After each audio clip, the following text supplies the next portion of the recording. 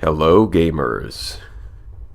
Apparently, I was pretty tired when I set up and scheduled the live stream because I said Sunday instead of Saturday.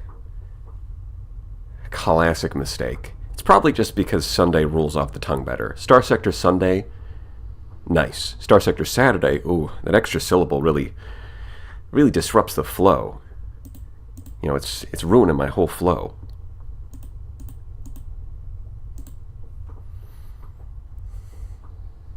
He said it. I did say it. Starsector Saturday, yes. That's more accurate. I just forgot how days work. You know, classic mistake. It's very common.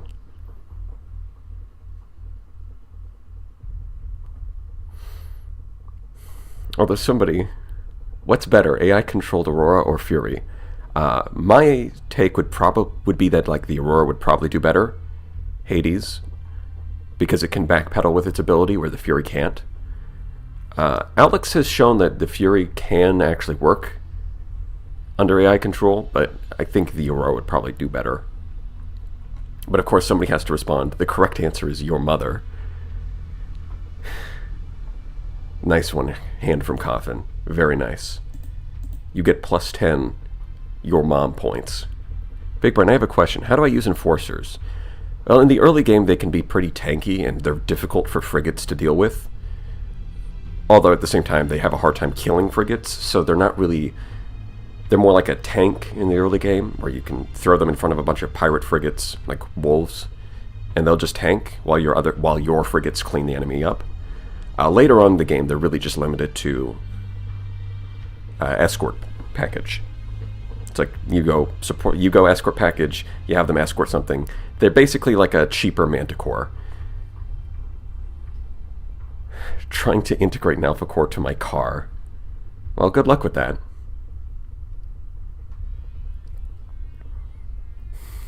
Enforcers just want two things, hammers and more hammers. Hammers are not bad. Howdy, Big Brain. Been watching the VODs of your last playthrough and really enjoyed them. Thanks for all the content. Well, I'm glad you like it, Captain Walmart. Which is a fantastic name, by the way. Are we crab hunting today? We might be.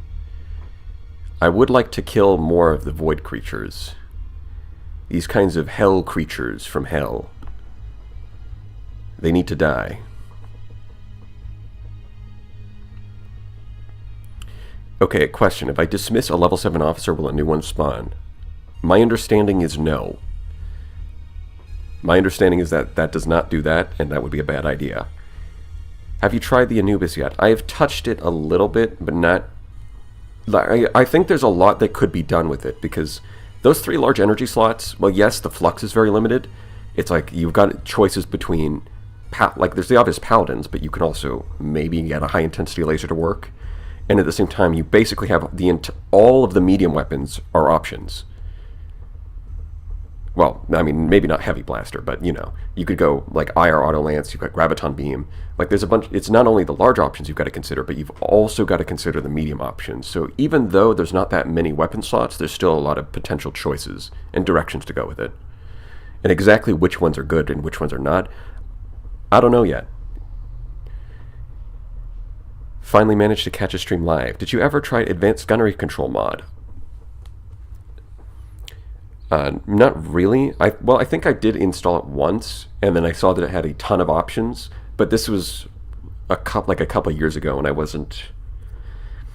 I didn't really know what to do with it at all. Have you seen the bug with the Anubis and the Abyssal Glare? You can eat ships just by wiggling your mouse. Oh boy. Is this like a temporal shell bug interacting with Abyssal Glare that just destroys everything? Because that would be really funny. Today is a good day. I wake up to a BBV stream right as it's starting. I don't know why I gave you that voice. Perfidious Draken. I don't know why, but it felt appropriate.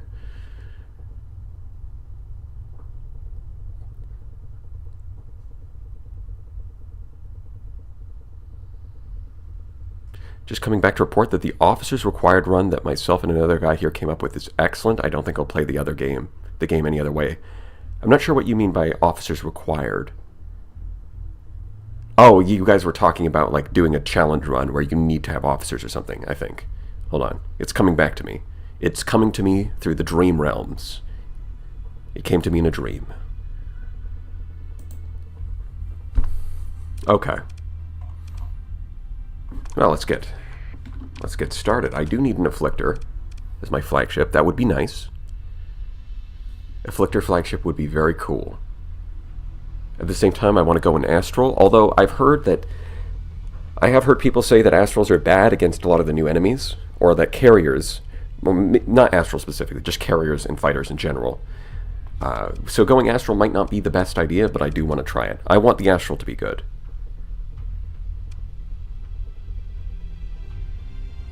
Picked up Executor. Any ideas on how to build one while leaning into the built-in non-beam energy quirks? Yeah, that's kind of a tough one, because its flux is pretty limited, so you usually go with beam weapons for the flux efficiency. So actually using the energy bolt coherer and using higher flux cost weapons may be a bit challenging.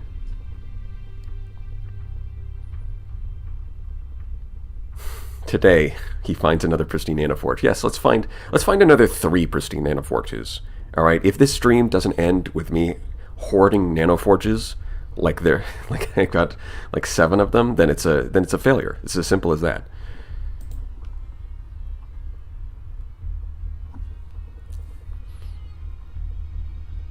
The idea is you play a spacer difficulty run where you need an officer on each ship. Recommended. All right, well, I'll consider that.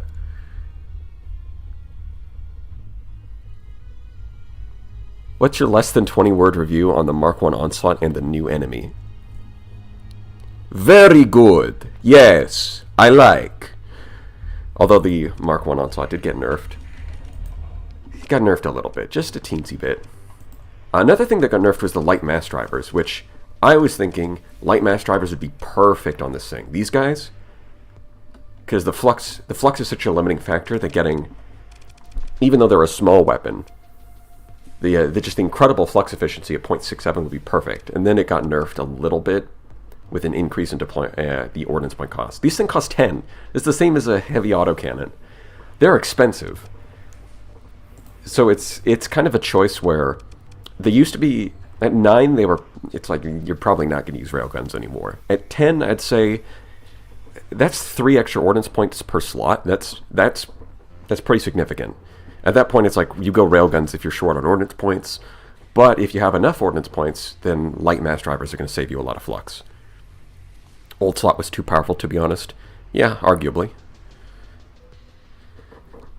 It's probably still good, even after the nerfs, so yeah.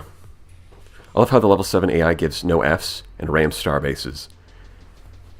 Are you sure it's not a reckless officer? It should have been buffed even more. Well, that would be fun.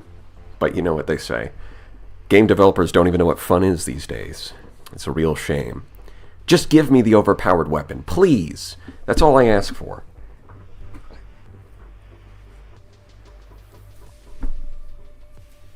I like the power fantasy, but when it's so much more powerful than the 14 version, it raises some questions.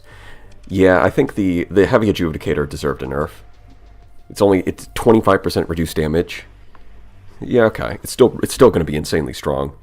0.13 flux efficiency. Still really good. The reduced armor on the body of the ship. Yeah, they reduced the armor, so they're really leaning into the idea that the old slot, the Mark 1, is more hull and less armor, where the modern one is more armor and less hull. They're really leaning into that. Most unbalanced faction mods, I don't know. I've not played around with enough of them. Okay, do I want to carry these around, or do I want to leave them here? I guess I can carry them around. That's fine. It's no big deal. I'm not even going to use these here. That's the crazy thing. As I colonize this planet, and it's great. It's a great planet. Love this planet. But I'm not even going to use these things. I've got 3 of them. That's crazy. You have 3 Yeah, I killed both of the domain motherships, the exploration motherships, and each of them dropped a nanoforge. And then I found another one on Vast Ruins. Because, yeah, first world problems. More or less, yes. Is there any other planet in this system that would... this one doesn't have transplutonics. Oh, that's a shame. Then again, I am going to mine transplutonics here. So I could go... Yeah, I could go heavy industry. Cattle... Yeah, we can just ignore the natural resources. We just go heavy industry, followed by refining, fuel production, and military base. And then this one, we do the mining, which is a bit unusual. It's a bit backwards. Normally you don't use... How do you find these systems? I don't know what to tell you. Try exploring more. I find systems... I find good systems and I find colony items in pretty much every game. Maybe not like the best combinations ever, but like in this case, we can't use soil nanites, so that kind of sucks. But it's still good. I don't know. I feel like people... I don't like explore.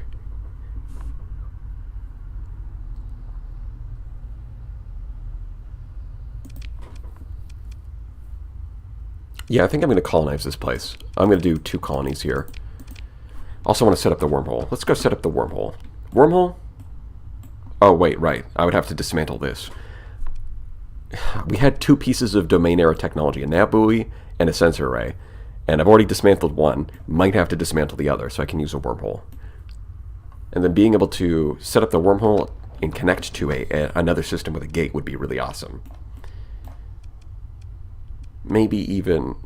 Although I did see someone set up a wormhole in one of the core worlds, which is something I never thought of doing, but it perfectly makes sense. Like you could set up you could set up a one right here in Galatia. Actually, that's kind of genius. Straight to Galatia. And there's there's a gate here, so that can make up for the lack of a gate in my home system. I just take the wormhole and go to the Galatia gate. Not bad.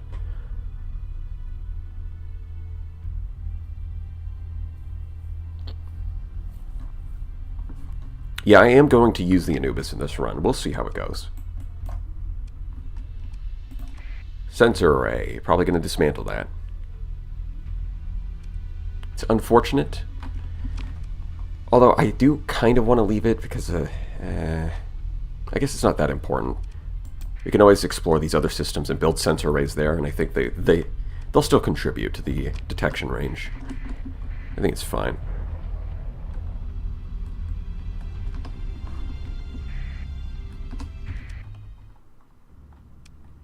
Don't really need any of that. Yeah, it's sad, but here it is. Now we're going to set up a wormhole. Deploy wormhole anchor. Charlie or Foxtrot? I think we're going to go Charlie. And then we're going to head over to Galatia. We're going to get ready to... I'm going to try and use the scholarship to see if we can skip the Karoo's quest line. That one's kind of boring. It just feels like you're clicking on a bunch of places and talking to a bunch of people. And it's like if you've read the dialogue already, then there's not much else to it.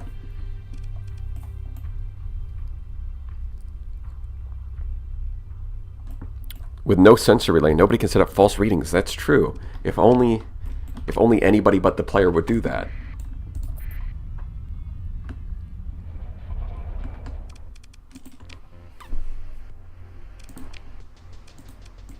Okay.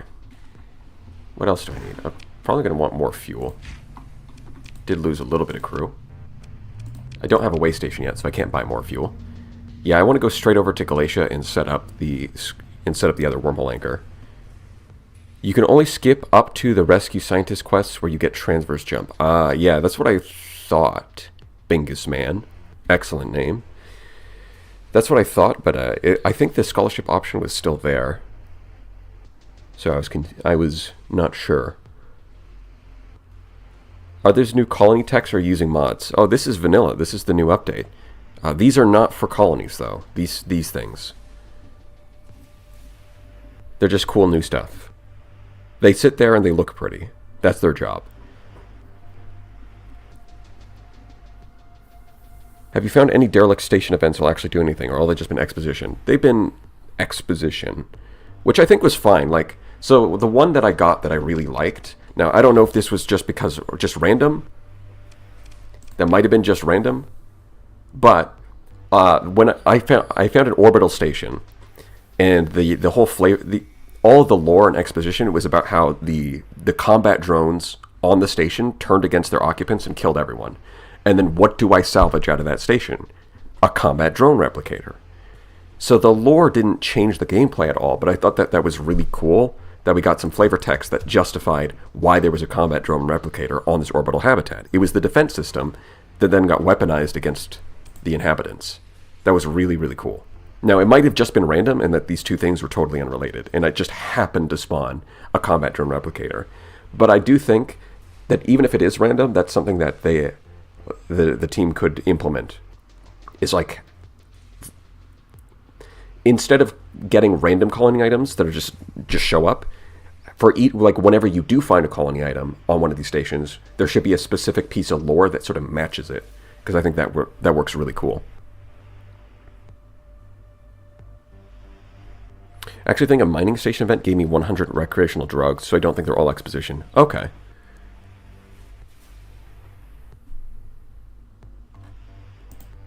Like, that kind of flavor text was... it was perfect. Absolutely flawless. Off to Galatia. And then we're going to do... Well... The thing is, I do have a lot of money, so I'm not really in any rush to do bounties. Aside from, like, leveling. If anything, really, I just want, like, a Tritachyon commission so I can get... Just so that I can eventually get an Astral if I don't find one. That would be nice. Or, do I have a blueprint for them? That's another thing. You pick up so many blueprints over the course of the game, and I just never keep track of them. Design type, high-tech. I'm going to say no. We got Medusas, though. Not bad. Those are fine for a colony defense force. Hello, friends. Don't mind me. Just, yep, we wiped out the station, and you guys can just stay in, just stay there. Yeah, you're good. There's nothing to see here.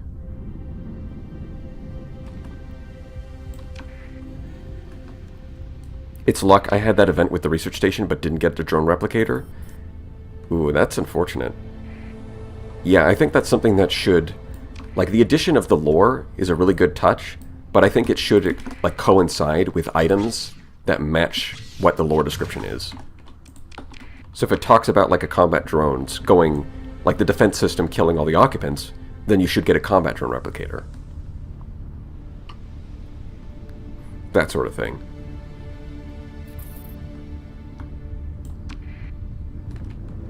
I don't know, maybe I'll make a suggestion, and then I'll go into the forums.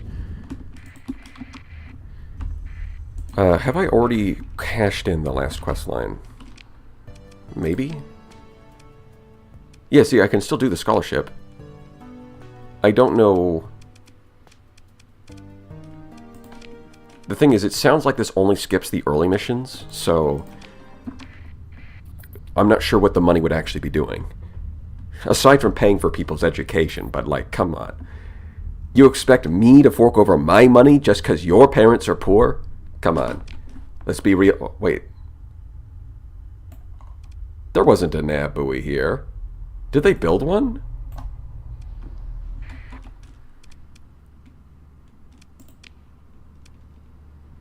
I mean, they're never going to know it was me.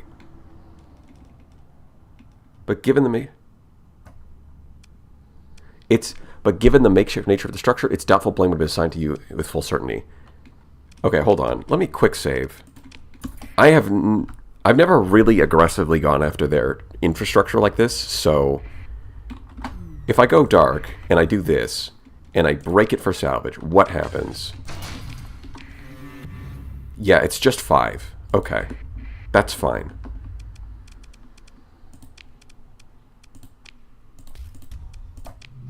I want a wormhole. Nobody knows it was me.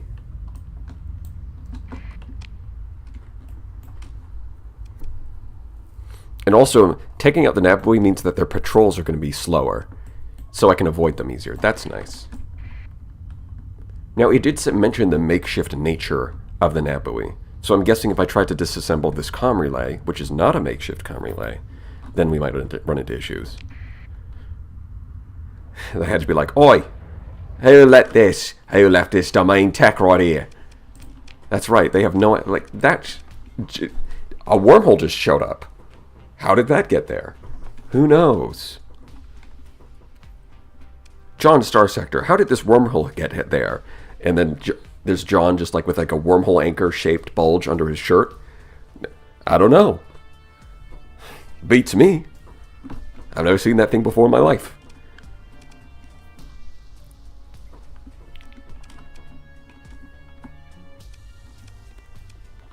Oh, you got a license for that? Yeah, I think we're just going to sell this crap. Okay. So it'll take a year, but then we'll have a wormhole, and that'll be cool. Parts are only really going to sell. Yeah, I think I need to go get a Tritachyon commission, if possible. What's our relationship? 5. I can get it up to 8 with these, but that's not enough. Maybe if I do some open market trading. That's possible. That would do it. Yeah, really the hegemony should be like confiscating this. Right? That would be exactly what the hegemony would do. In fact, pretty much any faction, like the Ludic Church would probably destroy it. The hegemony would confiscate it and put it in a vault somewhere. Tritachyon would just steal it and like try to study it and replicate it. Like pretty much every faction would. Like the only ones that you could maybe do would be like the Persian League. You might be able to like negotiate with them, although they would probably tax the shit out of you if you try. Like the only way they would agree to it is if they're allowed to tax the shit out of you. But they might let you keep it. I think lore-wise, every faction would do something about a wormhole anchor just showing up.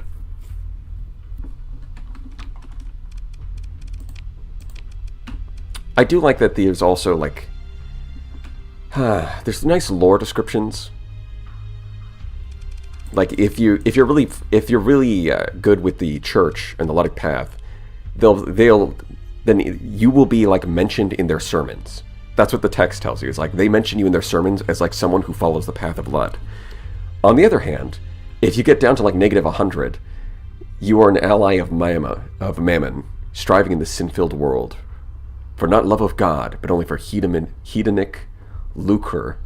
Oh God, that is a very uncomfortable way of writing that. Miserable. Like they have like holograms of you and shit. Like the level of like some of the factions, the level of propaganda that they do is hilarious. Like the Syndrian Dictat will have you in like propaganda films if they really like you, or whether they like you or hate you. Actually, I think you show up in the propaganda films. It's just if they love you, you're in propaganda films as an example of exactly the kind of guy the Supreme Executor needs. You are an example of what a Syndrian should be. On the flip side, if they hate you, you're in propaganda films as like, a terrorist. It's great.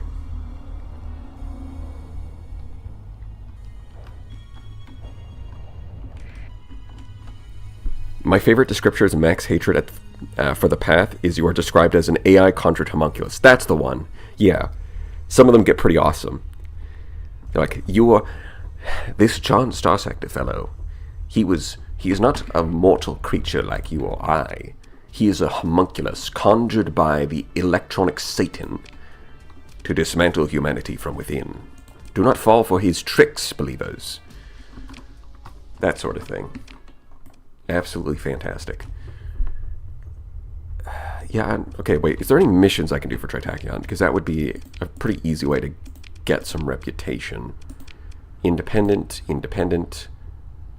Derelict. Yeah, they're fine. Minor equipment cache. Okay. That's a lot of stuff. So I do want to finish that quest line and get the Yanis device. I could kill this guy while I'm at it. So I do want to go grab these markers that I left. So maybe I'll go kill this guy, jump over here, get this, and then we can come back and do the quest line. And hopefully we'll have enough AI cores that we can bribe Tritachyon into letting us in. At the same time, we'll get some money. Maybe find an opportunity to get an Afflictor. That would be very cool. Do you have Ryan contact? Oh yeah, that's true. I could use him to get some reputation. And I have gone and talked to him. Yeah. In fact, I'll make him a priority. Okay, let's just head over. Let's over and talk to him first. That is an excellent idea.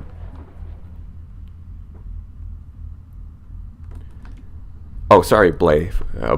I forgot to. I didn't see that. Yo, I saw that you could give a stipend at the academy. What does that do? Yeah, okay, comply. What that does is it lets you skip some of the... You pay money to skip some of the early academy missions and get the quest line going faster. Okay, that's going in the direction I want. Excellent.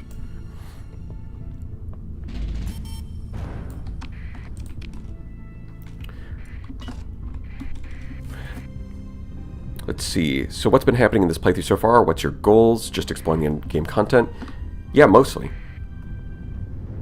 My goals are to test out some of the buffs to some of the ships and see how they do against the new enemies. That's the long-term goal. It's to make a nice fleet that can kill them. Kill them to death, you might say. Oh, hey, look, an Afflictor. Excellent. Now I need to go... I really should have brought my antimatter blasters with me for this exact reason. Okay, let's delete that. Don't need it anymore. Yeah, so one thing with the Gemini is... I think the Gemini could be a really good carrier. The problem is it's not tagged as a carrier. So the AI thinks it's a combat ship. That's the problem. So someone pointed out, like, oh, you've only got short-range weapons, that's why it's running in. And something I forgot to mention is I've tested it with pylons before. And the problem is it still runs in. It still runs in with pylons because it thinks it's a combat ship. I think the Gemini needs a buff, not to its stats. It just needs to get tagged as a carrier so that it actually does the one thing it's good at, which is using reserve deployment. Like, this is, like, the flux stats on this thing are nothing. The armor is nothing. The hull is nothing. It has no chance in direct combat. Not a chance. So why it doesn't get tagged as a carrier is, it seems a bit silly to me. Like, obviously the best thing to do is to put a long-range missile and to go with fighters. It literally says combat fader. It's not a carrier, right? Yeah. It says it's not a carrier, and the AI treats it like a combat ship. But really, if you look at the tools that it has, the stat line that it has, the ability that it has, it works better as a carrier. Just SO it and throw a Reaper launcher. Well, that is the fun way of playing. Yeah, I didn't bring my antimatter blasters with me. Do I have... How many do I own? I own 10. Yeah, so I can easily kit this out. Okay. Well,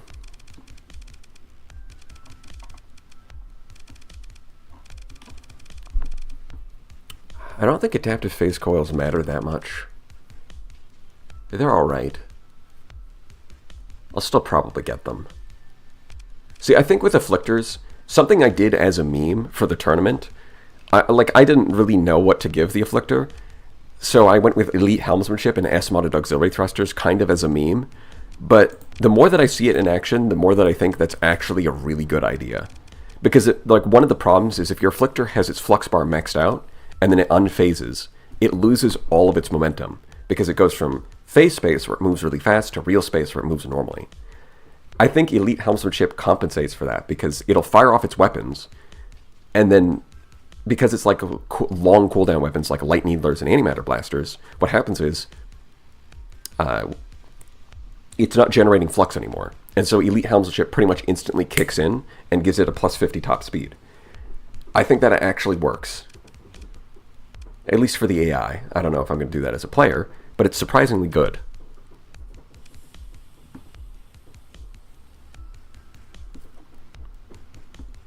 Can you show the S-mods for the old slot, please? Oh, yeah. Sure. I went magazines because Heavy Adjudicator is busted. And I went bulkheads because this thing has only 300 ordnance points, which is less than a conquest.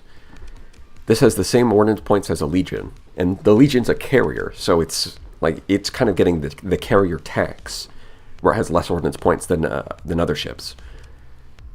So the fact that it's 10 more deployment points than a legion, but has this, and it's not a carrier, and it still has the same ordnance points, it's like this is kind of the balancing lever here. Very strong, but limited ordnance points, limited flux.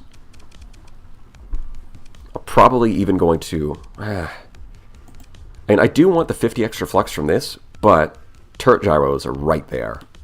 It's kind of hard to say no. Yeah, if I had to choose a third S-mod, flux distributor or turret gyros, it's kind of a tough choice.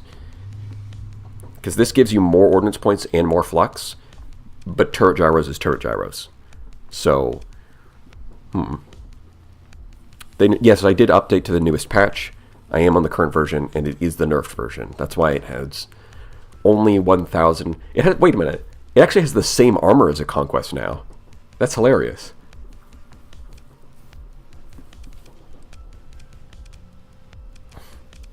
Oh, that's right. Another thing it did, I think they cut the recharge rate in half on the Heavy Adjudicator as well.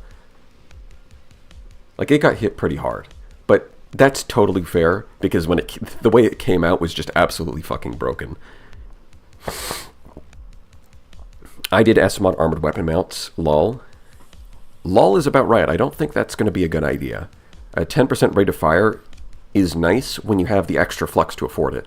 But on this ship, flux is a massive limiting factor.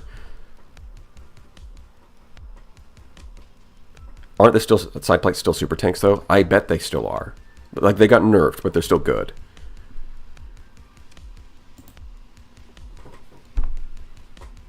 If release heavy adjudicators were large weapons, you could put them on anything, it would have prevented the collapse.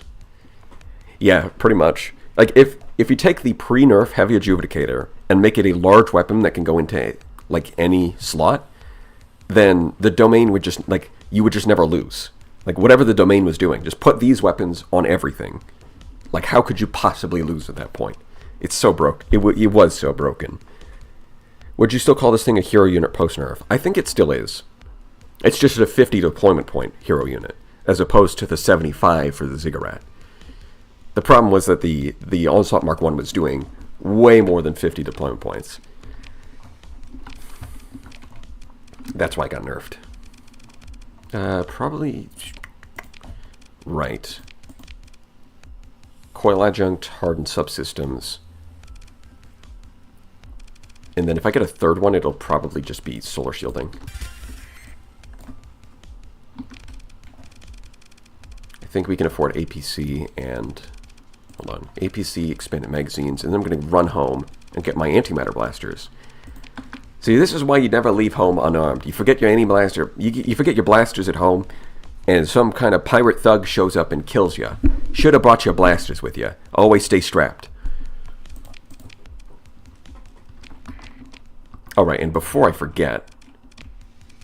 wait, your fleet is over crew capacity. Oh, right, because I got rid of the Wayfarer. You don't need any of these guns, so I'm comfortable selling them. Oh, that's a lot more crew than I thought, huh?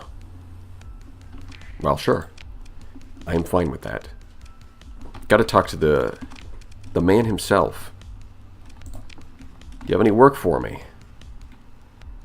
I'm not doing any extraction missions. What's your challenging target look like? Easy, that's what it looks like. And it's close to my home, too. Perfect, thank you. You're so considerate. What a cool guy. What a helpful, cool guy. He put it right next to my home. So I can run over here, get my blasters, and then we can go do all these missions.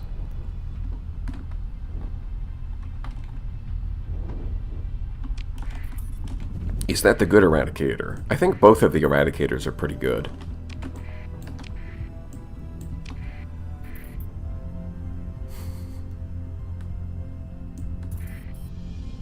The old slot could be ancient. Well, yeah, I guess it's not really clear exactly how old it is. It's really old. But is it like 1,000 years or is it 4,000 years? Who knows? How's the nerfed old slot faring? I think it's probably still good, but I haven't actually tested it. If I had to guess, it's still going to kick ass.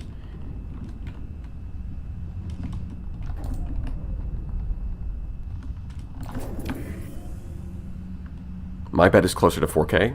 Interesting. Yeah, I think there used to be different lore some time ago.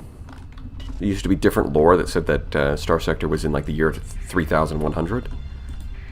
But I don't know if that holds up today. And that might have even been before I started playing when the lore was like that, so who knows. Wait, the Mark 1 is actually vanilla content? Yes. Yes, it is. It's the new vanilla hotness.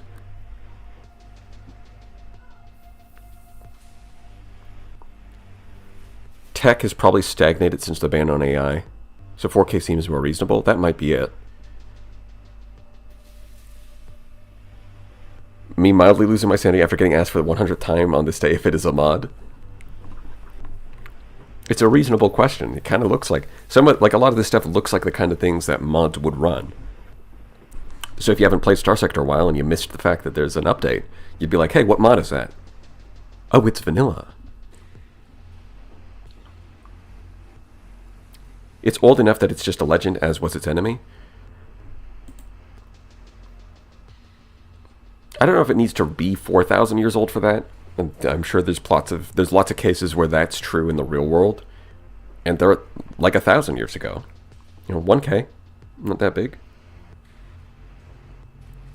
That, and I just like the idea of this domain ship is fucking ancient, but it still works. That is pretty cool. The idea of, like, this piece of history just walking into the sector, and it still fucking works. That is pretty awesome. Right, I'm only really here for my anti-matter blasters. Okay. Now, I am absolutely going to get myself killed. And the reason is because I don't have field modulation yet. So I'm going to be absolutely terrible. This is not going to go well. But I do need... I think that's my next level. I think when I level up, I'm going to get this first thing, because it's the only thing that's going to keep me alive. The 2-second cooldown on phase ships for their phase coils just gets me killed every time. 1 second, totally different story. I love the codex. The codex is so good. Just being able to click F2 on anything. Yeah, so it is just right here.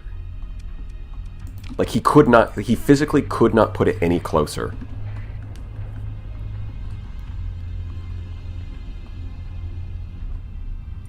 The domain used every tech type. Yeah, that's my understanding. Because the domain invented the Paragon. Which is kind of weird when you look at the way the factions have their technology divided. Like, why are they divided that way, you know? Like, why does the hegemony stick to low-tech when they're trying to be successors to the domain and the domain used everything? I guess it gives them more faction identity, but I'm not exactly clear on why they don't have access to the other blueprints. Is it just because the domain, the hegemony was founded by the 14th Legion, and that was specifically a low-tech legion? Maybe. Maybe that's what it is.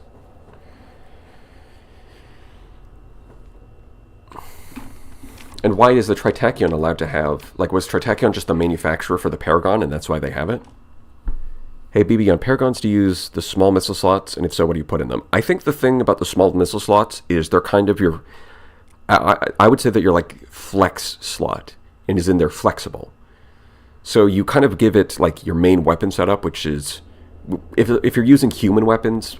Obviously, once you get like Omega weapons and stuff, you can do different setups. But for human weapons, it's like Auto Pulse, Heavy Needler, Tachyon Lance is pretty much the most well-rounded like main weapons. And then you use the missiles to kind of specialize against whatever you're fighting. So if you're planning to fight low tech, you might go with like breach missiles. If you're planning to fight a lot of frigates, maybe throw in some Gorgons. That sort of thing.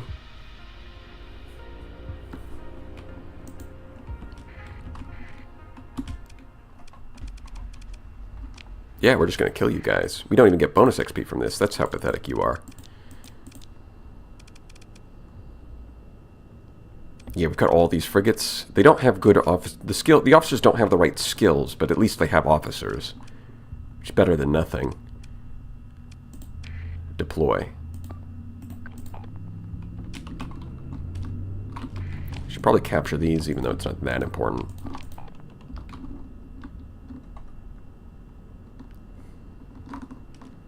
Oh man, this feels sluggish. But that's just what it is. My understanding of midline is it's kind of based off of cruiser. Well, they say that cruiser school was the latest pre-collapse domain doctrine. Right, but I think what it says is that they go through cycles, where they go cruiser doctrine, and they cycle back over to, decisive battle, which is low-tech, and then they cycle back to cruiser doctrine, so they kind of go back and forth.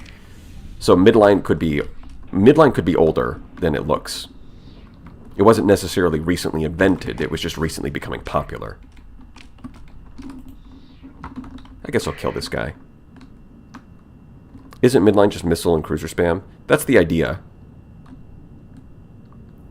That's why for the longest time the Conquest was the only capital ship, because it's like a cruiser that's a capital ship. Yeah, not having energy weapon mastery also sucks. My Afflictor is not going to do quite as much as I want it to until I get a few extra skills. I need flux regulation, I need energy weapon mastery, and I need field modulation. That's like 3 skills.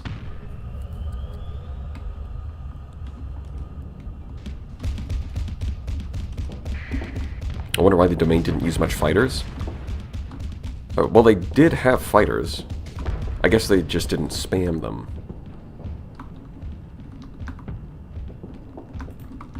Get him.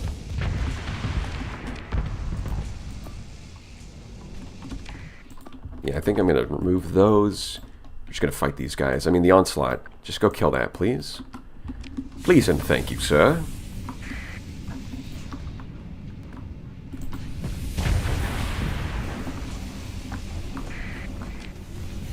Yeah, I'm just going to pick off safe targets because I can't really pilot this thing to its full potential yet. Domain had the Legion after all. They did. They do have the Legion.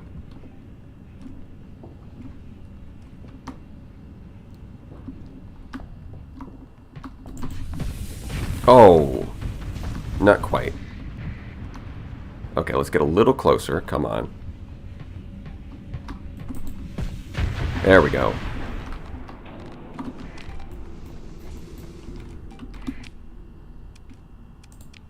Let's just go full assault and clean them up.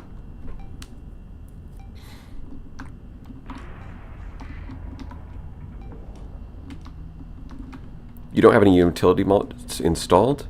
No. No, I do not. Although, I think the utility mod that I'm going to default, that I'm probably going to get, is just a ship direction marker. Because that, I think, should just be in vanilla.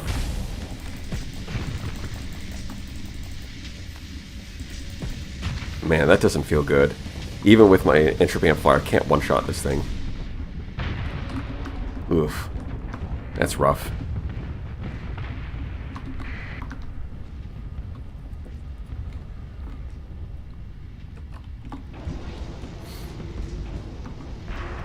Yeah, I think the reason... So, after talking through it, I think the reason the hegemony uses low-tech is because the hegemony was specifically founded by the 14th Battle Group. And the 14th Battle Group just so happened to be all about low-tech. Aside from, like, their Eagles and all that. It's like mostly low-tech, but with a side, just a little bit of midline as a palate cleanser. Oh, Pirate Afflictor.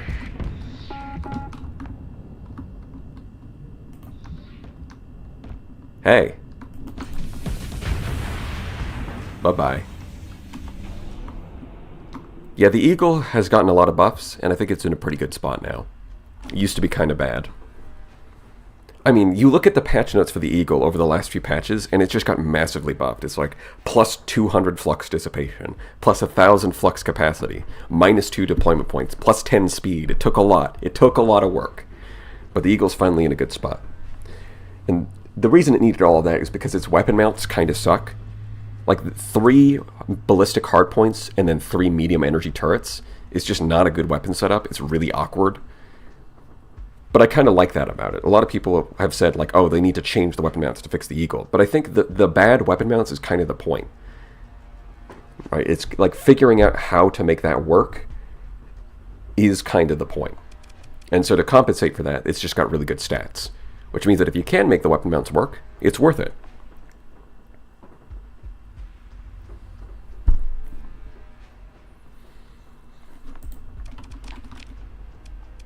Yeah, we'll just have you guys clean up.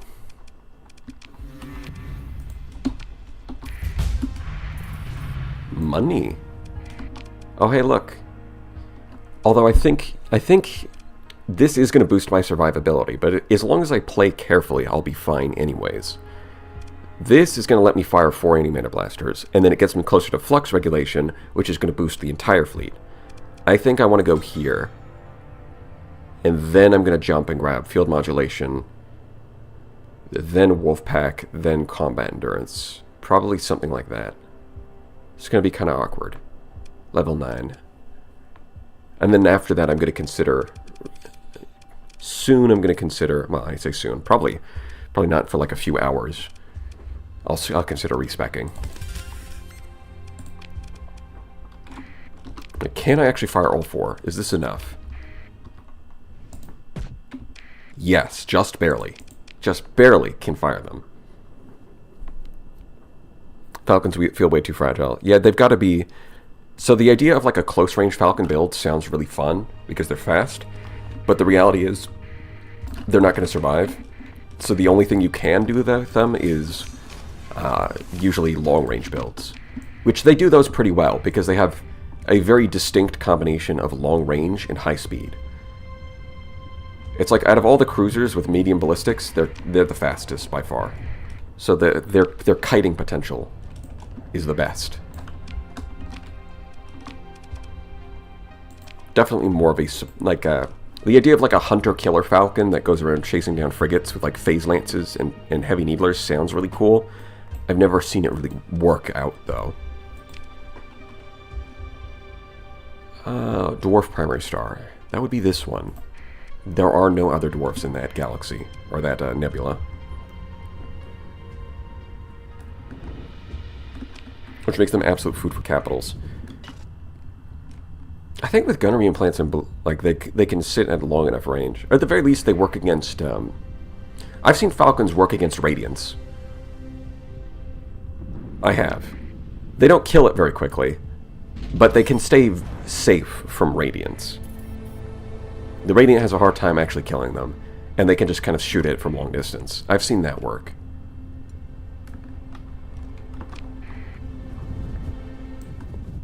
So they're kind of like a support ship in that regard. Heh, even easier. Let's go. You guys, you've got stronger like core ships, because it's not just an Eradicator, it's like a couple Eradicators and a Dominator, but they don't have as much chaff. So they're going to get surrounded very easily.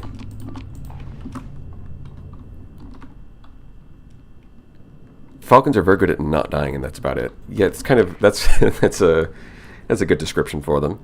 You give them long-range weapons, and they will not die. That's what they'll do. They might be a good candidate for converted hangar, especially now that carrier group buffs top speed.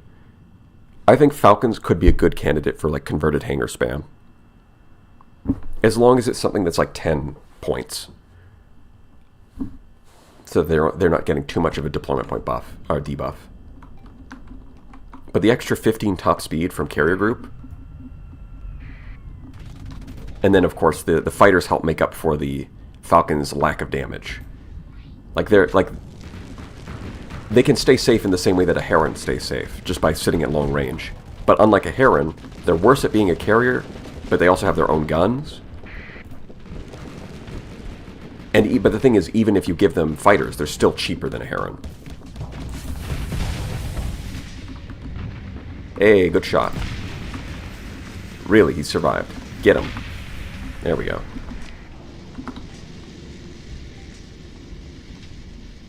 I don't know about the champion. I think the champion, similarly, it's got to be a long-range build, but unlike the Falcon, it can actually get some decent firepower.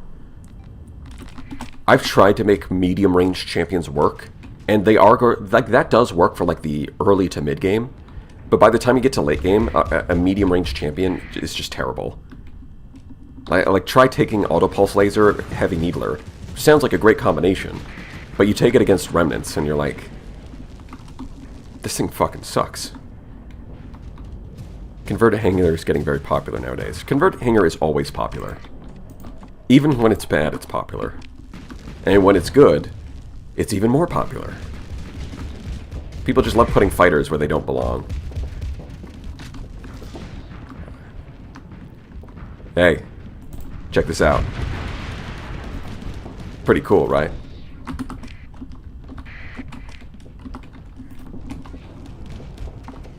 Man, it's gotta suck to be on one of those things.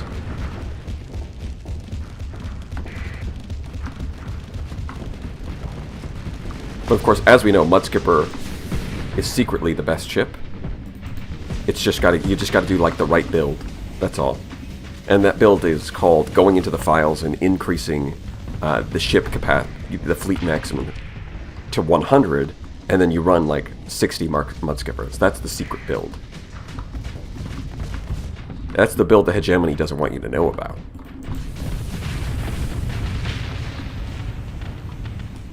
Yeah, I think we're doing pretty well. Yes, that's right. 500 Mudskippers.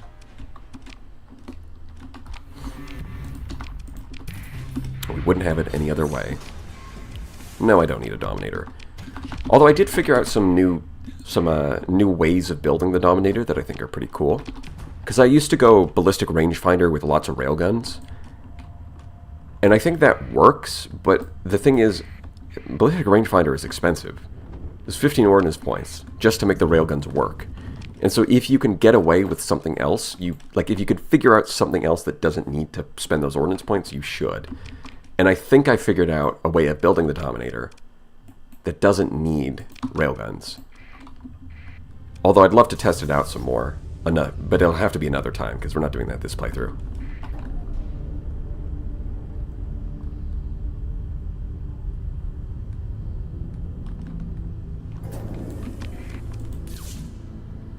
Are you going to do the Luddic Shrines questline?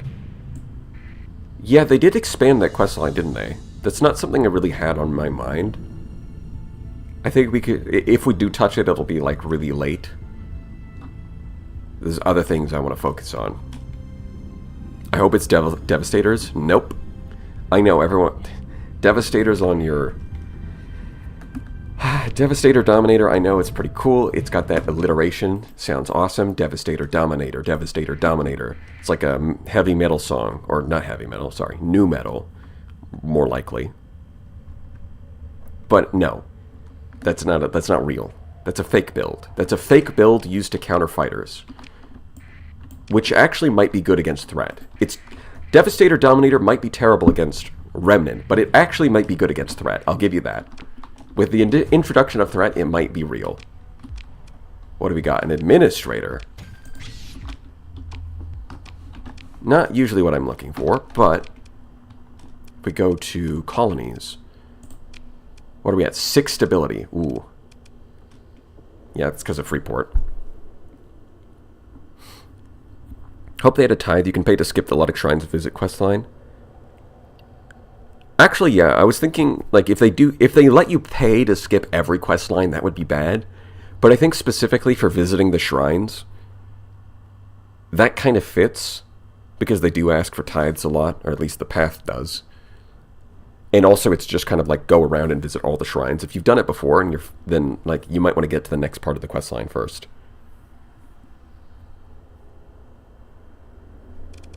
Let's get some, let's see, does this tank my... Yeah, that tanks my stability. So, I'm going to have to wait until... Let's upgrade that to a battle station. And a megaport. I've got cash. I've got money. Here in Philadelphia, it's always sunny.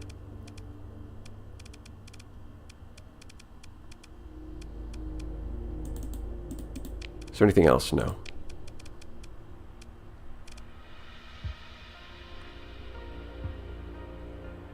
Yeah, I've just got to wait for these things to finish and get my stability up, and then I can switch over to the admin.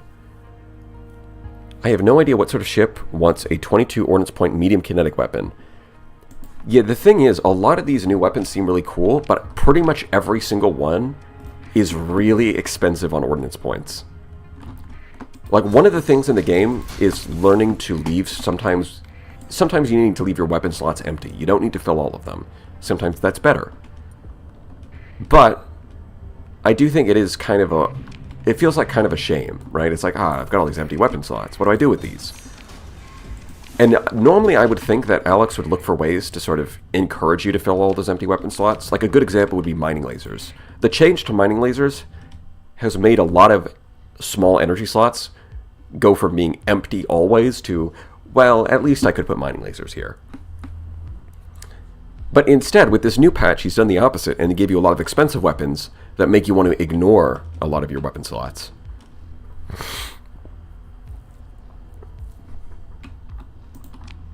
So somehow there's 2 orbital habitats here.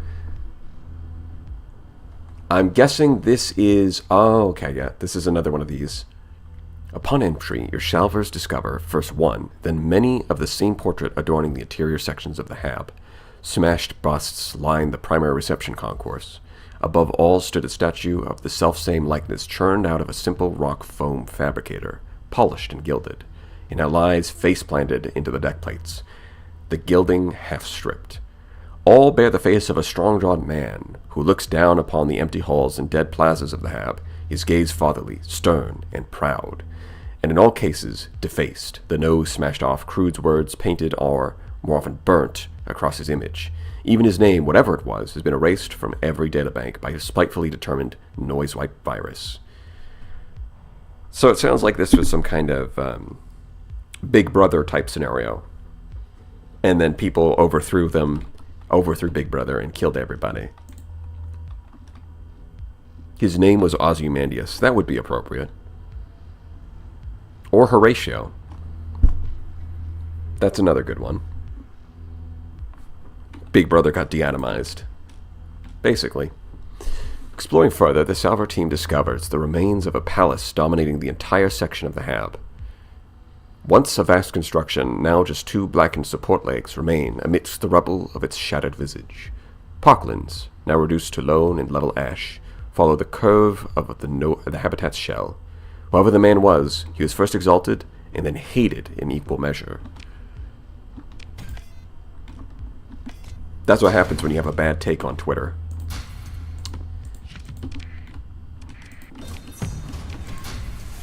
I'm just kidding. I don't use Twitter.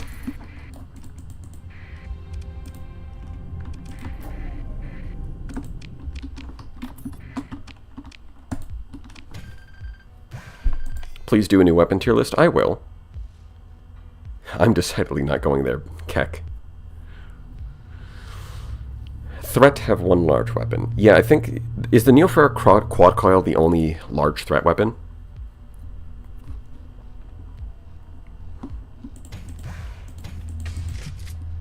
Yeah, we've got way too much stuff. Look at all this stuff.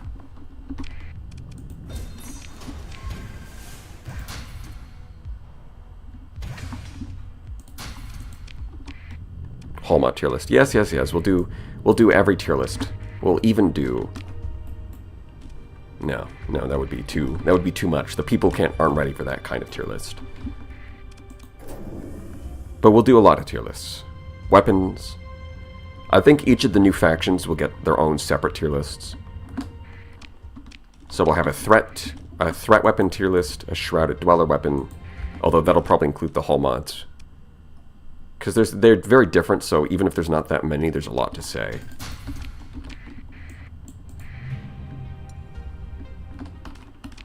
And then, of course, frigate tier list, destroyer tier list, capital tier list. All the tier lists. Oh, it's going to be so much fun. Star tier list. You see, blue hypergiants are a mixed bag, alright? It's hard to place them on the tier list because they never have habitable planets, but at the same time, they have a lot of planets with high mineral resources, and they have a good chance of having the hypershunt, which means you can actually use the Hypershen tap. So it's kind of hard to place them on this tier list. There you go. Well, we'll do a star tier list. That'll be fun. Luddic Shrine tier list. Captain Walmart is now a certified gamer. Try taking that sentence out of context. Attention, citizens. Captain Walmart is now a certified gamer.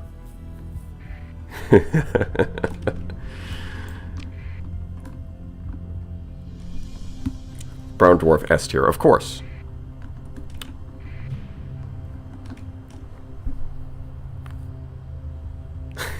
Crew member who died in salvage operations tier list 1. That is so specific. I love that. Oh, good. A high-level warning beacon. So here's where the remnant are. That's very cool. What am I looking for here? Wait, why am I here?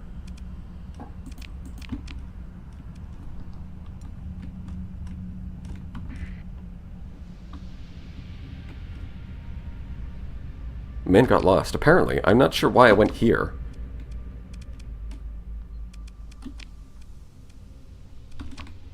Okay. Beacon tier list? Ghost? Never forget, there could be sensor ghost tier list. Because there's different kinds of sensor ghosts. There's like the little fairy that tries to lead you to hypershunts. There's the ones that drain your drive field. There's the ones that pretend to be a fleet. There's the ones that make the slipstreams. There's a lot of different sensor ghosts. Buffalo tier list.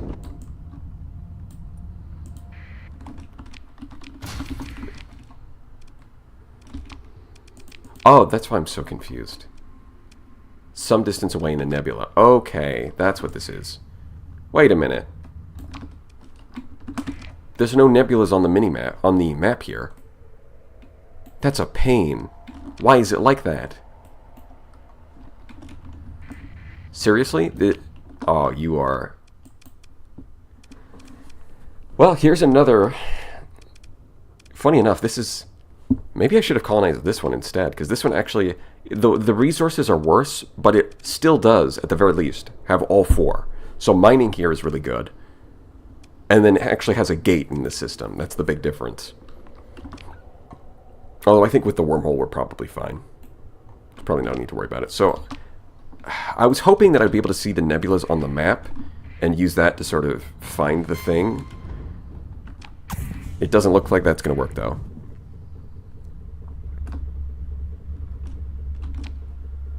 No. See, I wrote this down.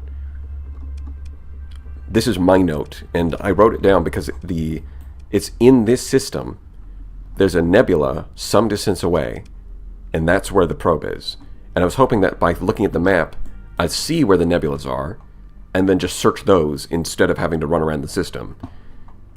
But the nebulas don't show up on the map, so well, you just got to search anyways.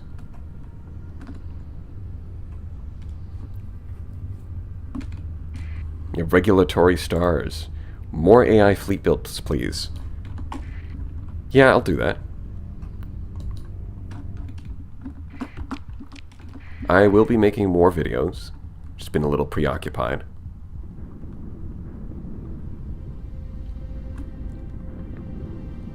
They show up on the map, I think. You just have the mode off.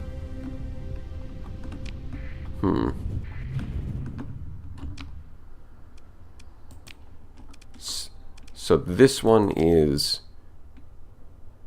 also some distance away, of course. Alex personally went into my game and made sure everything was some distance away. Can you believe that?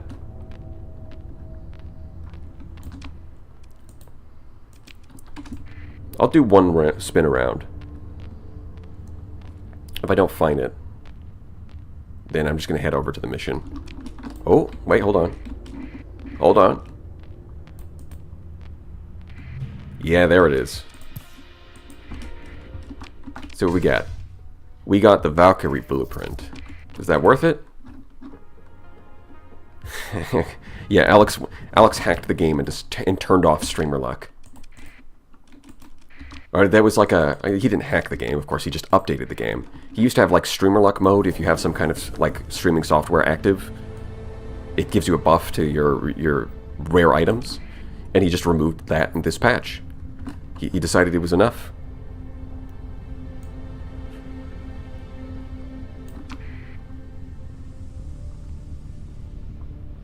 Actually using the neutrino detector, it's not terrible. I mean, people act like the fake signals just make it unusable, but that's not true, because the fake signals always point in the same direction, whereas real things, if it's like a real object, then it's going to move. The arrow will move. So you just have to fly around a bit and you can tell the difference. It's easier than guessing. Oh, you guys think you can take me? Fight me in this debris field. Actually, that would be cool if fighting something in the debris field spawned debris on the battlefield. I would like that. Regulatory stars. What is that currency? That is a great question, Krusty. What is that? Because I sure don't know.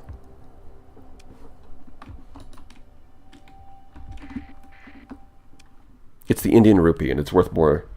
Well, that is exactly what I would expect you to say. Okay, so that is the Indian rupee. I'll try to remember that symbol for the future.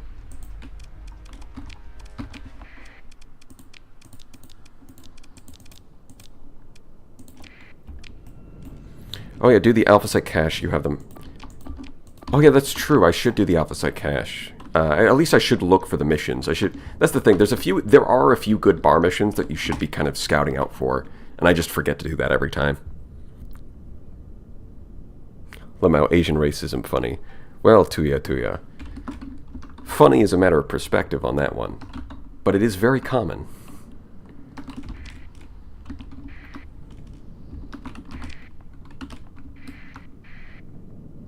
Actually, Alex should make it that if you fight in a debris field, meteorites are now just scrap chunks. Yeah, that's what I'm saying. There should just be scrap chunks. There should be something, you know? It's like we're in a debris field. Show me the debris. Give me some of that environmental interaction.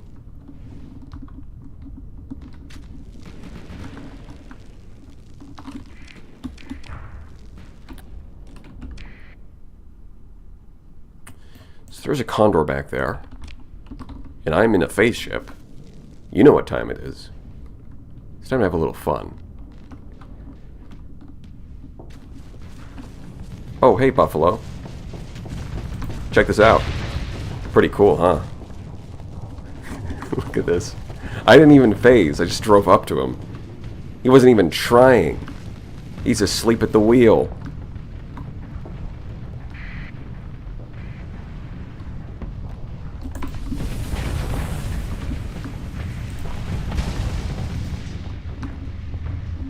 It might actually be overkill to deploy the onslaught. Probably don't need to do that.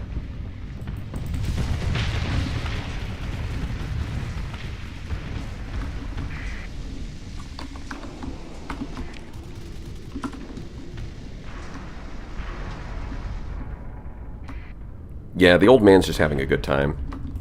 He's here for a good time, not for a long time. Hey, check this out. Evaporates 200 people. Exactly. If you're not evaporating spacers, you're just not doing it right.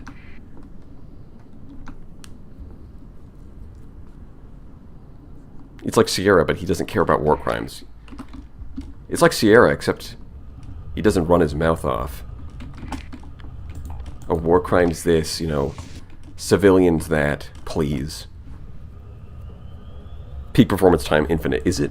What is the peak performance on this thing? Oh, it is actually unlimited. That's incredible. I think that's the first player ship that has unlimited peak. This is the first time, I think, that you can get your own ship in the player fleet that actually has unlimited peak performance. This is the first time, I think. How dare you insult the waifu?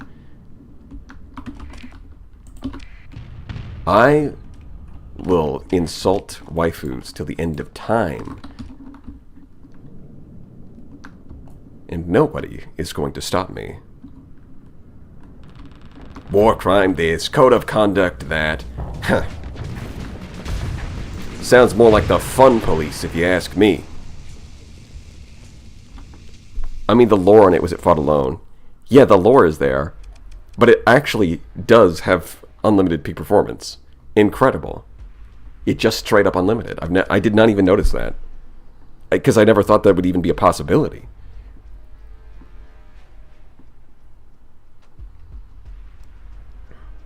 Sierra, stop crying. It was a Pather planet. I'm putting them out of their misery.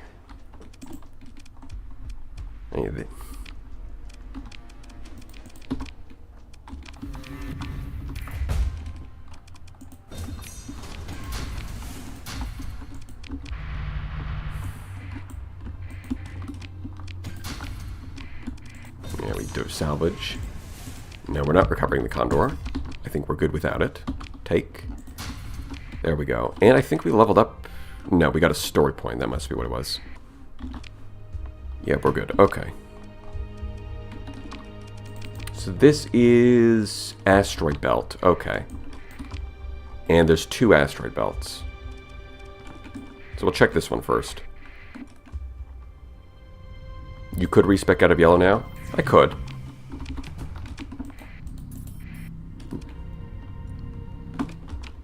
I could do that. I usually like to do it after I've got like 2 colonies and they're nicely developed.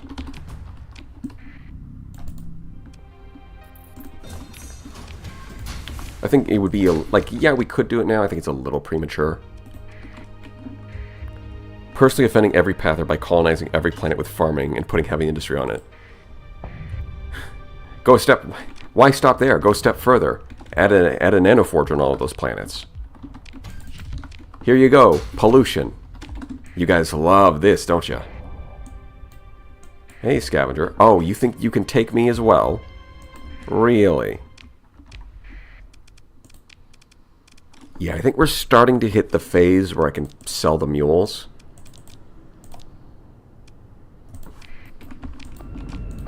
Let's do this. That looks good. Yeah, I think the next step is get a Tritachyon commission, sell the mules, sell the... probably the shepherds too at this point. They kind of outlived their usefulness for the most part. And then I'm going to get some atlases, get a Prometheus, get a lot of ships. For future reference, this is 1169 USD. Well, thank you, Regulatory Stars. Very helpful. Actually, what I should probably learn is just the colors that the Super Chats have. That would be probably the best way of doing it.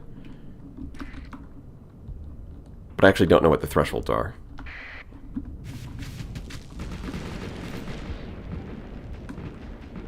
I cast low-tech upon ye.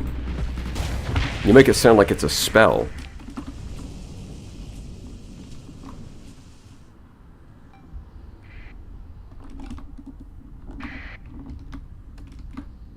I just got myself a Heron. Herons are the best ship carriers in the game, and Herons are very reliable as far as carriers go. They're fast enough to survive. 20 deployment points for 3 fighter bays is a decent rate, and then their system boosts their damage. It's just the most straightforward, reliable carrier. Hold on. Do you want to get banished to the funny number dimension? Uh-oh. Yeah, for AI control, Herons are pretty good. We're going to try Astrals, though. We are going to give Astrals a chance. And I missed.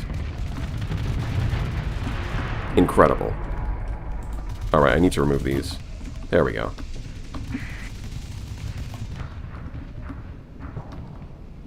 Bonk. That time I got him.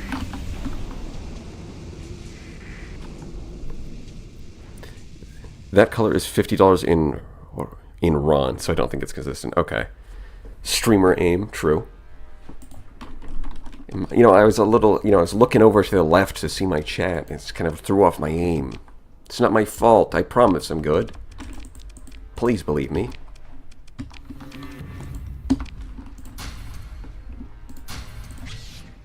I don't need all these organics. There we go. Okay. Yeah, so it's going to be somewhere in here. Do I care about the fighting? Not really. I've got... I'll salvage it. It's right there. Yeah. Give me the damn salvage. The astral slaps now? Alright. That's good.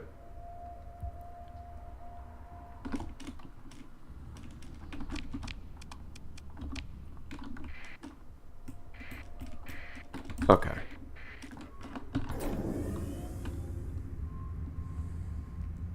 The fact that they got buffed so hard is just insane to me. The astral was just kind of okay. Like, it was really mediocre. Like, if you were having fun with it, that's great. But I think in terms of its performance, it just required a lot of effort for something that was ultimately mediocre. I think the buffs were deserved.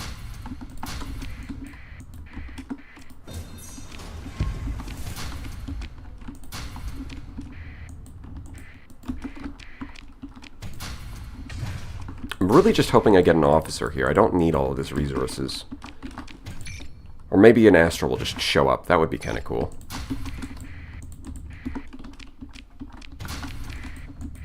Yeah, let's just grab all these. That's a level 5. Not really what I'm looking for. Do I want to salvage Reagan? No. Now I can dump all that at once, instead of doing that every single time because it gets annoying. Seriously? This is in this system, right? Yes. It's probably this. Okay. Let me look at my officers. Yeah, I'm at too many.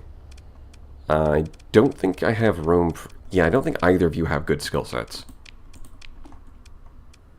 This guy leveled up. Combat endurance is pretty important. This guy... Helmsmanship... Yes. Okay. Probably might have to fire these two as well, because I don't know if they're going to be using those skill sets for anything. Do you know that you can get level 7 officer from random debris fields? You can get them from debris fields? I thought you only got them from ships. Yeah, there we go. Wait. There's ruins? That might be the first time I've seen ruins on a volcanic planet. How is that even possible? Got one from a debris field. Interesting. I thought the new patch feature was getting them from distress calls. That's correct. That is the new feature. But apparently they can also show up in debris fields. Intriguing. Volcanic lobsters. Exactly. You would think they'd come out, like, in a different color. Like this must have been, like, a secret, like, they were trying to set up a secret lobster farm on the lava planet to see if they would, like, evolve like a Pokemon and make fire lobsters. It didn't go so well, I guess.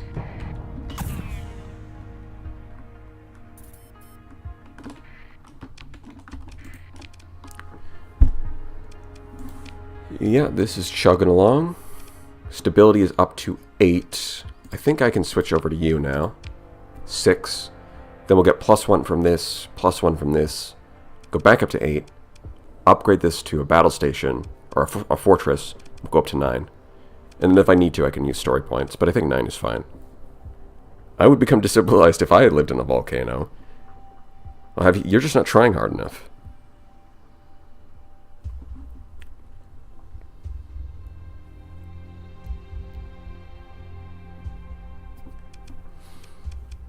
Yeah, we're only making 11k a month right now, but that's not bad for a size 3 colony with hazard pay on. 11k is actually not bad.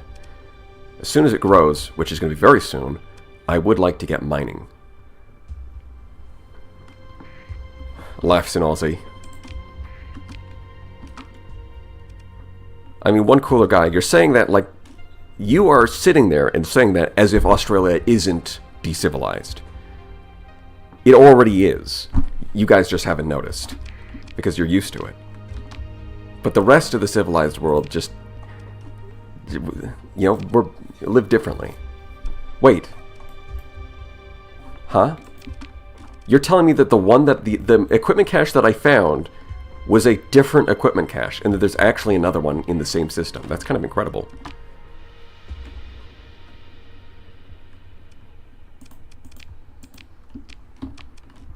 Hold on.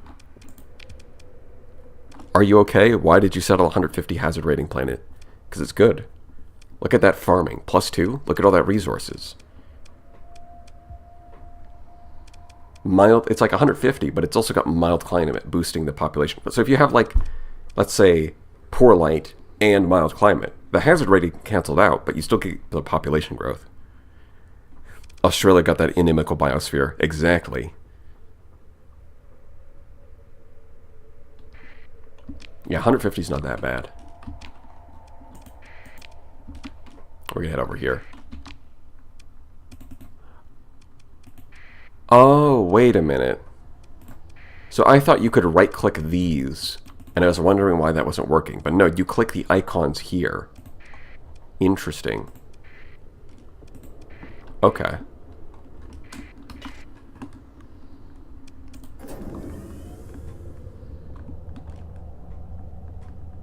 And you can't put an orbital lamp because it would cancel poor light but make it hot. That's exactly correct. Oh, there was another weapons cache. Hold on.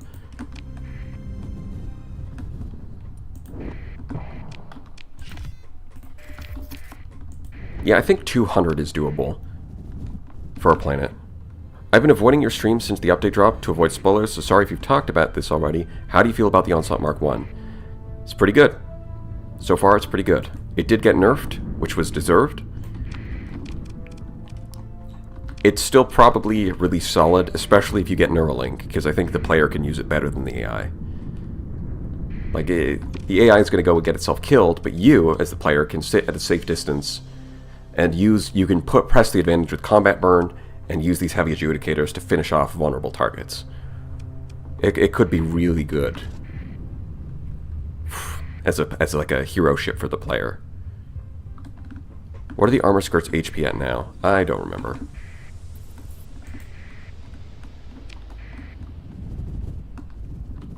It did get nerfed. Was it like 15k? Yeah. 15k? Sounds right. Oh, colony growth. Colony growth at the exact same time as an autosave. Interesting. And of course, and now we have... we have our friends, the Path. Very cool. So we're going to get started on mining.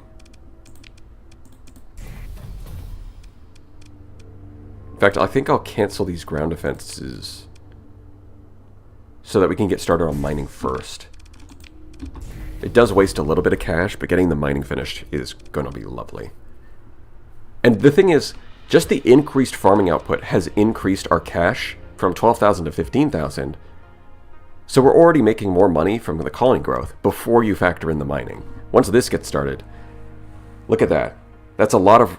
It's like 6 rare ores, 5 common ores, 2 volatiles, and like 5 organics. That's a lot. If planet has +3 to rare and regular ores, but hazard rating is 250% at any point in game, is that worth it? Yeah, I think that can be worth it. Probably not your... I don't know. Does it make money if it's your first one? I think it might.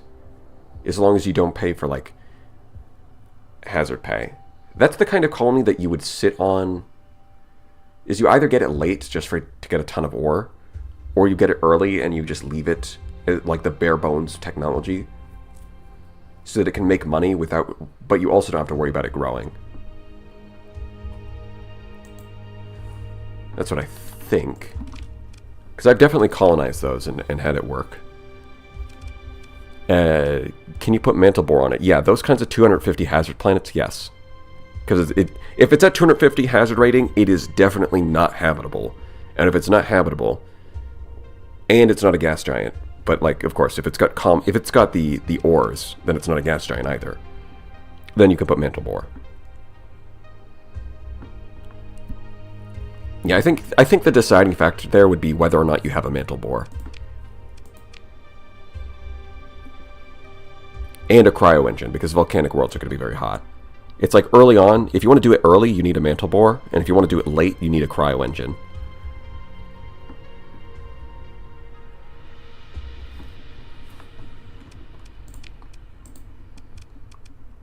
Yeah, alright, that looks good. I think we just explore. What are we looking for?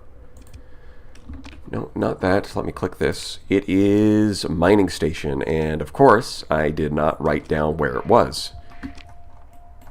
Thanks, me. That was very cool.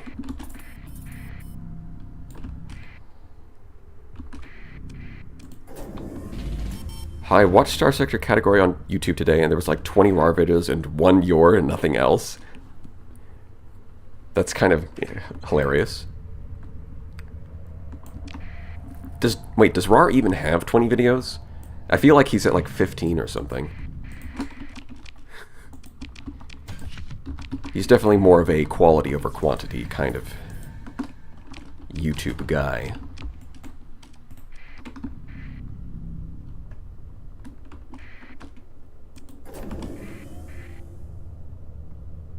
What do you do after getting Onslaught Mark 1? Is there a follow-up quest? Kind of. You've got to go talk to their benefactor. And luckily, if you pay attention to the dialogue, it's really obvious who their benefactor is.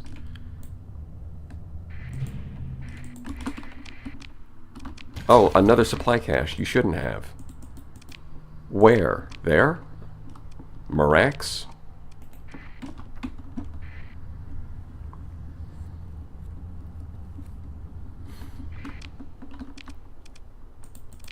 So luckily, I mean, it's probably just going to be in this asteroid belt.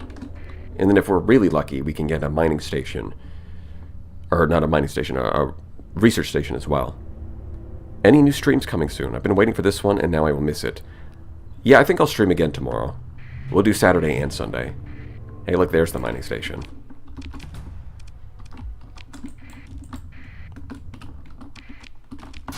Another supply cache.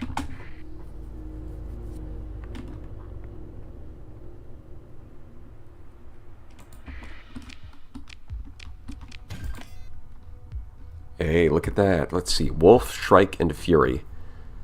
Not the most exciting. There's only 3 hulls, really. Alright. 22,000 ore.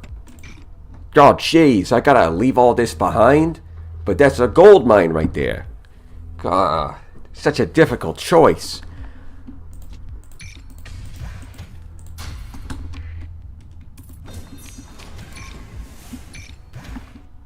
Common ores. They're so good and useful.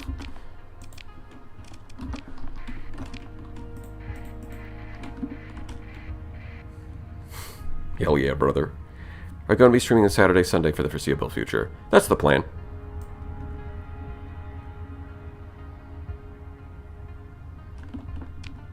I do wonder if gold is included in common ore. Yeah, because I think rare ores, they call them transplutonics, so that's going to be really high. Well beyond gold and silver on the periodic table. Okay, so there's no research station here. Shame.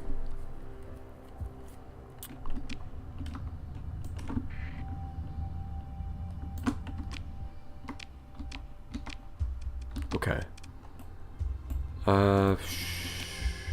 Cache. Some distance. Alright. Clearly you should have brought 5 atlases with you. Do the mining stations scale? I've heard that the ores they drop actually scales with your cargo. So if you bring more cargo capacity, they just drop more ore. Because that's really funny. You rarely use active sensor burst. Well, the question is, what am I using it for a lot of the time? Like, if I'm searching for something, it slows you down, so it can be useful if you fire off a sensor burst in the right location, but most of the time you just need to run around. Do you ever get Call of the Void while flying near black holes? I just kind of want to go in and lose my whole fleet for no reason. There's certainly... I don't really think about that too much, But I certainly look at things that are going to kill me and I think, huh, I want to see that. Unfortunately, black holes kill you really slowly, so it's not actually that interesting. Oh, they saw me immediately. Uh-oh. Well, that's not good. I think we're going to skedaddle. Oh, you know what? Nav buoy. This could save me.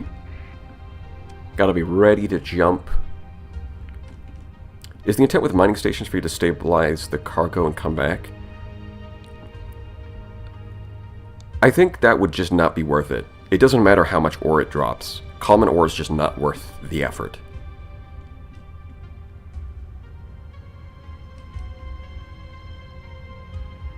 Do you think the Ziggurats a good late game ship? Yeah. I think if you pilot it yourself, you can... It's maybe not the best strategy. I think so far it looks like if you're trying to speed run a lot of the end game enemies, it sounds like the Doom is more efficient for that. But I would say the Ziggurat's probably easier to pilot.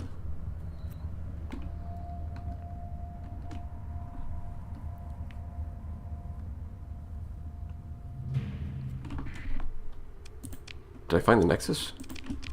Oh, there it is.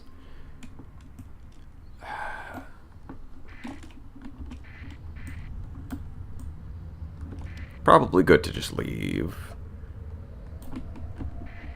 I mean, the Onslaught Mark 1 could probably do a good job against these guys, but I don't want to get bogged down fighting them. Most of them don't even have alpha cores. We can always come back for those later. Let's see. Let me check my AI cores. Okay, that's 1. That's 5.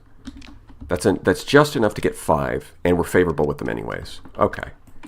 We can get our commission. Tritachyon Ho. Oh no. Are they trying to eat my dry field?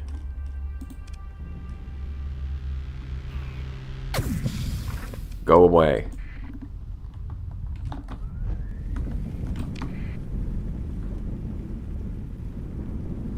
Streamer, we all want to see the loadout Master Fiddle with the Anubis. I am going to get an Anubis. What ship would you recommend for learning phase ships? Afflictor.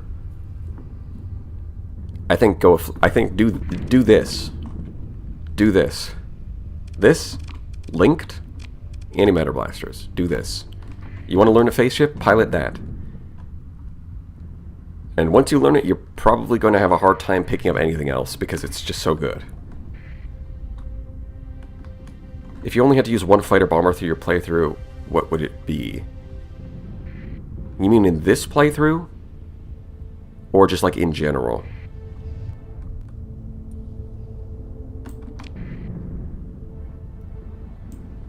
Because they have different purposes. So what I would want for just general playthroughs in general? I mean, probably it's kind of a competition between like talons and broadswords at that point. Talons because they're just easier to fit onto things, and broadswords because they're broadswords.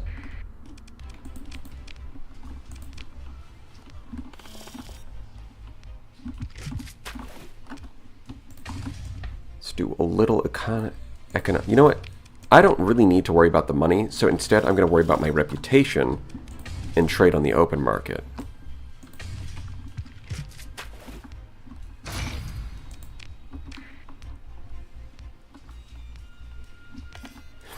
Like so. Money is not a constraining factor right now.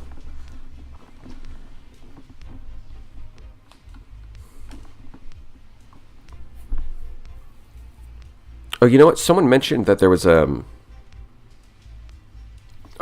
mentioned that there was like swarm launchers. That's right. Swarm launchers on the Anubis might actually be, because I think the swarm launchers seem pretty mediocre, but on the Anubis they might actually be like pretty good because they kind of bypass a lot of the issues. Then again, I think there was another weapon somebody was using. It might have been Hungering Rift. Broadswords need a huge nerf, to be honest. I don't think so. I think the thing with broadswords is that they're very flexible, but they do have really low DPS. They have good survivability, good replacement rate. They're reasonably affordable, and they have nice kinetic burst damage, but they have low sustain damage.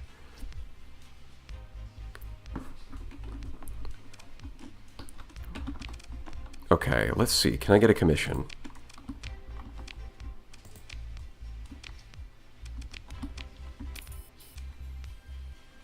And I'll turn in some cores. Here you go. We got cash, we got money. Anubis.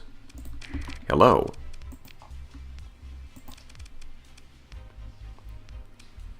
Okay, we can drop these.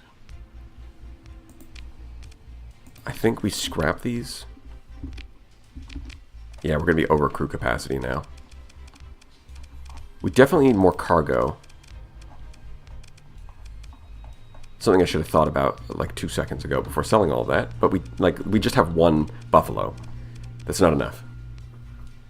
It's the PD boat, that's right. Do I have paladins?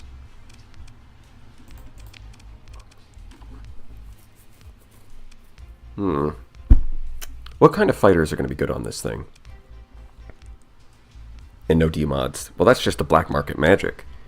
Black market always gives you that quality. Somehow. I mean, you would expect... you would think that like the black market would be where all the demodded ships are, but no, it's the other way around. How do you organize ships in your fleet? Well, I usually put my flagship first. And then I want to make sure that my frigates are up front, so that when I click deploy all, that they're guaranteed to be deployed so that they can actually capture the points. Right now, it's kind of a mess. Could probably organize it a little better. Get the logistics ships at the back.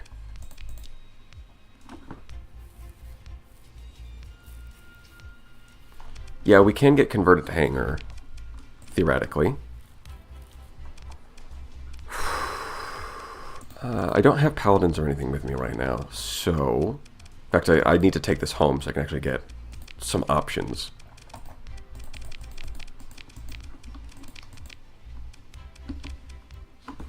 Alright. Well, I am actually going to go to the bathroom, and I'll let you guys discuss it in the comments, or in the chat.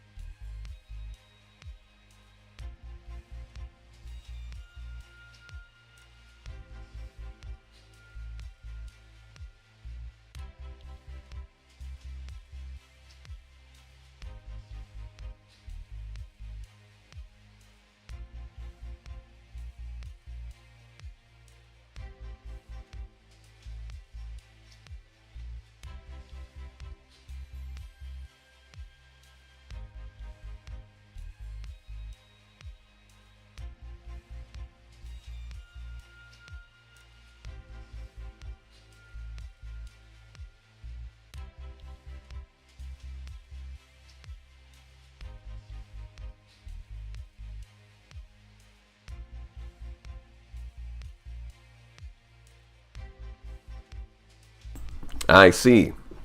Chat is filled with only intellectuals, spamming lobster and reaper. Oh my god. As soon as I leave. Streamer is away. Time to post lobster. Bruh. Which type of frigate would win in a fight? A Phase Lance Tempest or your mom? That is a great question. I'll have to ask my mom if she's got any boxing experience.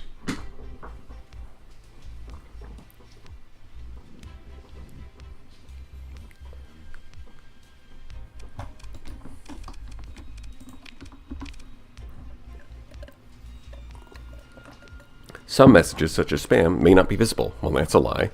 Yeah, the live chat versus top chat. Not really sure what it does. It's apparently supposed to make some things not visible, but... And in the first place, why does it default to top chat? Like, it should default to live chat, and then if you want to filter it out, you should be switched to top chat manually. But also, it doesn't seem to do much anyways. It's very strange. Clearly the correct answer is 2 wings of longbows and 3 tachyon lances. I mean, that would be very funny, but I don't think that would actually work. Ballistic mastery, no. No, we gotta fire these guys. At least they're, hey, look, at least I'm firing them at port. Longbows might be good, though. I own 0. Okay, I'll buy all of these. Buy those. Yeah, I've got to buy a bunch of fighters. I'll buy all of these. Yoink.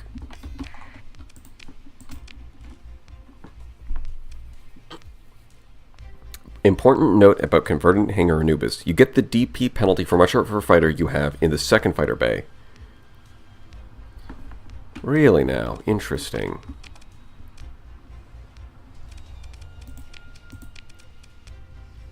So I think we switch, we're going to get rid of the Phitons. For now, we're just going to rely on Buffaloes. That seems fine. Very good.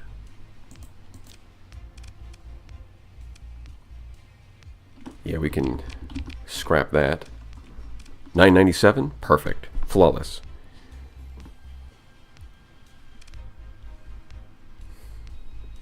Design compromises. Yeah, Tachyon Lance spam. Having a 18 deployment cruiser with 3 Tachyon Lances would be kind of insane. You could just run 10 of them and win. That would be it.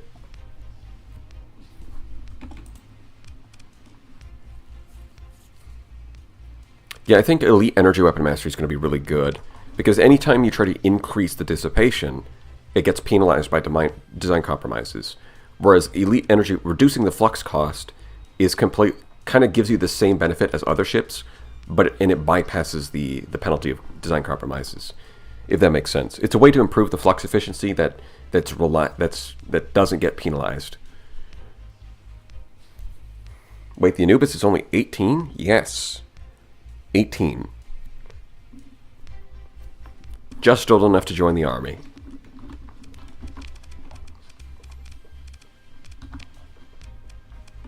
Yeah, we're going to copy that.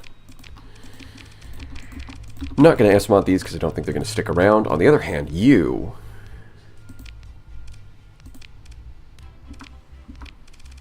Let's see. I think... Yeah, I'll do solar shielding fuel tanks. And then I'll just get efficiency overhaul normally.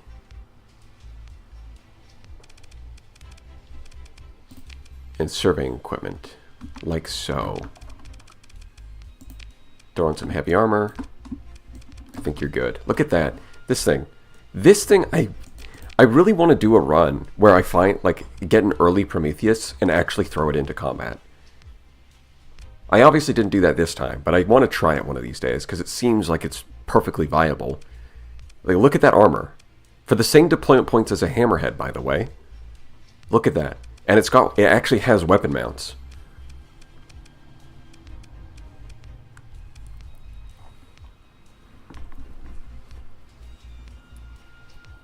The local man starts down the Luddic path. Hey, look, maybe those Pather engineers were onto something. That's all I'm saying.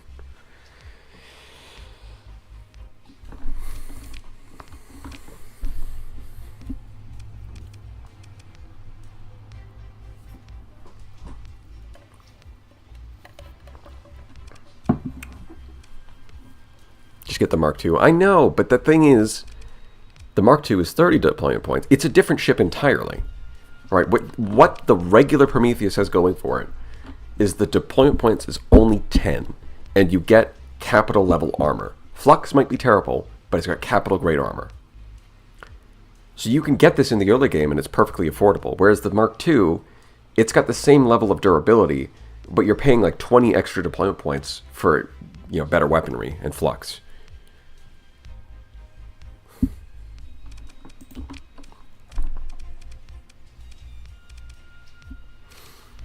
Vexatious Woe. I was thinking about renaming my flagship, but that's fine. Vexatious Woe. What does it mean? I don't know.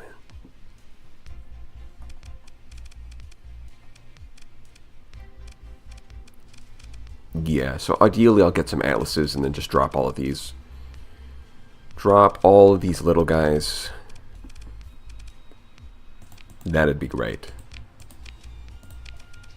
But we'll have to worry about that eventually. Let's see. I don't think our reputation's high enough to do... Yeah, we can't...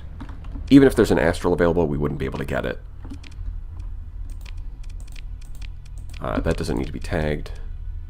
I think we can unimportant these. We'll do them later. We'll follow the main quest line. Gotta get that Yanis device. Hey, look at that. Because of all the open market trading I did, my reputation went up, even though I bought this off the black market. Very cool. Get slap a Giga on the Anubis. Yeah, I would have to get a Giga cannon, though.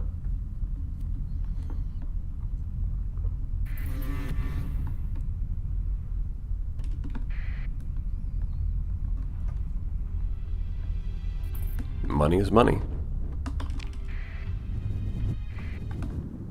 Honestly, I don't think I've done the Usurper's questline.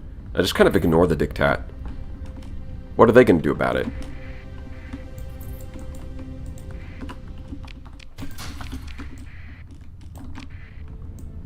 Always do the Usurpers early. It's such good money. Yeah, I should probably put that into my sort of early game strategy. It's a free capital and a bunch of cash. Yeah, I should probably put that as a part of my early game routing. You know, get those Galatia quest lines. Are we at war? Why is everyone... Yeah, we're at war. Okay. Ooh. You just avoid me? It's fine. It's fine. We'll be in and out before you know it. We just click 1. There we go. Then you gotta talk to this guy. He doesn't have an exclamation mark for some reason. Which is really annoying. Because it makes it... there's definitely been times where I couldn't figure out what the next step was. Because it, like, exclamation mark on the planet, but it's not saying anything.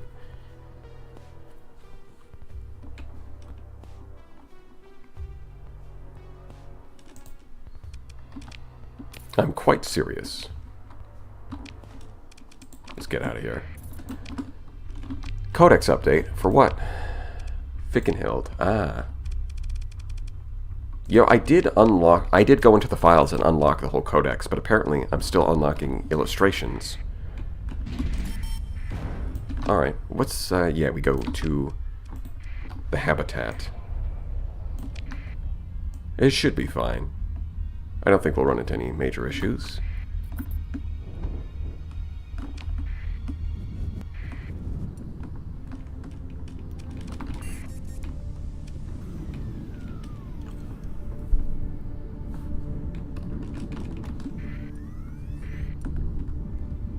I think that's the one that's following me. Yep. That's the one. Let me... No. No! This is why I hate storms. I mean, I don't hate storms, but at moments like these, I really hate storms. It's like, oh, you accidentally wandered into a storm. You are going in the wrong direction now, and there's nothing you can do about it. You think you can emergency burn to fix that? Nah. Not happening. Threats would be busted if you could fit them. Well, yeah, there's a few enemies like that. Omega, Gorgons, you know.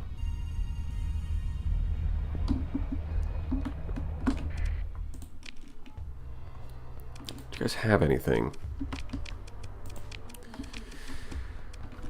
Well, whatever. What are you, some kind of pather?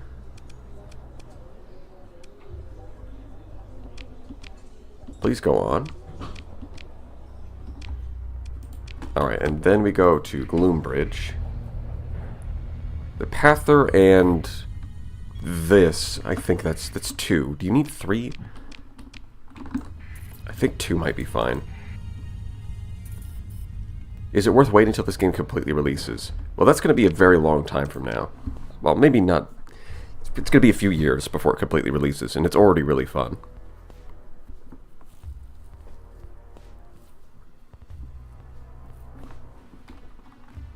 You don't roll with Marines in your inventory? I always felt like I had to raid every hostile port to just break even. Yeah, that's the thing. Is like if you're carrying them around, they have a salary. They pay, like, you got to pay your Marines more than your crew.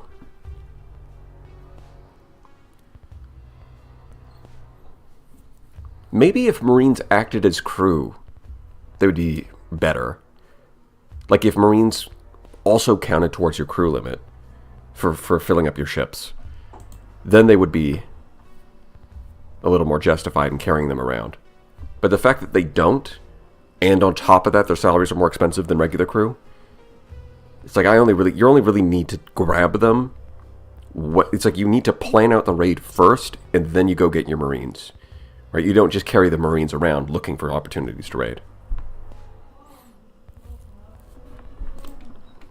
Unless you got like maybe if you've got like 20 Marines that you carry around for some simple missions.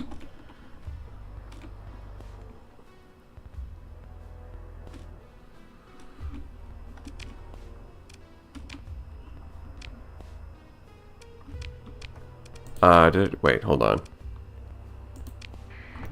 I guess I don't have enough. All right, let's go to the pirates.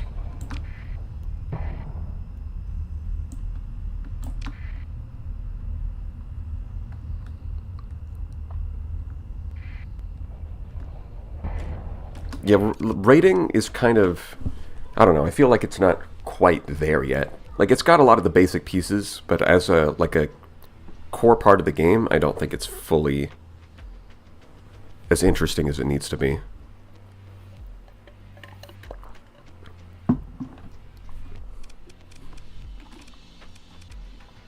Let's see.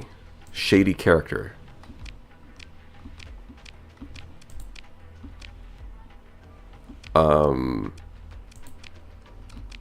Oh, there we go. No, it's not shady character. Of course, it's the boss.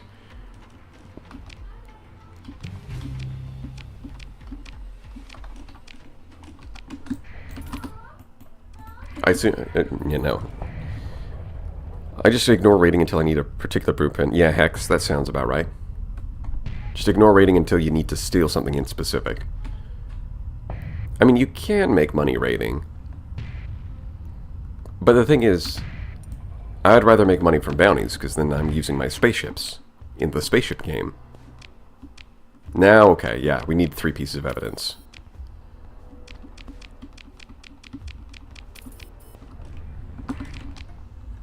Yeah, that's going to annoy some people. This is fine. Let's just... Asteroids! Go away. Stop existing. Cease existing immediately.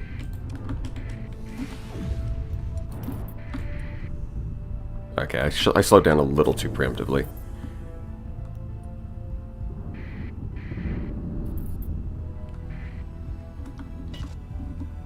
Cursed background noises. Yes, there are other people in the house, I know. Of course we wave.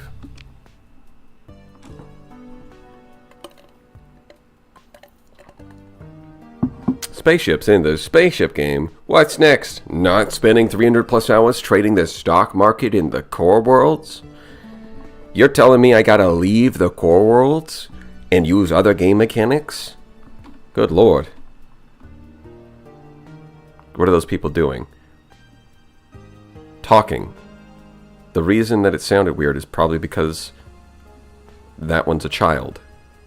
Like 5.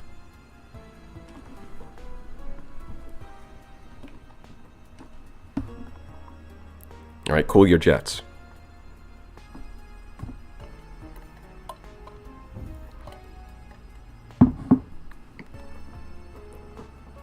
We're just messing with you, I know. But also... No, nothing really, I know. I just think it's funny to shut it down. He's gaslighting the chat. The thing about chats is always who's gaslighting who. Am I gaslighting you into thinking that you're gaslighting me? Or was I being gaslit the whole time because I thought I was gaslighting the gaslighter? And then what you do is you just ignore chat and play the video game. She doesn't like you, does she? Did you see that? I was being rude.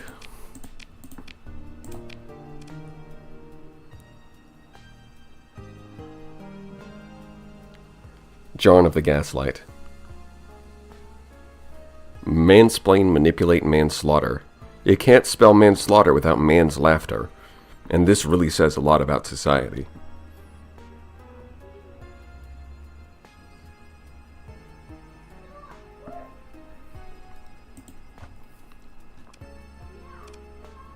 Not really. The pay is good.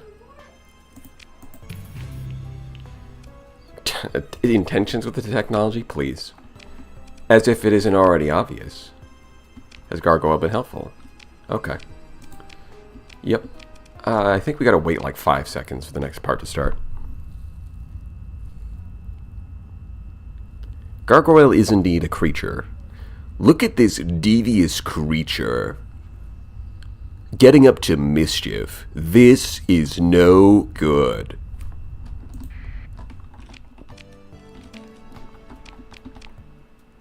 However... Yep. Now we can talk to them.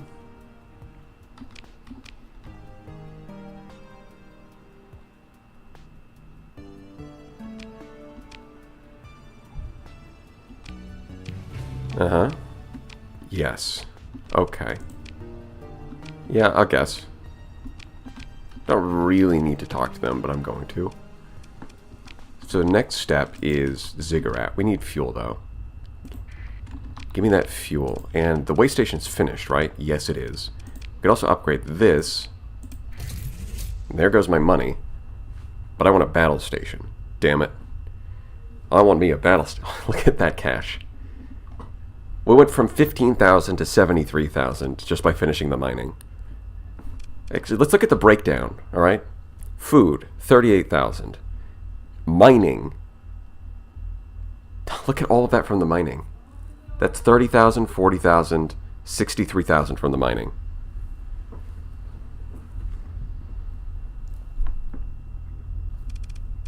I might even drop the... Where am I going to drop? Oh, I've got an alpha core in the megaport already. I guess I could drop another one in the battle station just to keep it safe. Then fate point the market. Huh? Put a market there and then stick a hull suite there? Yeah, that's the next thing I'm going to do. I'm pretty sure... Do I have a hull suite?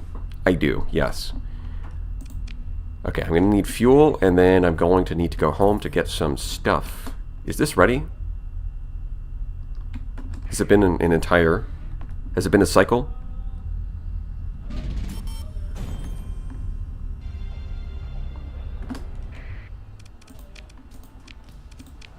Sell. Buy. Don't think you guys are going to have anything I want. Well, there's a Prometheus. I was hoping for an Atlas, though. There you go, the hegemony. Always giving you the wrong thing. They think they know what's best for you. They think that you need another Prometheus. But really, you need an Atlas. And they just don't seem to respect that. Oh, wow. Apparently it has been a cycle. Here we go. Look at all those... Look at all those guys. That's a lot. Atlas, bro. If only it was one burn faster. I don't think it's the end of the world. The Atlas being as slow as it is. Especially if you've got bulk transport. Okay.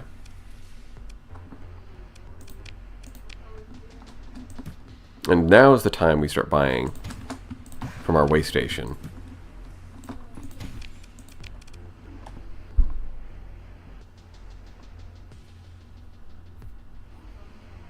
I found a plant with bountiful farmland and plentiful organics, and it's making me money. To the square wreck. Square wreck, of course. Oh, good, you have marine stored. I do have a small number of marines in case I need them. I'm pretty sure in storage you don't have to pay them. That's the nice thing. Do I actually have Ludic Majority? Oh yeah, I do.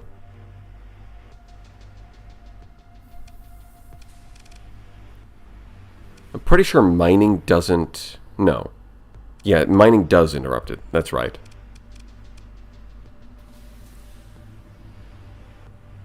Yeah, I think that's fine, though. Like, the mining here is just too good. How does the biofactory embryo work? Is it growing luxury purses? It's growing chairs. The biofactory embryo is basically, I have no mouth and I must scream, but instead it's, I have no ass and I must produce chairs. It's quite horrifying the more you think about it. You're taking a mandatory vacation, please enjoy. That's basically how you treat your Marines, yeah? That is very gross. Well, it's a living factory. It is gross by design. You really have to not think about it too much.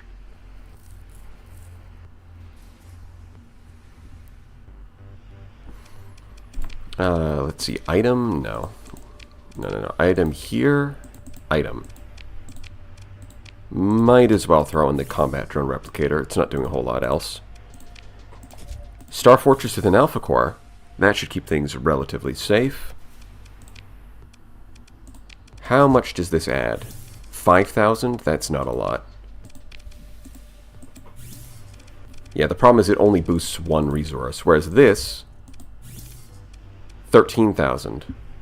Still not amazing, but it's something.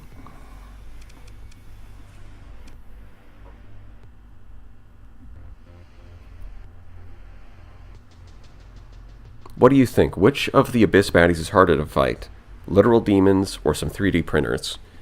I have not fought them enough to know which one is actually harder, but my first impression is threat. My first impression of the threat capital ship is that is going to be harder than anything that the demons have.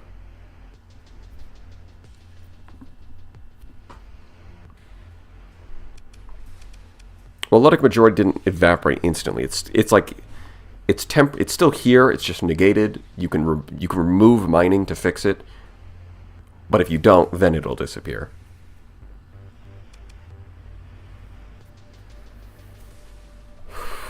You can save on salary by using Alpha as an admin. That's true. I could do that, but then I have an Alpha Core in charge of my colony, and you know I'm kind of like a big fan of humans, so you know it is what it is.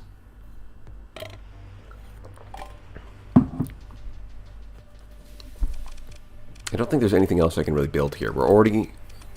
You've just got to wait for it to grow again. Although, to be fair, it would grow really fast if we did just abuse Ludic Majority. It's just that we're getting so much money into the mining, it doesn't even matter. I'd rather just get all this money from mining.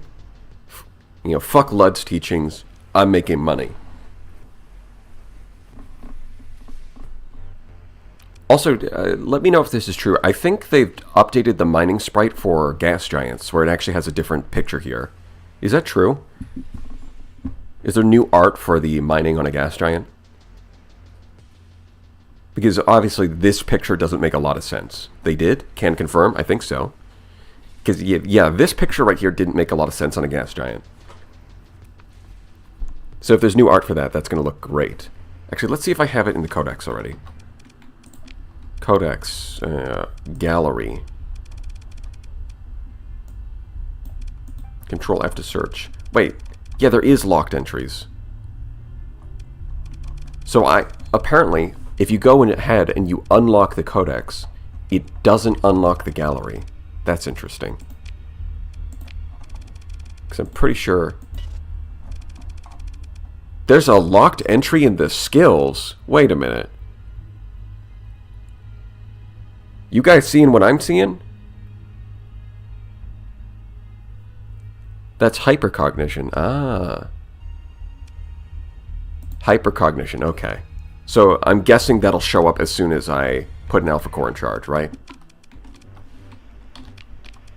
If that's hypercognition,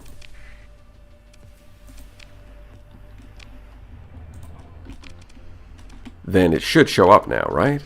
But it didn't say it was unlocked. I'm looking at it.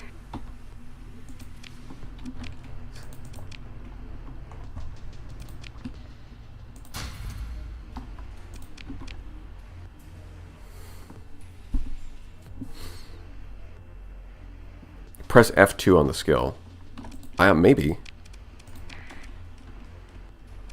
Oh, yeah, there it is. That did open it up. It's not saying the codex is updated. Let's check again. Skills. If I scroll to the bottom, now it shows up. It just didn't notify me. Okay. That makes sense. I was like, what? Did they add a secret skill that you unlock by playing through certain special events? But no, it's just hypercognition. Wait, 3 pristine nanoforges. That's correct. You gotta go kill 2 motherships, and depending on the loot roll, you might just get 2 of them. And then if you find a vast ruins, you might get number 3. Let's see. Now I forgot. Gallery's locked for some reason. Everything else is unlocked, right? If I scroll through hull mods. Huh.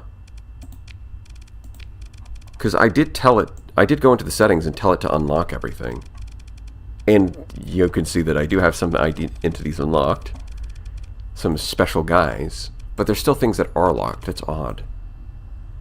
Very strange.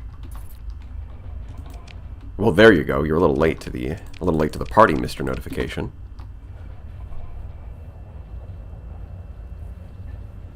I'm pretty sure some Tritachyon administrators still do, or at least one still has hypercognition, I think. I wanted to ask you a question. I've been struggling in the game recently. Well, Raging Bull, go ahead and ask your question. Mothership didn't give you anything worthwhile?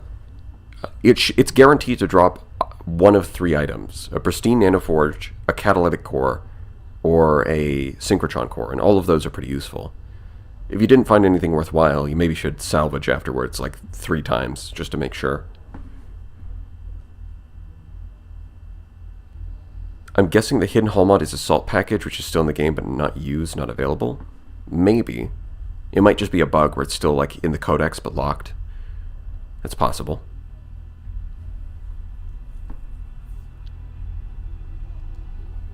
You should get Raging Bull's save and save his campaign.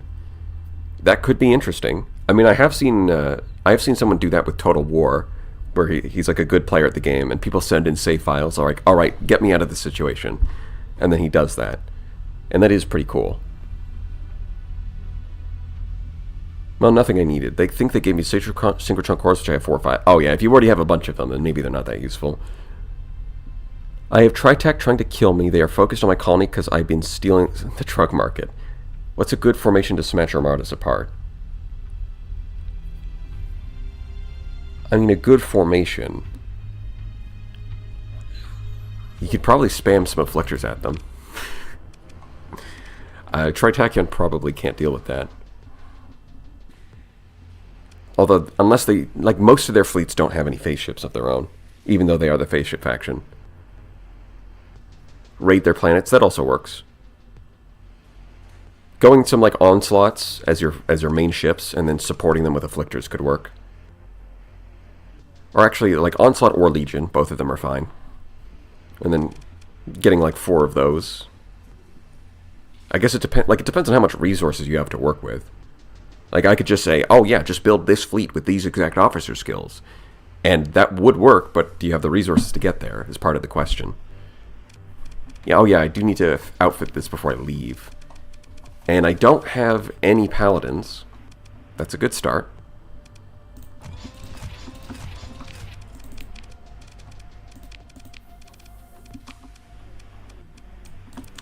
Let's start with 15 in each and just see how that goes.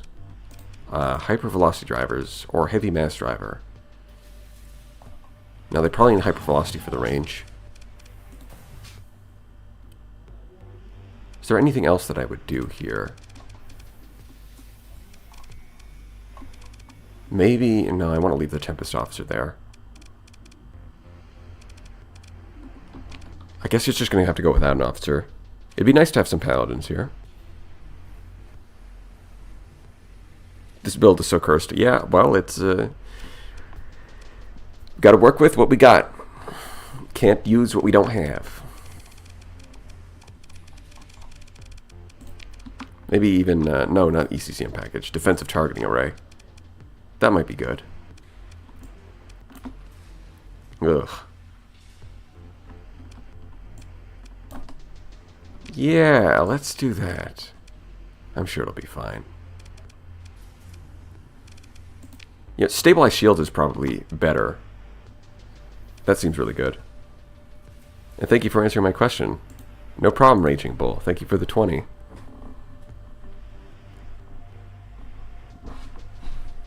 If that answer, hopefully that answer works for you. Remember, the energy weapons are not counting twice for flux stats. They have double the flux cost, right? Yeah. Oh, you're saying this isn't counting it. Oh, yeah, it doesn't. So there's a... Well, luckily, gravitons don't cost that much in the first place, so it's not the end of the world. Yeah, this is such an awkward... It's the best we can do for now, though.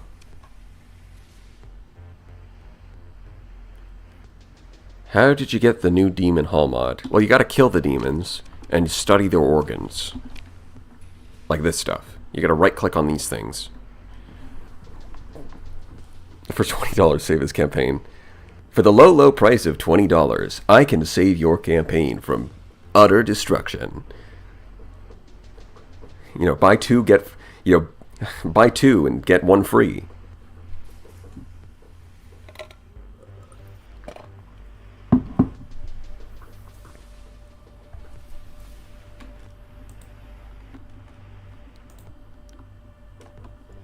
You've just been looking at your fleet deployment points and you have 239? We'll get converted Hangar Talons. It's perfect. I wouldn't say no to handing you my save file so you can critique it, lol. It's so bad. Yeah, that might be fun. I'm not sure exactly how the logistics of setting that up would go. But it could be funny.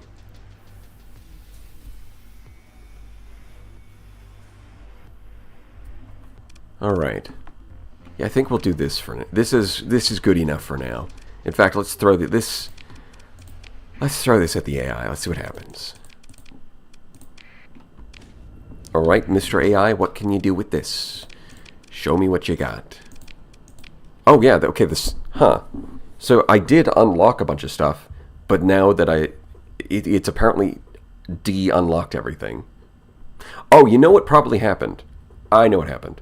Is because I updated to the new patch, and so that reverted the settings, because you have to go into the settings and change it to say unlock everything, and probably what happened is when I updated to the latest hotfix, it switched that back.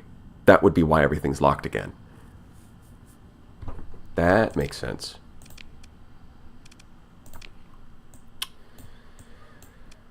Yeah, let's do this. Generate a group for me. Let's see what you guys can do.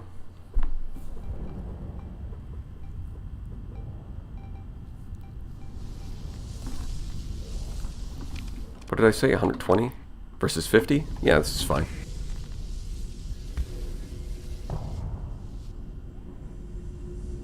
It's definitely playing safe. That's a lot of fighters. It would be nice to have some paladins for this kind of situation. And the Tempest is not handling it well.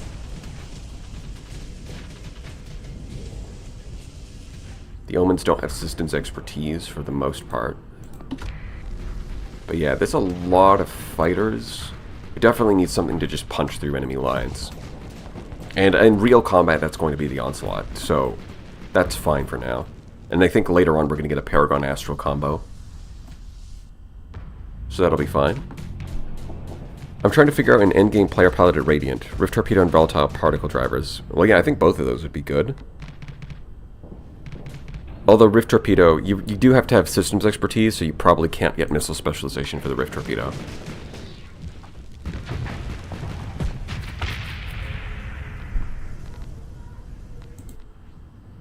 What if you change one of the... Well, I think the Ion Beam would be too expensive. Because it'd be 300 flux a second, and it's already maxed out.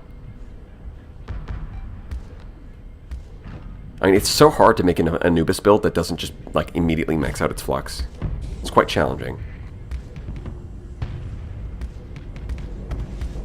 I mean, look at this. It's just firing a couple hypervelocity drivers. It's maxed out its flux. Gravitons and hypervelocity drivers.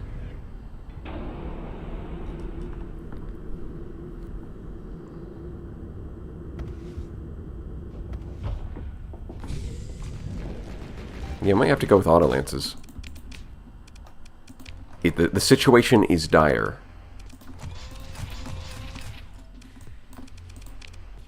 Magazines. We'll go with that for now.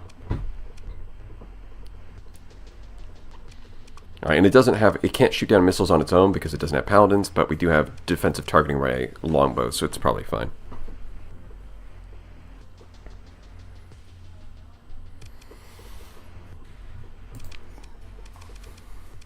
Yep, I think that's good.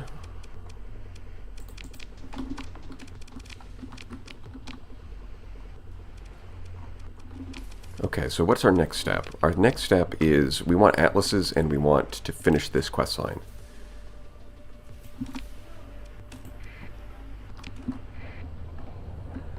And we want reputation with Tritachyon. If we can get missions with Tritachyon, that would be good.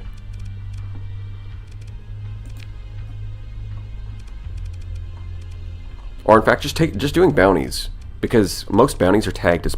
The thing is, most bounties are tagged as pirates, which are technically enemies of Tritachyon. So even if the bounty isn't related to Tritachyon, like this one, for example, these are pirates. So even though it's a Persian League bounty, the fact that I'm commissioned with Tritachyon, and technically I'm fighting their enemies, it gives you some reputation.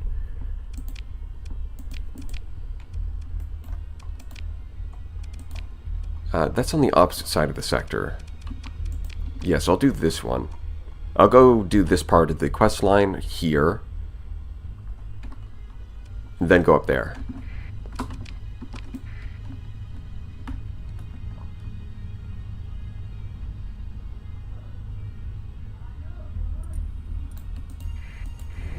I do love all these remnants just hanging out next to the wormhole. That's fun. If any bad guys come through the wormhole, they're probably going to get stuck fighting the remnants, and the remnants just ignore me, so that's great. I think it's kind of a perfect arrangement.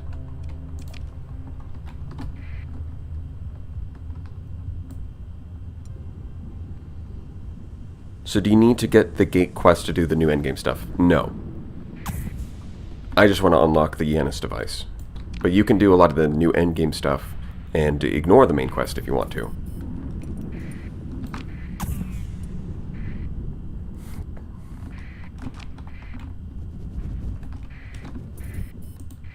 Yokobres.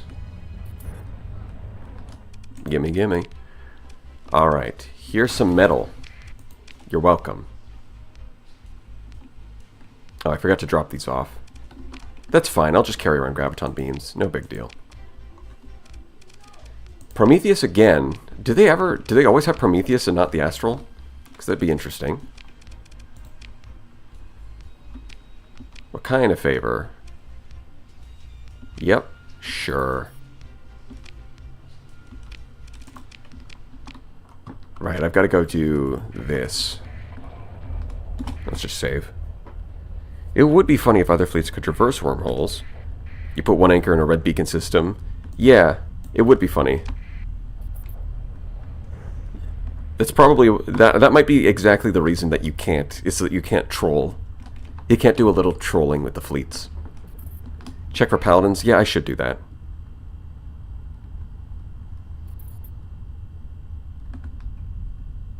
You won't guess what time it is. Whale Lord. That is it. Whale Lord comes in with a funny number. And really, I have no idea what time it is.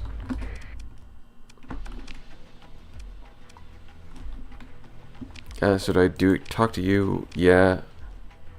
Oh no. Anyways. Is that good enough? I think that's good enough. Hehe. Turn the transponder back on. Funny number, you say. That's yes.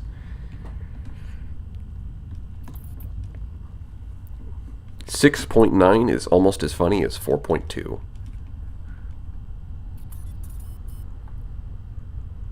The special Dorito banner can enter hyperspace. I've never seen that before. I'm not far into the story, so I'll probably dip so I don't get spoiled. That's a good idea. Don't want to spoil yourself too much now. It's time to bully the League until they stop making me pay taxes. That sounds appropriate. And then one cooler guy sending 50 people into the gamer dungeon, never to be seen again. Cursed to play games for the rest of time.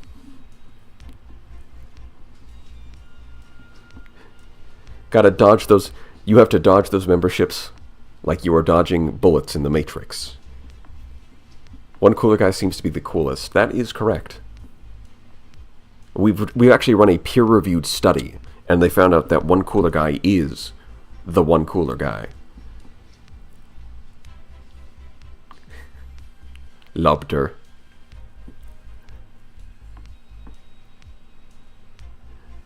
Yeah, so chat is going to be just nothing but membership and Lobter for like the next 10 minutes.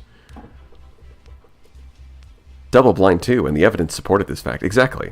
It's actually possible to do a triple blind study. That's what we did. It's a peer-reviewed triple blind study. Just to make sure there was no bias. Speaking of Lobter, I really need to remember to actually add more emotes. I keep forgetting to do that. Which, to be fair, most of them are not going to get used. Even if I add more, everyone's just going to spam lobster anyways. Lobster. Moneyfish. That would be a good one, yeah.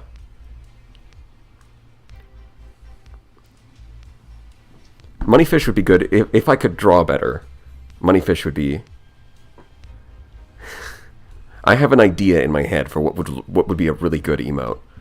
But unfortunately, I don't think I could actually pull it off. We're going to have p-value of 0.01, so we have 99% confidence interval in saying cooler guy is the coolest guy. Exactly. Just add the Brother Cotton Man. Oh, you know, that's a good idea. I do have Sebastian, so just add Brother Cotton. That would be a good idea. Lobster is a type of moneyfish. Well, it is a fish because it goes in water, as we all know. If you're in water, you are a fish. And it does make a lot of money because it's blue.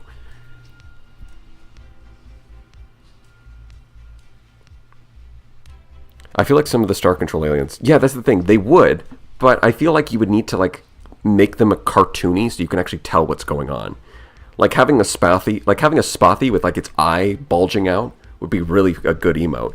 But also, how would I... that would take... I don't know. That sounds hard to draw. We need the annoying tri-woman as an alpha core. Are swimming pools just human stew? Well, that is a question for the philosophers. Is cereal a soup? Are swimming pools human stew? No, wait. Is a hot tub a human stew? That's the real question. It's a benthic creature. It crawls on the ocean floor. Not exactly what I was expecting. Make an alpha core with an uwu face. I'm pretty sure that's a thumbnail that I have on my channel somewhere. Is an alpha core with an uwu face. But that might not be a bad idea. That's actually a good idea, possibly. I might throw that in. I could literally just take that thumbnail and just make it an emote. Credits as an emoji? I mean, yeah. That's not terrible. Ores, honestly, yeah, I think ores would be pretty easy because you could just take them as they are. You could just take the ores image, and by itself, it's already pretty funny looking. Corrupted Nanoforge update. I now have 14. It sounds like you've got a bit of a hex placed on you. Mr. 301. Recreational drugs as an emoji. Yeah, I mean, you could take these. This could work. Just this image. And same with the organs. Both of these could work. It's definitely something I need to put more thought into.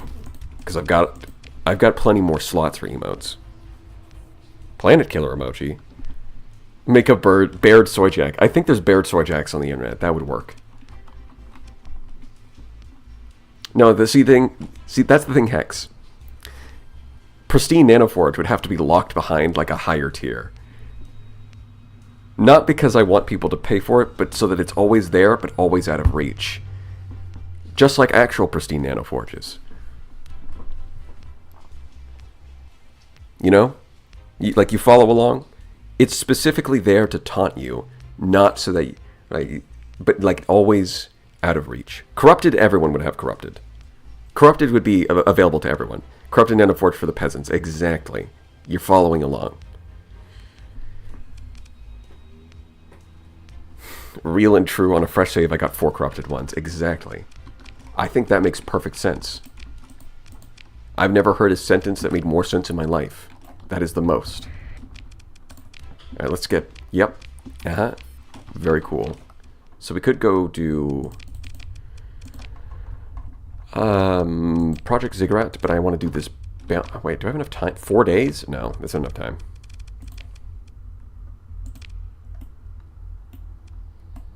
Honestly, if I have to go that far out... See, look, this is exactly when bounties are kind of at their peak value. 240,000 credits, not a single capital ship. This is kind of like the peak in terms of cost effectiveness. Because this is fairly... you can throw the Onslaught at this and it's going to solo. But it's giving you 200,000 credits. This is exactly when you want to be doing bounties.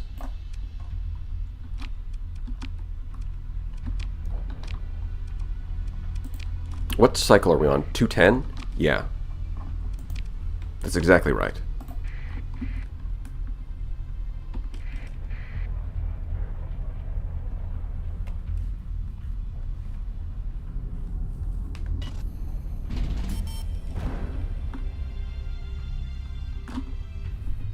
If we can grow shares, why can't we grow lobsters? Copyright, of course.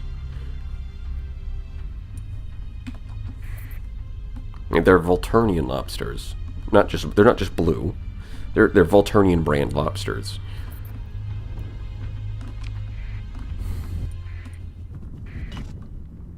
Any particular reason you're doing the Project Ziggurat quest instead of skipping to the end of it? I don't think the scholarship lets you skip this part of the quest line. Right?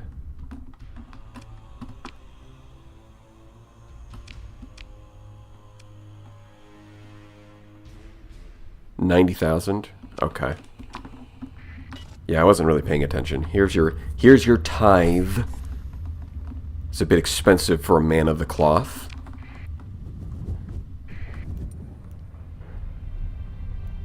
You probably meant just jumping straight to Ziggy. Yeah, I probably realistically should just go get the weapons cache at the least, even if I'm not getting the Ziggurat itself. But I just didn't do that. I love how you can call Cotton on the fact he sends that guy. Yeah, that's a nice detail. I can easily 490k, it's just an ego problem. From a certain point of view, everything is an ego problem. Always struck me as weird that you can buy it for religious zealots, but pirates come for your throat every time. Yeah, I think I've mentioned that before. I would agree. It's a bit weird that like the religious zealots are kind of like a split. Some of them can be bought, some of them can't, and I think that's fine. It is a bit weird that the pirates never offer a bribe. It's like the classic cliched line, your money or your life. Well, apparently in this universe, pirates don't care about the money. They just want your life.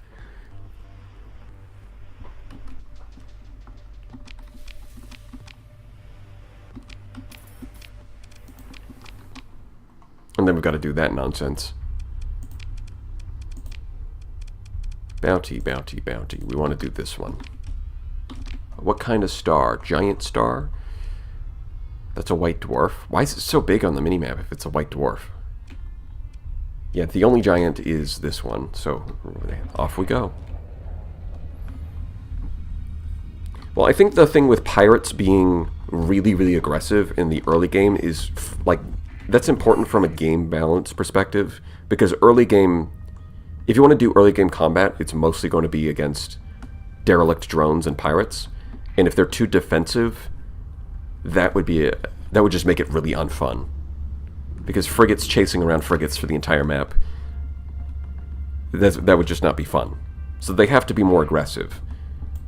And I think that's fine for the smaller pirate fleets, because in theory, the idea behind the small pirate fleet is that you've got a man who's just at the end of his rope.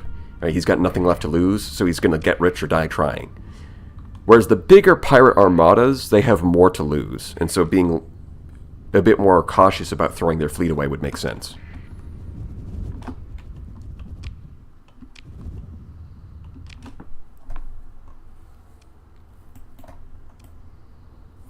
So it should be somewhere in here. Hold on, you gotta wait a second for the... Have I been here before? Barren World, okay. Is it this one?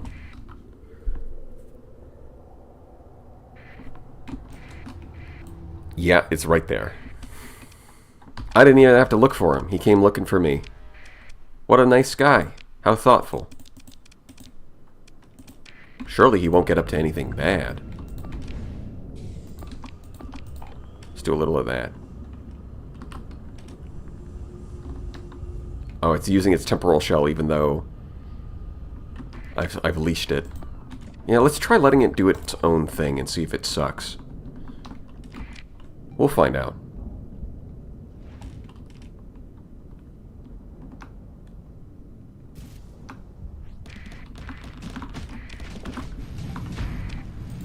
Okay, we can switch that to a normal capture point. Alright, let's finish this guy. Go to hell. Ooh, that did some good damage even with the damper field. It still did, and I missed. That's fine. Let's just vent. Just got to ignore the monitor. Wait, what kind of weapons has it got? Hold on. Light needler. This thing has a light needler. Okay. I think we're going to hit the ignore button anyways.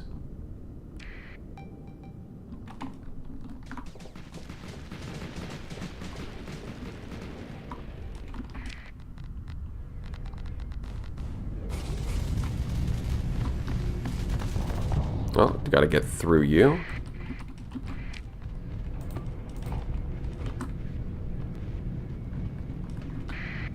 Alright, let's just remove you. That's one less enemy to deal with. I just gotta pick off easy targets, slowly chip away at their fleet until we outnumber them. Anything too big in the onslaught, any of the bigger ships, the onslaught's gonna take care of it. Now the vanguards, though, can't really pick those off too easily. So I'm gonna ignore them. Oh man, we almost got that omen.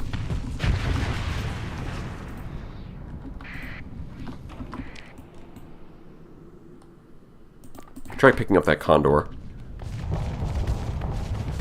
Yeah, cruiser. That sounds like fodder for the onslaught. Wait, does this condor have double Xiphos? That's hilarious.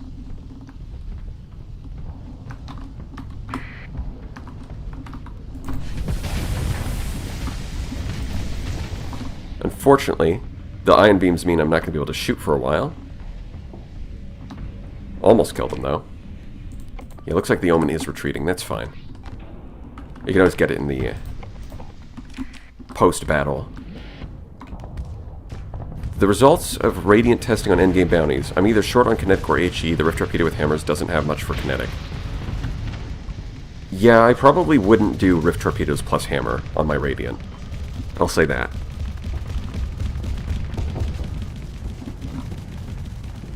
I might go like double Squall plus Plasma plus Rift Torpedo. Like, that might be something. Oh, hey, look, a Radiant Jump Scare. What are the odds? Well, let's see if I can get behind this guy and shut off his engines. Hey, check this out. Uh-oh. Now you can't move. Sucks to suck. Yeah, looks like we're doing fine. No losses. Oh, and the Eagle even turned around to shoot at me. That's great. You don't need to worry about capture points. In fact, let's ignore that. Let's ignore all of them. Looks like the Onslaught did not decide to go after the champion. That's fine. I'll do it. Fine. I'll do it myself. Oh, and it survived. And also I died. That Phase Lance. I mean, I knew it was coming, but I still wanted to go for the kill. Get him.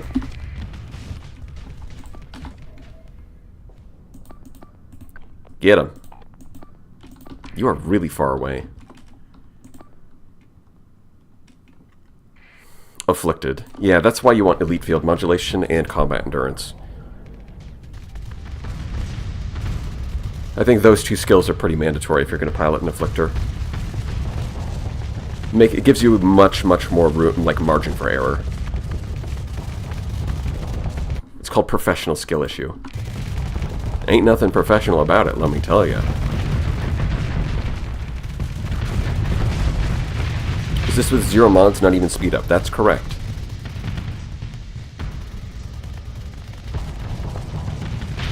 In fact, I don't really use speed up in general. I don't find battles like that tedious. Like, it does sometimes happen where it's like I need something to speed it. It's like, okay, let's move this along. But that's pretty rare. Sebastian in my game sent me to 2 missions in high danger system. Oh, it's just a harmless prank. He's doing a little funny.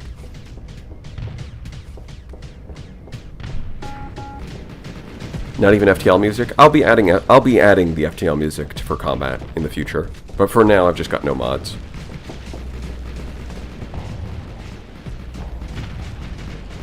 Well, I mean, I use the vanilla speed up at the campaign layer. I'm just not. I'm talking about like using mods to speed it up even further. Breach pod sighted. Yeah, it seems like breach pods work really well with the adjudicators. It seems like a pretty obvious combination. Tempest speed build doing good? Yeah, so far. The only thing that died was me. Classic. I am the weak link. It was me. It was me, Barry. I'm the one who unfazed your Afflictor at just the wrong time, so the enemy antimatter blaster would strike you.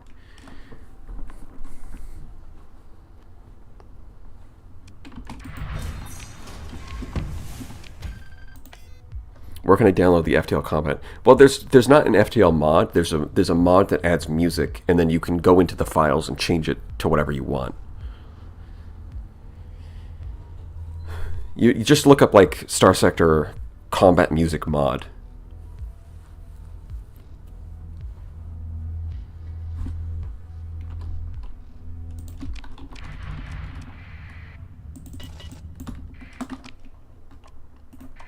Yeah, I'll just survey all of these because I'm here. Simulator update. Cool. Fantastico. Is there a video for the speed build? Nothing. At least nothing I've made.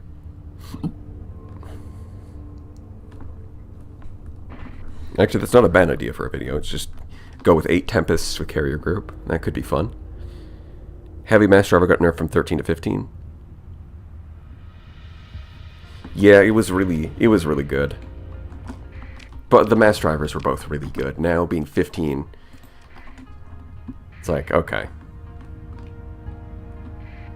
It's a bit more of a trade-off there.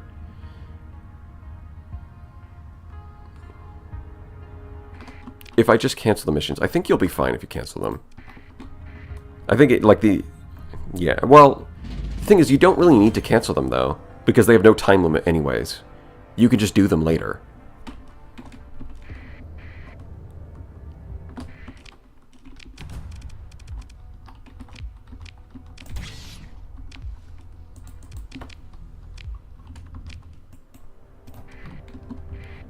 You know, a fun fact, I think the Heavy Needler is only available to Tritachyon.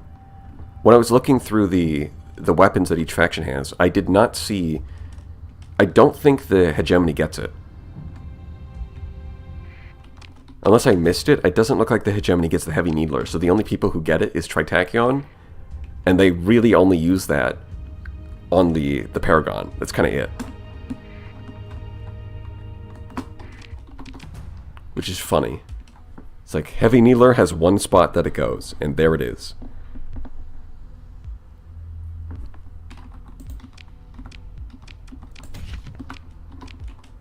Yeah, I think the light and heavy mass driver with their insane efficiency kind of show the same, ran into the same problem that Alex did early, a couple patches ago when he buffed the light dual autocannons, where he buffed their efficiency, and then suddenly everyone just spammed those and literally nothing else. They kind of did the same thing where they're like, okay, this time we're going to have a really efficient weapon, but we're going to make it cost more. And then it was still too good. So you had to cost even more. Yeah, it turns out efficiency is a really valuable stat. Yeah, we're going here. The codex shows who uses them, right? Yeah. Hold on.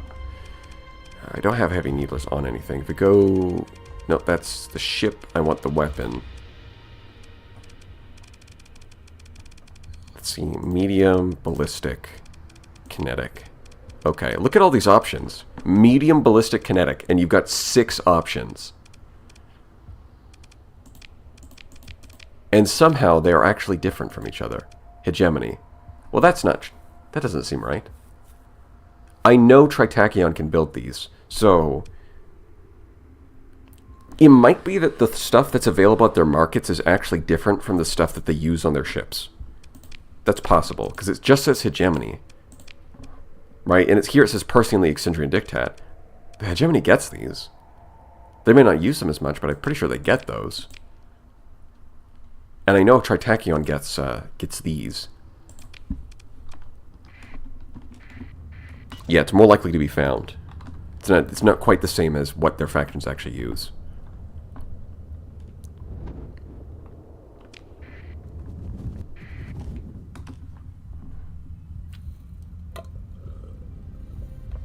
Isn't Heavy Needler a midline weapon? No.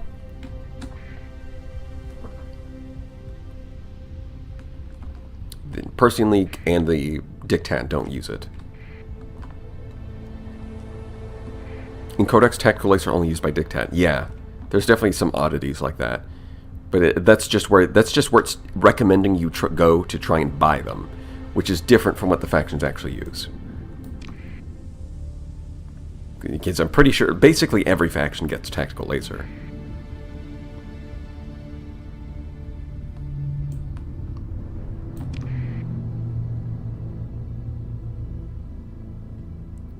Whoever accused my beloved Heavy Needler of being a midline weapon, meet me behind the Tesco. Now.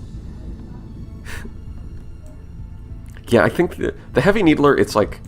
It kind of fits into 2 groups. It fits into high-tech, where you basically just use it on the Paragon, but it also fits into like the Hegemony sort of elite ballistics doctrine. Midline doesn't seem right. Like midline in this, like at least the midline factions in this game are like heavy autocannon for their medium ballistics. Or does Storm Needler Invictus kind of slap? I have never tried a Storm Needler on the Invictus.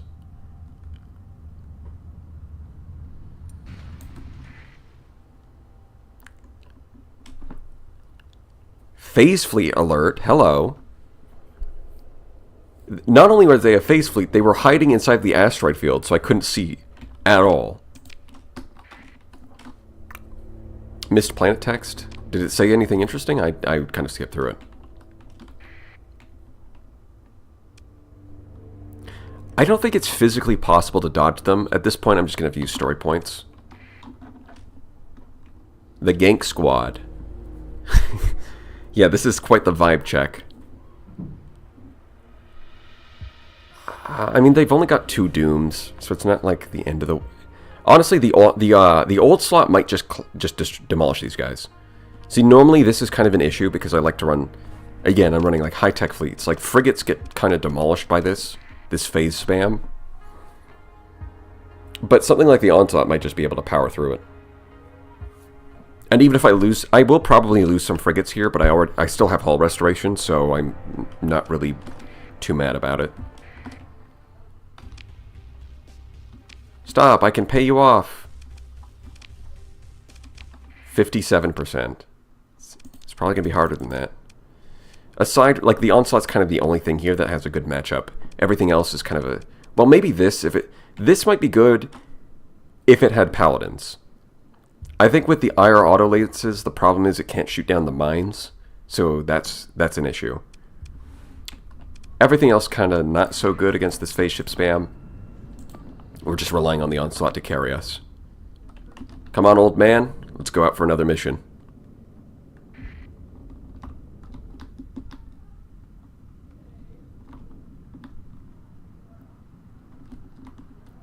You can use control groups and deselect them. Yeah, that is true, Naker. That's an interesting name. I thought it was like Naked, but it's actually an R.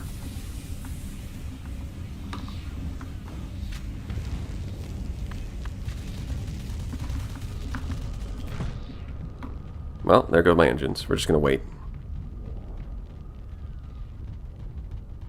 That's true what? It rhymes with Baker.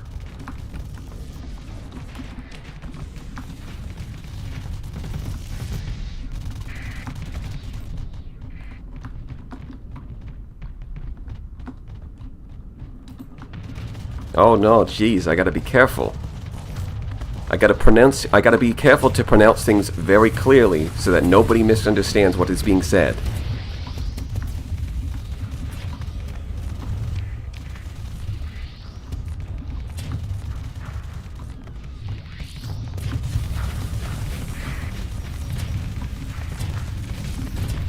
Look at all these damn mines.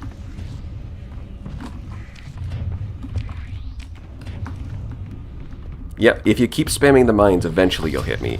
Yep, keep doing it. They're debuffing the Onslaught and they're still not doing anything to it. You don't have enough phase ships, so you don't get the... Is that how it works?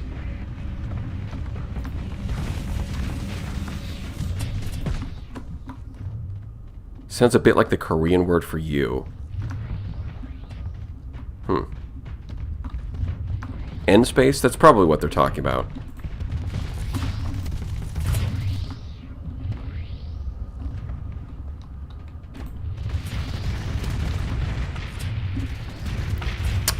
Bro, seriously? Not again. Come on. Come on, coach, let me play. The Onslaught's doing all the work. I thought I was out of range. Isn't end space just normal space? Yeah, I think... So I read some text that said end space in first, like last stream, and I thought it meant like there's a new dimension called end space. And then after the stream, I was like, wait a minute. End probably just means normal. Come on, coach, put me in, I can handle it. And then this is what happens. This is what happens when you let that guy handle it. Unbelievable. I was still just within range of the mines. That's so unfortunate. At the very least, the Omens are doing fine against the Afflictors. That bodes well for the tournament as well. End space equals negative space. Yeah, and peace... No way. End space is negative space and P space. You thought P stood for phase. It actually stands for positive. Positive space and negative space. Think about it.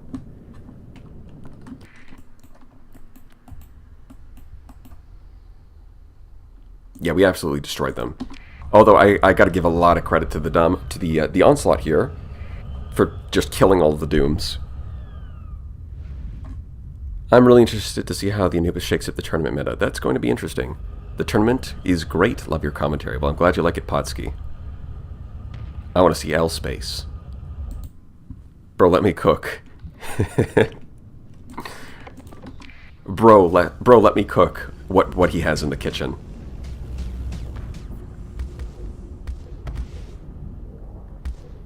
Yeah, that low-tech battleship turns out to be a good answer to phase ship spam. In the right circumstances, of course. As we've seen in the tournament. In the tournament, someone did get their onslaughts kind of demolished by frigates, by afflictors. But I mean, there's a few extraneous factors there.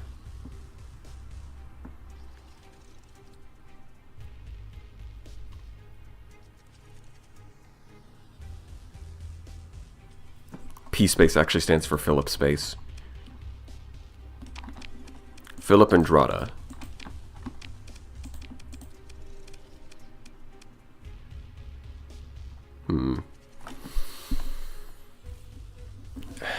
Would this be good?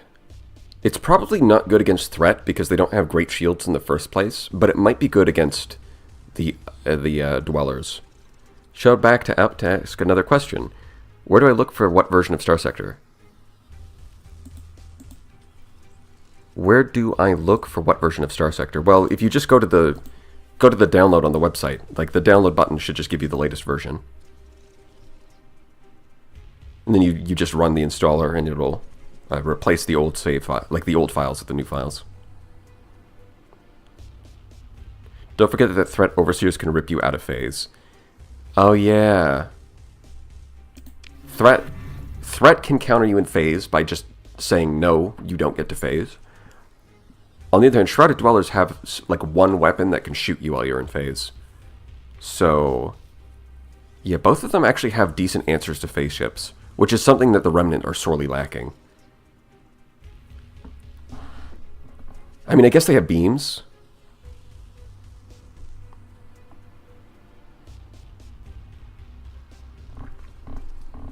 What is threat? Threat is exactly what it sounds like. I am inside your walls, and I am threatening you.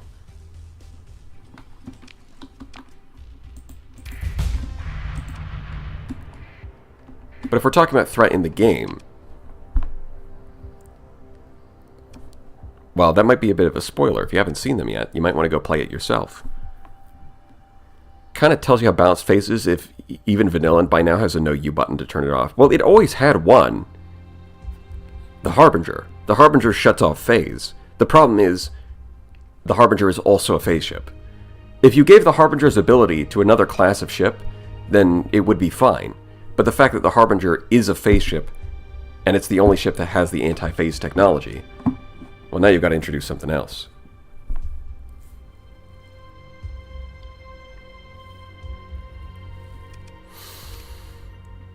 I mean, I do have an Afflictor, so phase call tuning is going to be nice at some point, but I only have one phase ship right now, so maybe not. It's maybe a little early. I might want to pick up some Harbingers, but unfortunately, even though they have S-mods in this fleet, if you salvage them, they'd lose the S-mods for whatever reason. So, not really worth grabbing.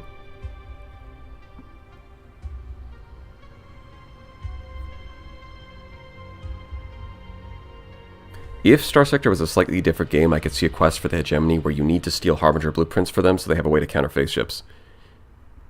That's a good way of putting that. If this was a slightly different game, then honestly, if this was like a game with like one of the, you know, the kind of game where it's like a series of missions on like a world map, and it's like as you do the missions, there's like a storyline, that's the kind of thing that would show up there. The Hegemony's like, yeah, we're getting torn apart by these afflictors, but it turns out that the best counter to an afflictor is a Harbinger, and Tritachyon has both, so we're going to need you to sneak in there and steal the blueprints. More like a quest-focused sandbox. Yeah, something along those lines. Okay, but we have missions and a story. Right, but the missions haven't been updated in a long time. They are there, though. They are there. Metal Gear Sector. Yeah. Let's get flux regulation. More flux, more good. Like Grandma always used to say. Before she lost her vocal cords in the war.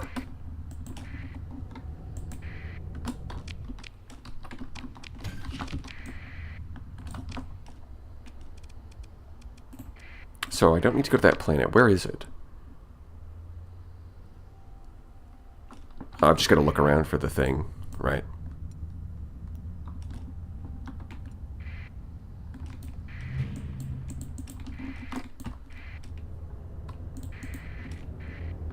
It's on the planet?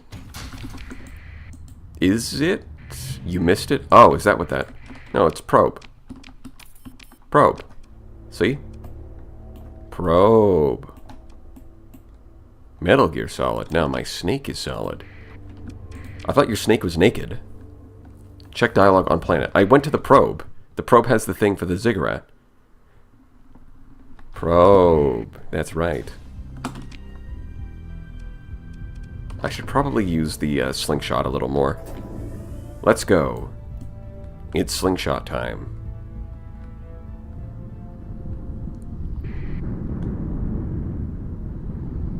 Snaked. Please.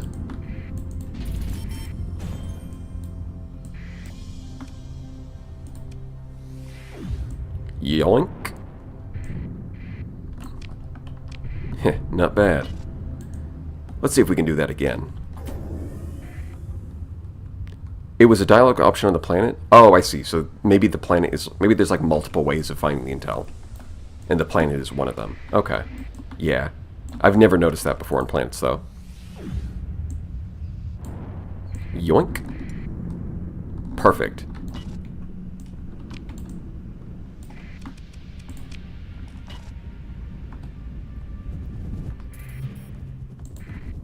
Here is the venture. We're going on an adventure. We're gonna mothball that.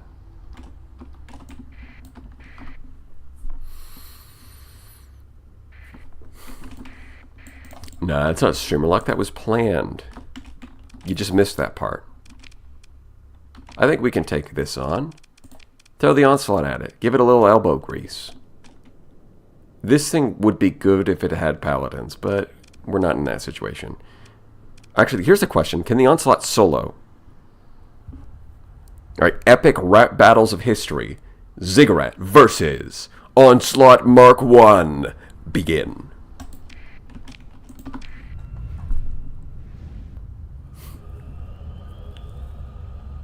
Not anymore? Yeah, after the nerf it might not.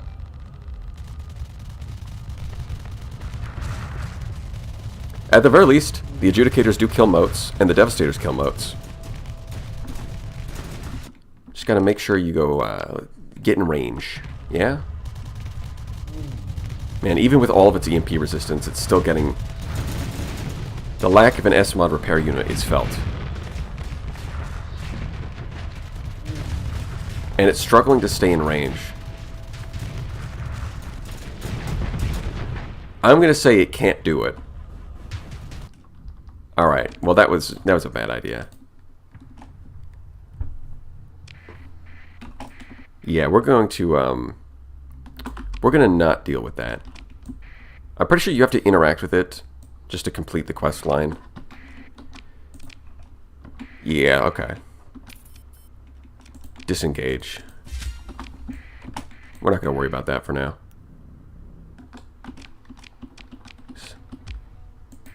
I'm going to go... Yeah, no, okay. There we go. And yeah, there we go. We can finish the quest line, but first, let's run. And also go over here. Place your bets on whether or not we get a Cryoblaster. Ladies and gentlemen, this could be a really good weapon or kinda ass. We gotta get the box. Where's the what's in the box?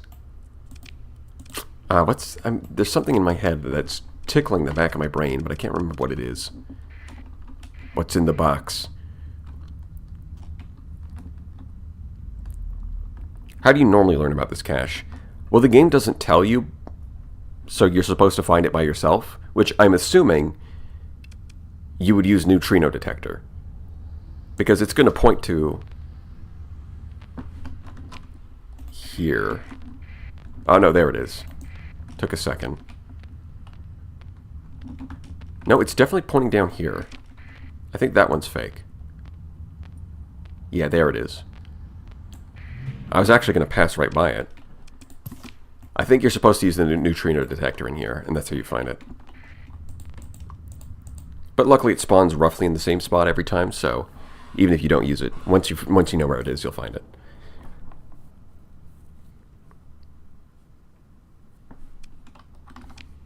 Well, no, there's not going to be a Radiant. No. This thing is only guarded by, like, Fulgence and...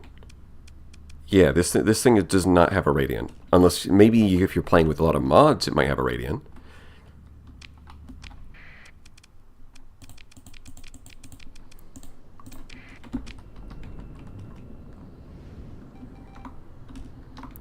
I'm playing right now as a Radiant. Oh, okay. Gotcha. Get him. Give him the old antimatter blaster. Yeah. Show him what for. I got a present for you. Yeah, I got you a present right here. Oh, that'd be cooler if I actually killed you, but I guess I'll just do it late. Better late than never. This is vanilla, right? Yes. It sure is. Not a mod in sight.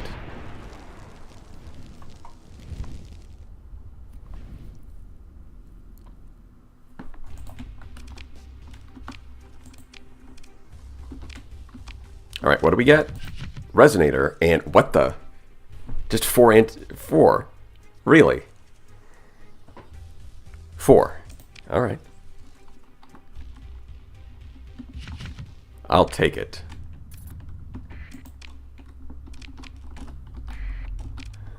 We might be able to do something with this.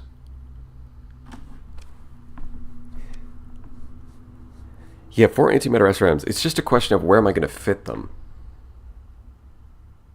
I don't think they work on omens. I think it's too expensive. I think it's too much flux and too much wordness points. It's kind of too much. You know, they don't have the capacity for it.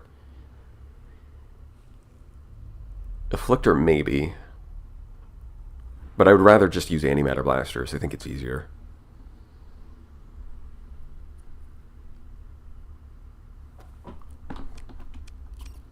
It's like antimatter SRMs are good. It's just I don't think they fit onto anything that I'm using. You can get that. Like, this could use Resonator, though. Like, the reduced rate of fire is not an issue because it's capped by the... It's capped by the reload speed, not the rate of fire. So the penalty... The design compromise's penalty to the attack speed doesn't matter. And the fact that it generates so little flux, perfect. Actually, I'd rather have 2 of these if I could, but 1 will have to do.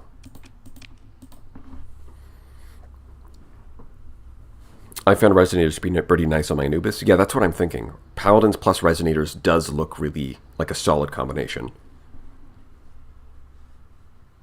That looks good. Stick them on a kite. That would... I don't know if they could even fire those. I imagine a Rift Torpedo is pretty good too. Maybe. Hold on. Let him cook. Rift Torpedo Anubis. Double Resonator plus Rift Torpedo plus 2 Paladins. And then you get like elite missile specialization because you got double Resonator plus Rift Torpedo. That might be real. 3 gigas and Resonators. Alright, error. That sounds like an error in the code because I don't think... It's not going to be able to fire 3 giga cannons. Like, yes, the flux per second is low, but you got to remember, the upfront flux cost is still... what is it? What is it on the 1,500? So that means on the Anubis it's 3,000. So it's like if it wants to fire all 3 at the same time, that's 9,000 flux. Just overload every shot, easy. Yeah, firing all 3 is 9,000 flux, so it's got to like rotate them. Has the buffed Giga affected your F verdict? Yes. I think it's better than F tier. Because like the buff is, it's a triple buff, right? Just increasing the damage doesn't sound like a lot, but it's actually buffing 3 things. First, it's hit strength against armor. Second, it's DPS. And third, it's flux efficiency. All 3 of those got improved. So is it F tier anymore? Probably not. I don't know if I'd call it great, but it's got to be like C tier at minimum. Maybe B tier, if I can find a good spot for it. F plus. Now that would be funny. I roll up the tier list. And I'm like, guys, the Giga Cannon buff is insane. It's just so much better in every way. I'm promoting it from F minus to F plus. Congratulations. Round of applause for the Giga Cannon. The engineers at the Syndrome Dictat really stepped up their game after we, tore their original design to pieces. The Giga Cannon 2.0, so much better. F plus. You guys really knocked it out of the park with this one.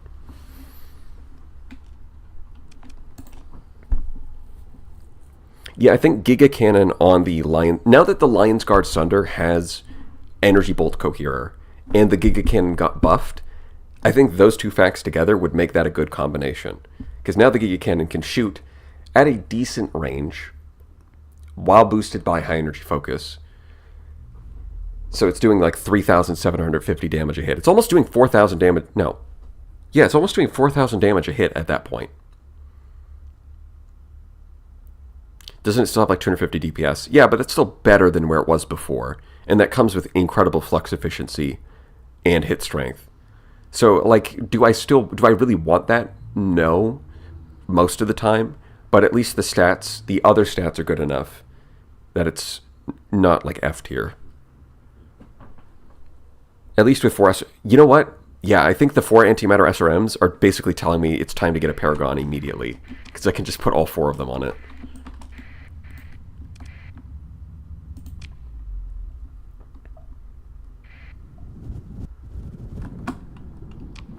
Or you could be a sane person, just put an auto pulse laser on the...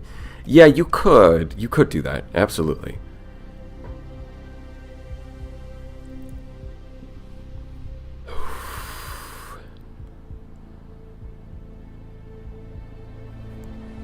Okay.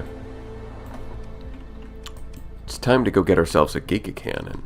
No, not a Giga Cannon. Paragon. But, wait, what's my reputation? Yeah. Don't have any AI cores. Yeah. Unfortunate. Colony threats. Pirate base. Are you guys still not leaving me alone? Hold on. Yeah, even though I've got contest protection, these assholes are still harassing me. Luddic Path, that... Yeah. They should be mad. Colonies with logic majority, well, that's going to go away. AI cores. Well, cry about it some more, please.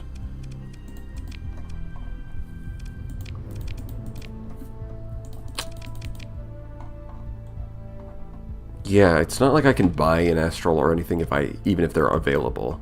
So I guess I'm going to have to ignore it for now. It doesn't go away. Well, it'll go away when it grows to the next size, is what I'm saying.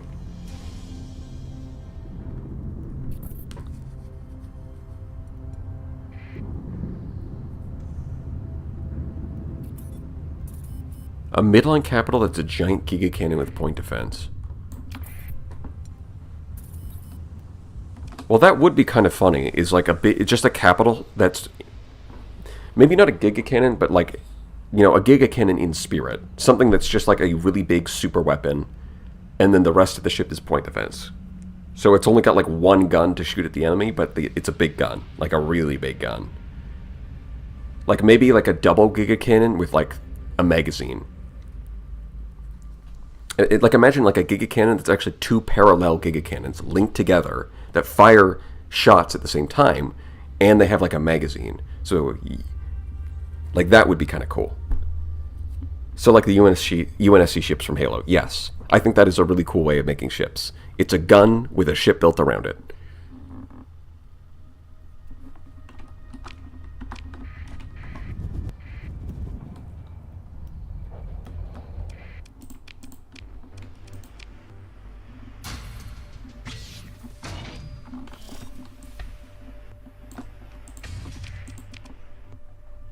Okay, and we deliver her ship.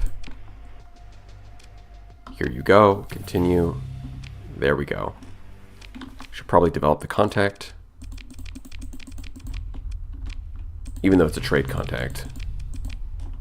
But whatever, it's fine. Then we go to Galatia, do that next step. We're getting close. We're close to our Yanis device. Has anyone kept the ship? There's not really a lot of reason to. It's the kind of thing that, by the time you get to that point of the quest line, adventure is probably not like that exciting. It almost feels like you're supposed to do the quest at like a low level with a tiny fleet, and in which case it might make sense to keep it.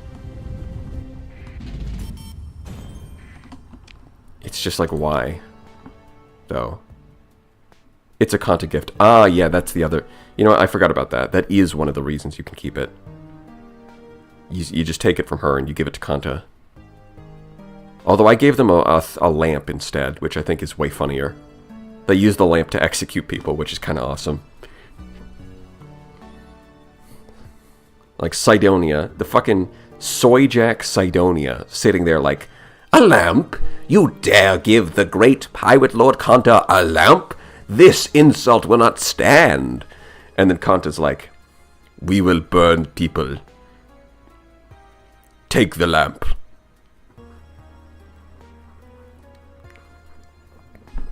Kind of an awesome moment, honestly.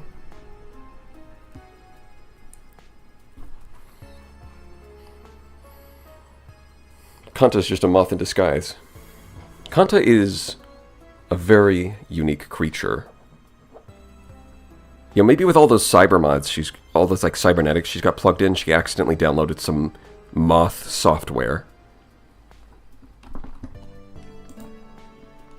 Yeah, and the volatile demand from the lamp is great because I am producing volatiles on my colony. So it just means more money as well. Yup.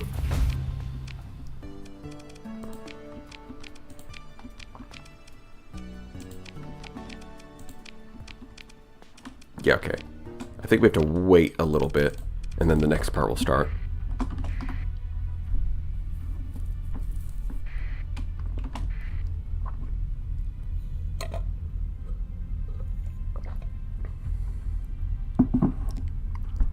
Cyber Psycho, the Moth. That sounds like some kind of character introduction for like a hero shooter. It's like introducing the new Overwatch character, the Moth. She's a cyber psycho. Accidentally downloaded too many Moth videos from the internet and became and ended up getting confused. It ended up sneaking into her software, and now she thinks she's a moth.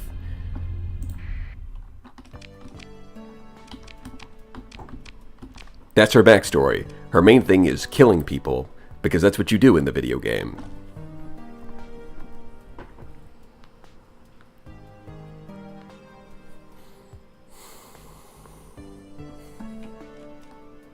You hunt down cyber psychos in Cyberpunk. That sounds like something you would do.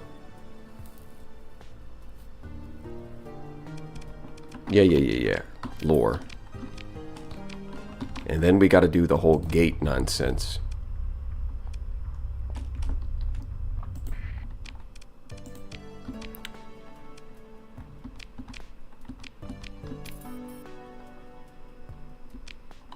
So, okay. The thing about that is, this is, in the past I've had the quest line get bugged out and just break at this point. I don't think it's going to be an issue in this patch. But like this one, I don't know why. This particular part of the quest would have some issues.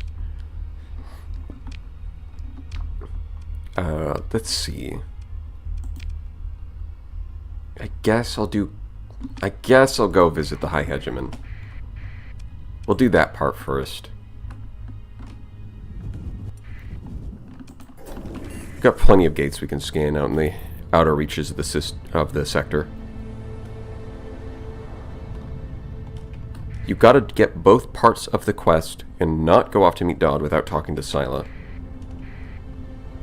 Alright. We'll try that. Are the defensive fleets new to this update? Well, fuck boy. Yes. The major factions now have a giant defensive fleet in their capital system, just in case you want to have a little fun.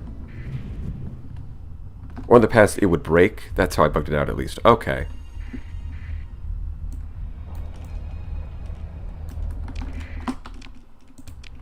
Yeah, apparently calling dodge short is like a reference to something. I forget what the reference is, though.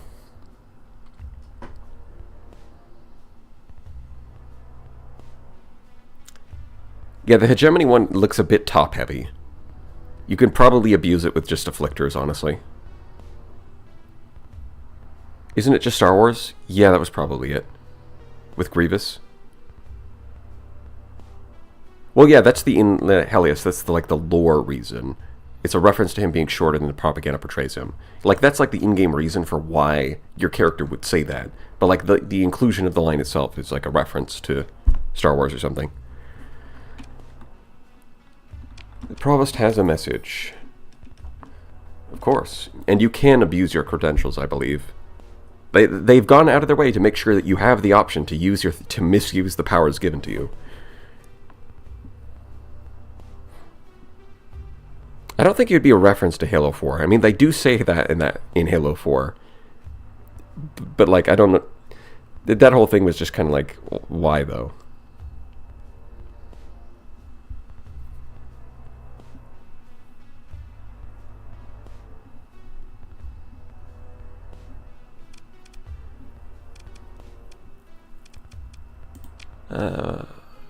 Yeah. Yeah, there we go. +2 reputation. That's going to be important later. Take notes, kids. That's real important. Alright, let's go talk to the High Hegemon. Is there a gate? Yeah, there is a gate in the system, but I bet ya there's some asshole over here making it impossible to scan the gate. Look at this. Yeah. Unbelievable. Oh, and it's you. Well, you're too slow. Sucks to be you. Bye-bye. Skila, pronounced. Is it pronounced Skila? I guess you could call it a Skila issue. That one was pretty good.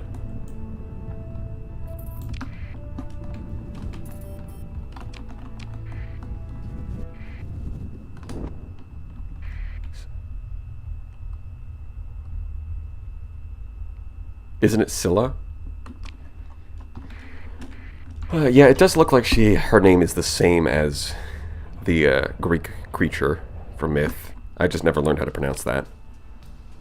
You see, Kazaron looks very nice from here. Would be a shame if I accidentally unloaded my Prometheus upon it. Yeah, that's the typical John Starsector. I don't really bother with that, not because I'm against war crimes, but just it's tedious, you know? I've got to bring a bunch of Prometheus, and then I got to buy a bunch of fuel, and then this whole sector is like, no, you got to stop doing war crimes. People are dying in here. It's like, oh. Seriously, the fun police in this game are unreal.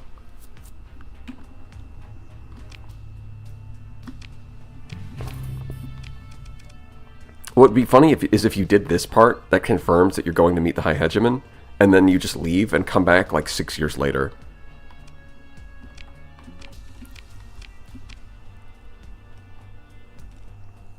Yeah, I thought you'd be taller. They angle the hollows like that. Say it's for image. Yeah.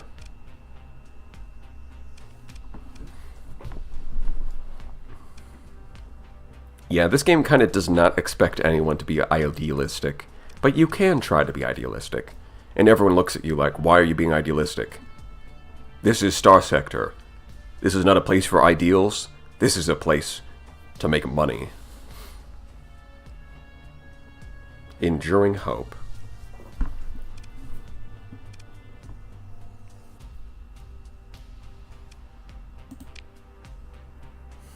I didn't expect an idealist.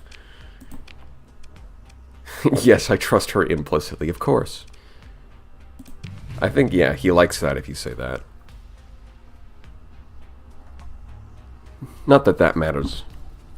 See, the 2 reputation, like 5 minutes ago, that's really important. The 1 reputation here, not important at all.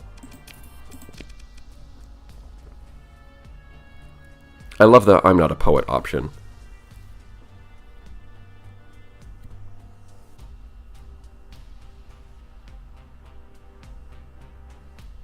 Would Starsector be considered post-apocalypse?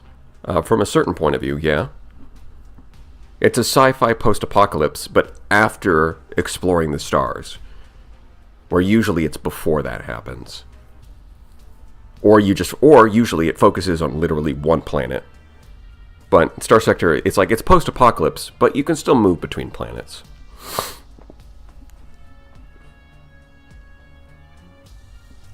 It's post. Yeah, that's kind of right. Like post-apocalyptic would probably be like the first, 50 years after the gates collapsed.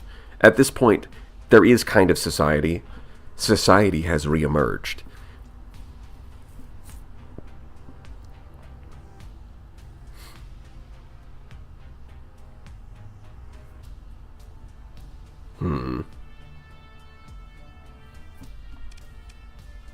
I'll pass on the crypto keys, sure. Yep. I'll do him a favor, because I don't... Like, none of these other options work.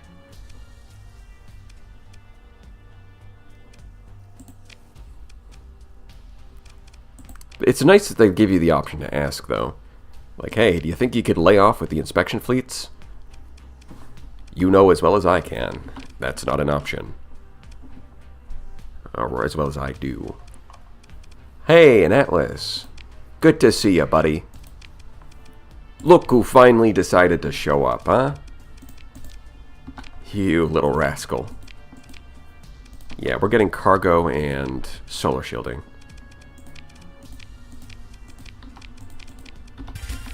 Then we go for efficiency and survey equipment. And with the rest, unstable injector. And that's the build.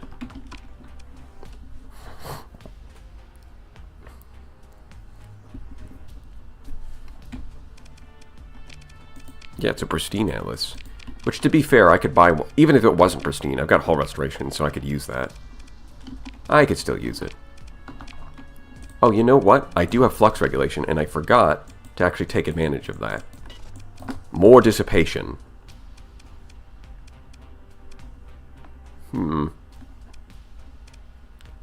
I could... Yeah, I think I'm going to drop the autoloaders here. Just get more flux. You, I have no idea. Like, I want to get more caps for you, because this doesn't feel like enough. You do have Elite Energy Weapon Mastery, so you'll probably be fine if I just do this. Yeah, that's probably fine. Nothing could possibly go wrong. I guess the other thing I could do is just S-Mod Hardened Shields. Yeah, I guess that's fine. Has the Tempest changed much?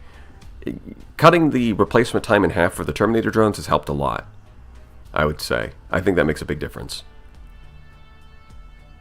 400 watching and less than 10k subs. This guy is crazy. Yeah, that's something I've noticed as well. Like, sometimes I'm subscribed to a few channels that are like 50,000 people, or 50,000 subscribers, and then they'll do a live stream and it'll be like 50 viewers.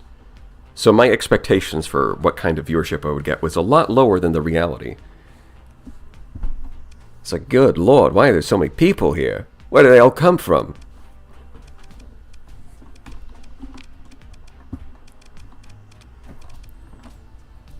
This isn't like the simulations. We're starved for quality Starsector content. Yeah, apparently. Like...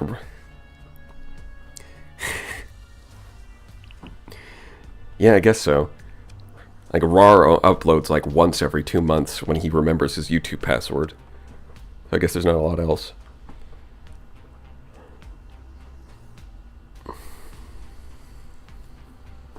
Yeah, I guess I'm in a niche, huh? You are literally the best at streaming and talking to chat. Well, that's quite the compliment. Thank you, Samson. But we demand it in 1080p. I'm serving you 720p. You're getting 720p, okay? I am not cooking up live streams in this household and letting you criticize it, all right? If you want 1080p, go to a restaurant. In this house, you get what you are served.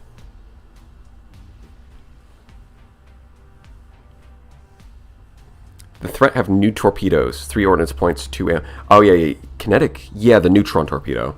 Those look pretty cool. Doesn't Ross stream? Occasionally. I don't think he does very often, though. I'm just here to fall asleep to your voice. That seems to be common. Yeah, exactly. That's right, 7. You'll eat the 720p, and you'll like it. 4K.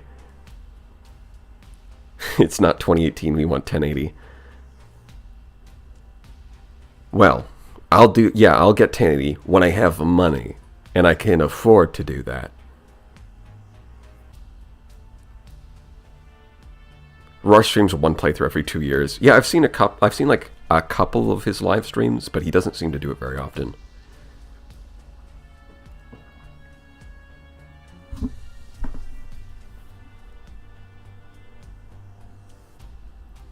Go back to the 80s with 144. Oh my goodness. 21.9. What is that ratio? Does that even exist?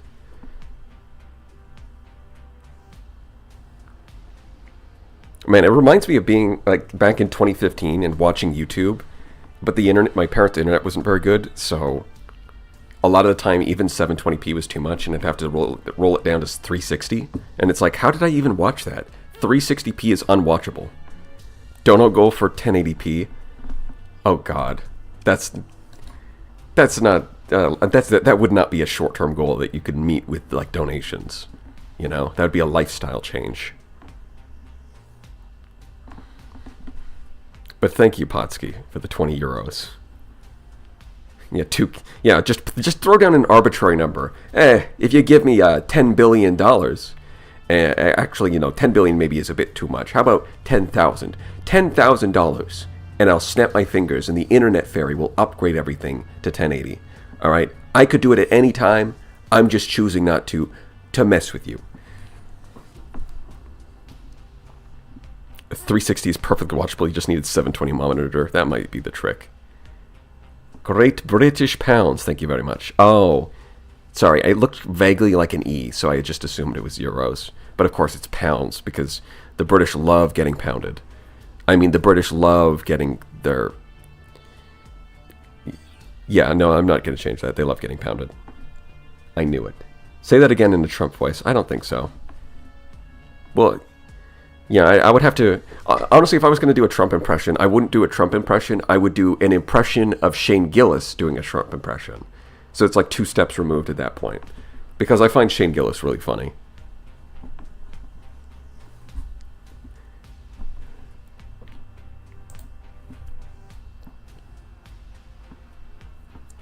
I'm watching 360p on a 4K TV just because I kind of have many streams at the same time. How do you even watch that? That's like some shit out of Back to the Future where they've got like 4 screens on at once.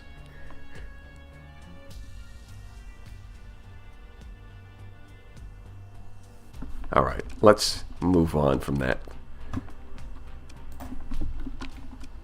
Yeah, I don't think that... Aside from the Astral, I don't think they have anything I want. Do they? Maybe there's an off... No, there isn't. Okay, so we've done that part of the quest line. Now we just need the gates. Let's go trying this one.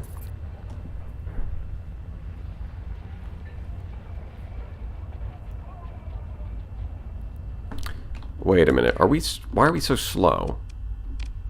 Oh, right, because we're not in hyperspace. That's why. How's Astral in the current patch? Well, I've heard it's good, but I'm going to find out. Who let this man cook in 720p? Or maybe I should try to sound a bit more Australian. Although I don't actually know how to say that now. Who let this man cook in 720p? Doesn't he know us educated gamers require 4K and 60 FPS? Why on earth would we settle for anything else? If you call yourself Big Brain Energy, shame, sir. For shame, sir. We do have our standards. There you go, cooler guy. That's my Australian... I spoke the Australian language for you. You're welcome. But thank you for the 133.7. Oh, I see. Is that leet? Is that what that is? I was wondering. That's not 420, and it's not 69. But 1337 is leet. Perfect.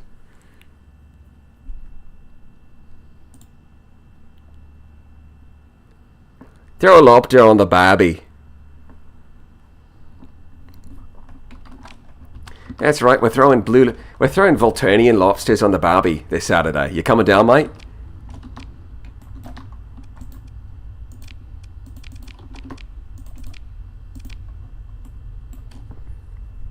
For how long will you stream? It's been more than 3.5 hours. At least... I want to do at least 4 hours. If not longer. That's kind of my goal.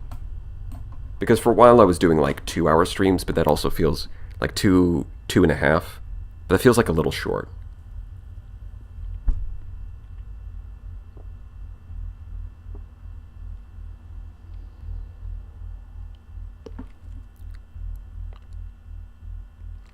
What have you done? Now every time I communicate with any dictat people, they're going to have an Australian accent. Wait, what if the Syndrian dictat... What if Syndria is populated with Australians? That would be hilarious.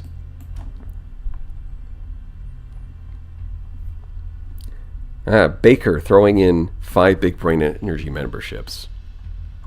I'm going to call you Baker from now on, with a B. Because we have to be very clear that what word we're saying here, you know?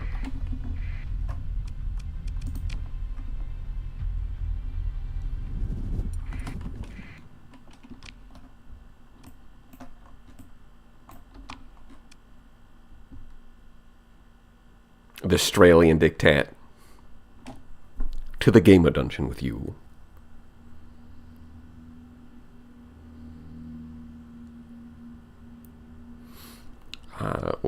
Just to make sure you're getting money from all over the world. I've only had someone to pay Korean won. Well, thank you for the $20. Got to round out that, yeah. We've got to make sure that the currency comes in from every possible direction. Of course, you know, wouldn't want to be... You know, got to make sure of draining the bank accounts of every country in the world, you know, equally. That way it's fair. All right, we wouldn't want too many donations coming in from any one region because that would tip the geopolitical balance of power, you know?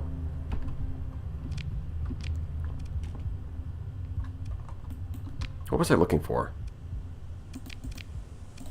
Gates, that's right. I got to look for gates.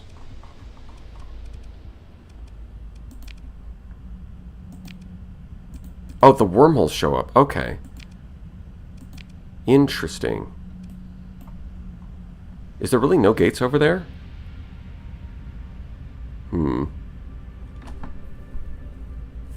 So I could go all the way out here for those, but it seems like a pain. I do want to scan these ones, though, so that I can get to the abyss faster. So I guess what I'm going to do is I'm going to... How much fuel I got? I got enough. Okay, I'm going to scan these ones in the core world, and I'm going to go to the bottom left and scan those next to the abyss. Is Philip an Australian-sounding name, though? I guess that's the question. The important questions that need to be answered.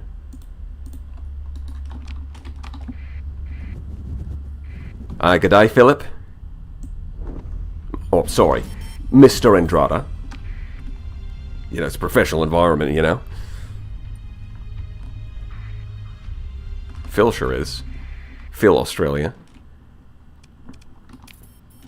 Okay, ambush fleet, avoiding contact.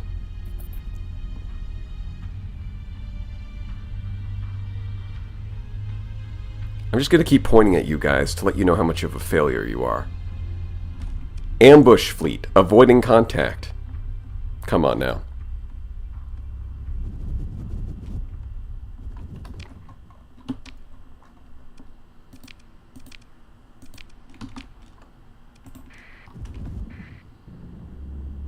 When I imagine an Australian, I'm thinking Joey Kangaroo. Well, that's the kind of thing that a non-Australian would say, right? It's too obvious.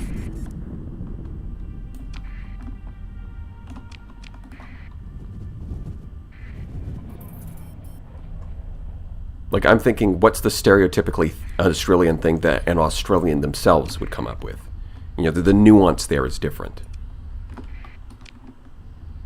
Pirates, in my sector, 17,000. Yeah, get out of here.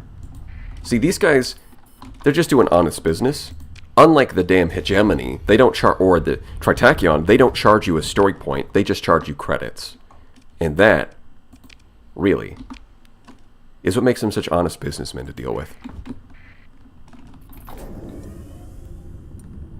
If they would do a shoey, then you have your answer. Yeah. Only in Australia.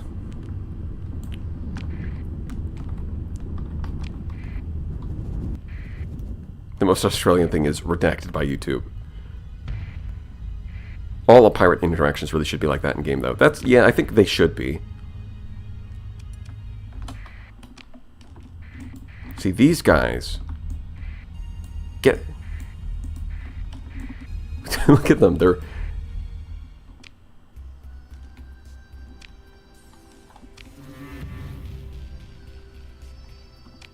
Yeah, that didn't work. The company won't forget this. I lost 2 reputation. I'm still commissioned. It's fine.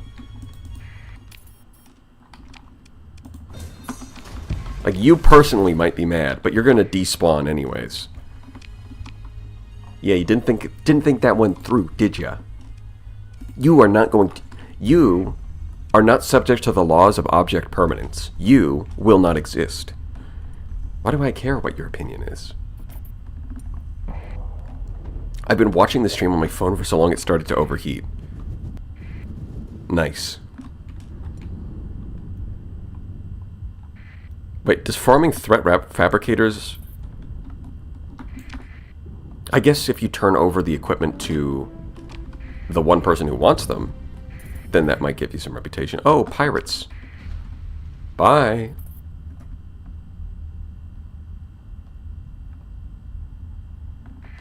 Oh, of course. Holy Vigil. Oh, look at that. Star Fortress finished. Oh, actually, look at that. They've got new art. This used to use the same art as the other stations, but now the Star Fortress looks different. Look at that. They got to get the camera angle real low because it's so tall.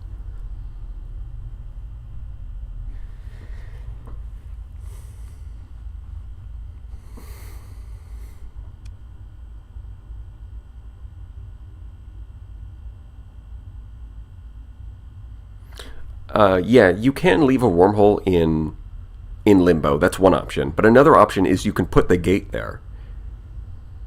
You can also put the gate there. That's another thing you can do. Both work.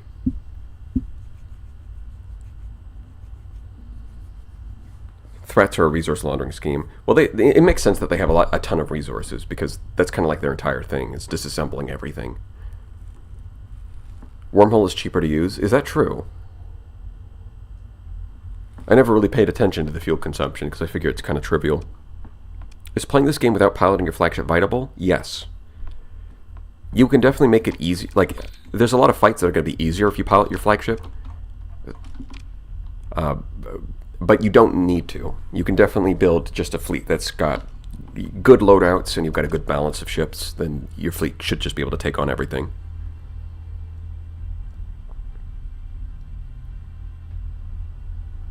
Oh, so wormholes use a set amount of fuel, while gates, it depends on the distance. That's interesting. Alright. Like, I knew that gates were like half the fuel of just flying there yourself, but I didn't know that wormholes had a fixed amount. Because in this case, it's like this isn't that far, so I'm guessing this isn't a low efficiency use of the wormhole. That being said, it is nice to just have a wormhole that leads to Galatia from my home planet. That is convenient. How many gates have I got? Wait. Oh, right. I should probably get that thing going at some point.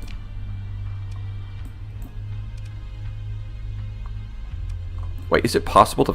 I know the gate hauler's out there somewhere, but now that I've removed it, I've removed the wormholes. I guess I just have to fly in that direction and I'll find it. I know for a good chunk of the first couple of streams, I was using the AI to fight for most of those battles.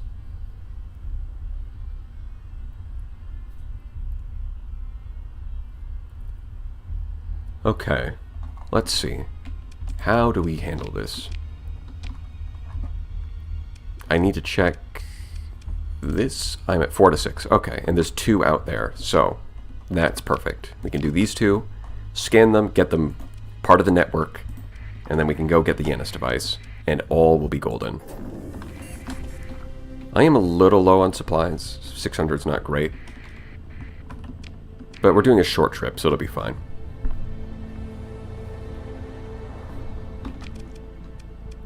Right, like it does. The gate hauler does show up here. Okay, yeah, it does actually show the location specifically.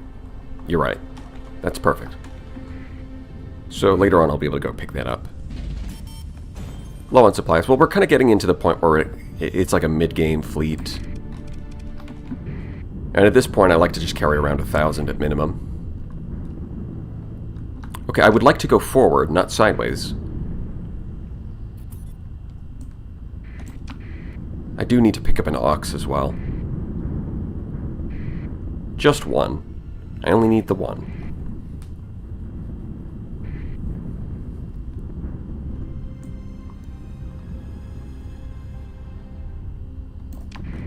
It's also about time I start S-modding solar shielding on everything.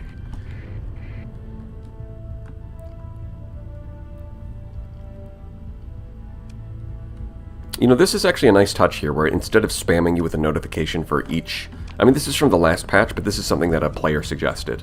And they're like, oh yeah, we can do that. And instead of spamming you with notifications for every individual ship, we could just have it say, like, 5 ships repaired. Okay, yeah, it does tell you that, but interesting that this system, there's a gate and 3 stable locations.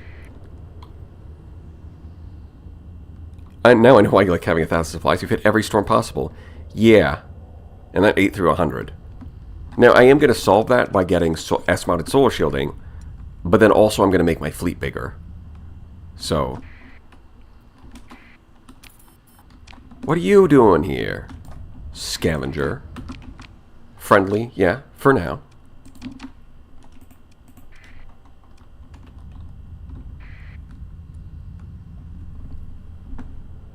What's the front going to look like? Best of the best again? Yeah, I like best of the best a lot. Support doctrine can be good, but I just like best of the best. I like S-mods. You know, sue me. I think they're cool. Does it mean it? Even if it was not the best option, I would probably still pick it. And is it the best option? Well, considering support doctrine is, you know, banned in the tournament that is being run, it's questionable.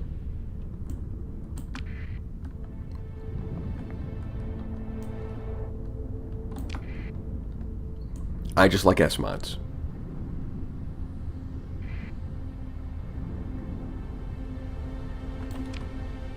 Oh, you know what? I should be using the slingshot off of that, actually. I can do it off the black hole, at least. Get me over here. Veer to left. Port, starboard? No. Left and right.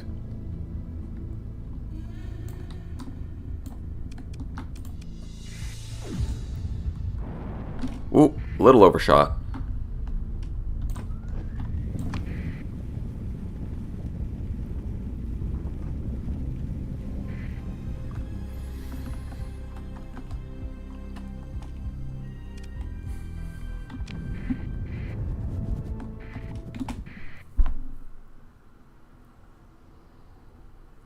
Huge dubs for the devs to making travel in this game genuinely fun. It's definitely improved a lot over the last couple patches. Like, for a while, it was just, like, the gates. And, like, you just gotta do the quest line to get the gates, so you can skip.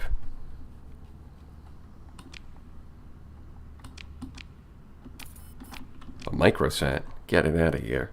So you gotta do this quest line as fast as possible, just so you can get gate travel. But then they introduced slipstreams, which at first sucked, but then the slipstreams got a lot better once you got reverse polarity.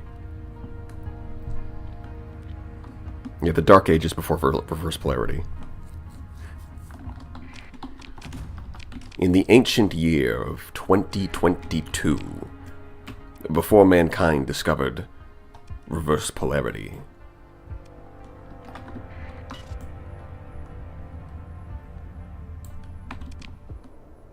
See, I think we're done here.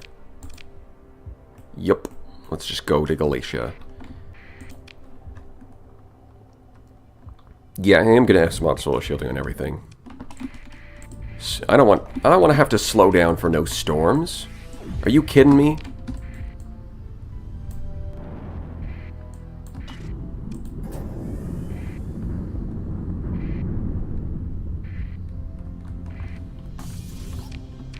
Oh, this is perfect. Let's go. We go in from this one, and we hop right into this one. Excellent.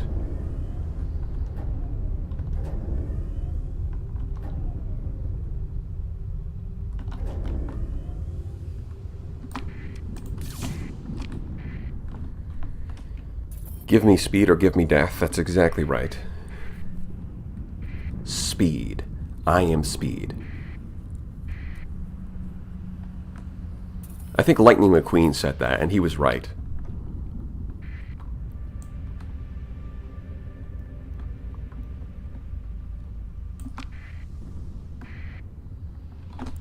I think the thing with Best of the Best is it's not really dominant as a capstone, it's just really fun.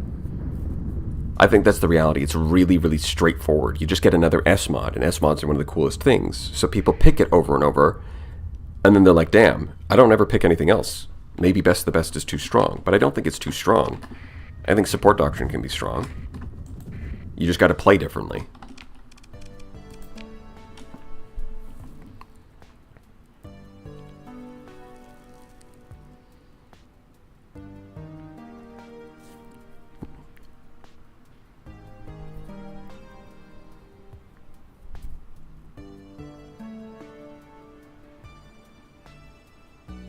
If you,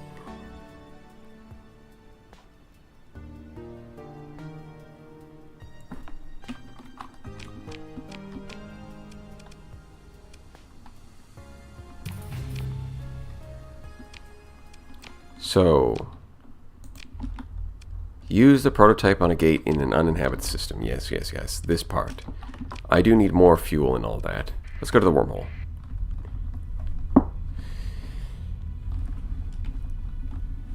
Gotta get fuel, gotta get supplies. I think I'm gonna S-mod.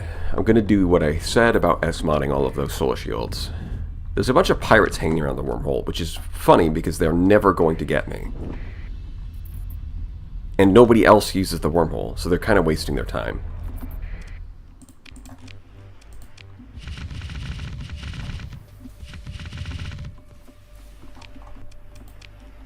Yeah, look at that. Not enough. Let's go have a clean 1,000. Fill up our fuel tanks. Nice. Solar shielding. Not on my flagship, unfortunately. You are a decent ship, but you're not going to be part of this fleet.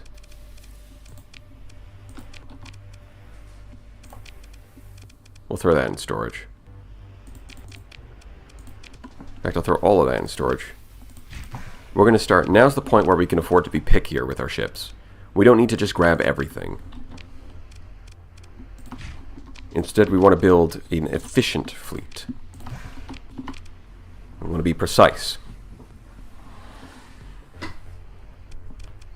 Combat ships, so we'll probably get a Harbinger at some point. Harbinger would take us up to 130. Astral's 180. Paragon is 240. So I think that's it. We go Harbinger, Astral, Paragon. Phase qual tuning goes up to 40, and then in that case we only have 30 points. So it's a bit of a waste, but other than that, it's fine. We might even skip phase qual tuning. It's not like you need it. Any of the Dweller hull mods or weapons worth it to run? I have not really tested them out enough to say how good they are compared to everything else. Like they're definitely usable. Are they the best options available? Well, the difference is compared to Omega weapons, which are deliberately overpowered because they're in limited supply. a lot of like the dweller weapons, you can farm them, and so they're meant to be balanced with regular weapons because they're not limited. Yeah, I think that's what we're going for. Because Paragon plus Astral is 130. No, 110. And if I get a Harbinger, this will take me up to 130. So yeah. So I really only need 3 more ships. They're just hard to get. 3 particular ships that are hard to get.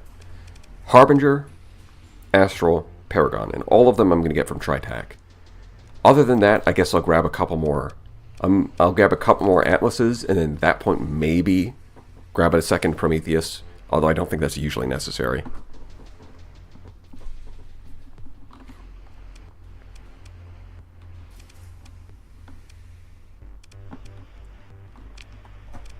Yeah, look. Got all the old ships there. And at this point, we might spec out of this.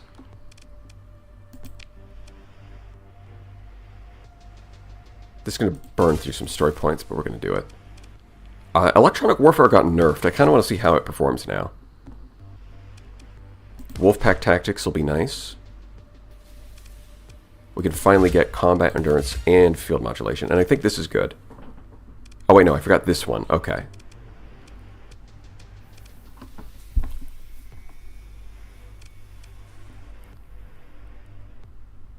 Yeah, okay, we're going to run that. Let's see. 2, 3, 4, 5, 6, 7, 8, 9. Oh, that's kind of awkward. Yeah, it looks like I'm going to have 9. I'm going to need 9 officers, which is a really awkward spot.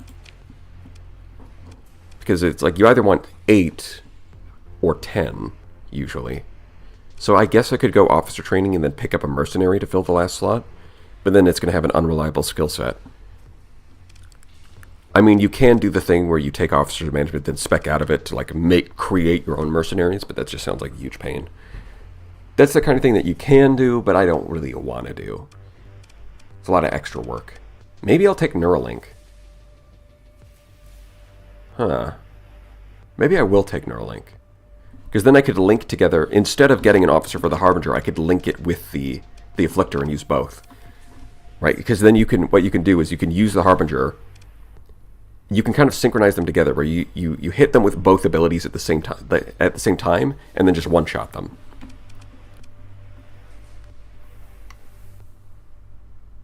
That could be interesting. I might end up switching out of Electronic Warfare into this, and that would solve the whole problem.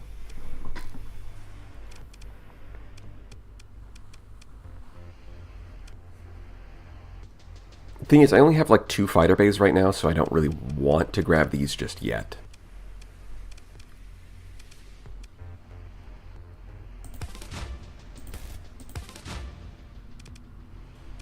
Yeah, I guess I'll just grab officer training for now.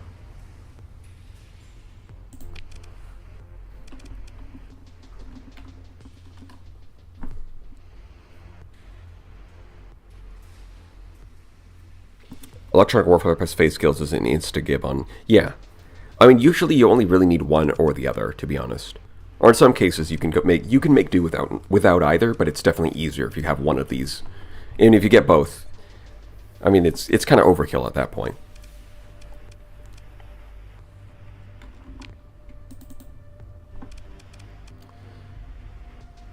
So these are going down. Oh, right, I dropped hull restoration, that's why.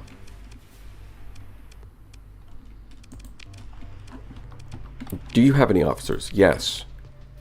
Combat endurance steady. Perfect.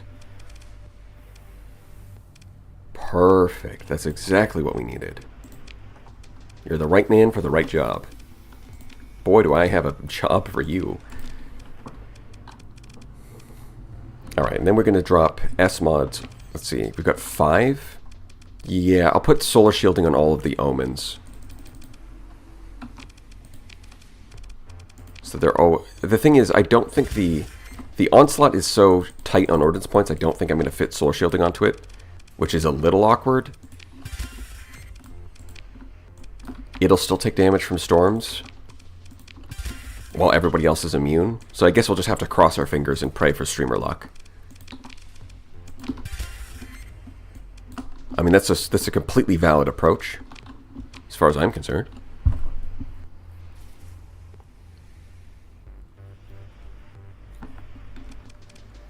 Hello, just joined the stream. Has anyone ever asked pirates to illegally print out another Onslaught Mark 1? That's a bug.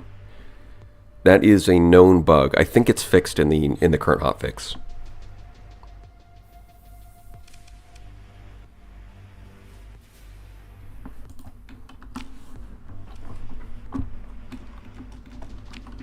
Okay, so these guys are not going to worry about storms. Yeah, I've already got these guys covered. So it's this, and this can take damage from storms, and then these guys are immune. Alright, fair enough. If these overcrew... Whoa. A lot over capacity, okay.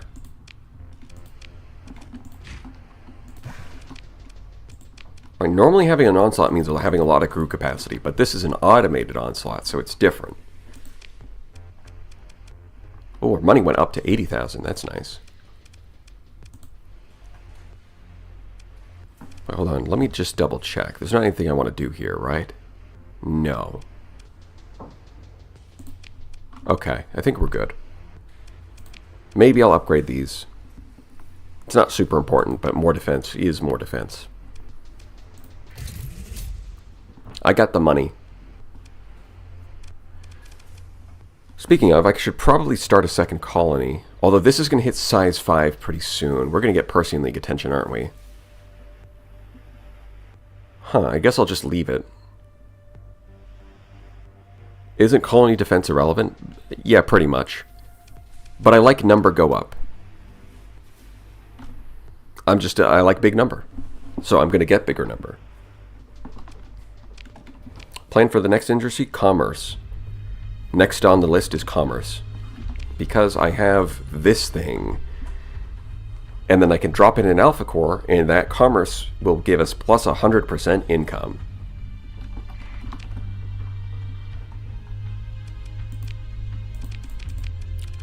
And then for the 4th slot, probably light industry. Ideally, I'd like to find a biofactory before doing that. Should I go out here? Yeah, I guess I'll go out here. Go to Crony. Let's see. There's going to be a bunch of other stuff around there, isn't there? Where is it?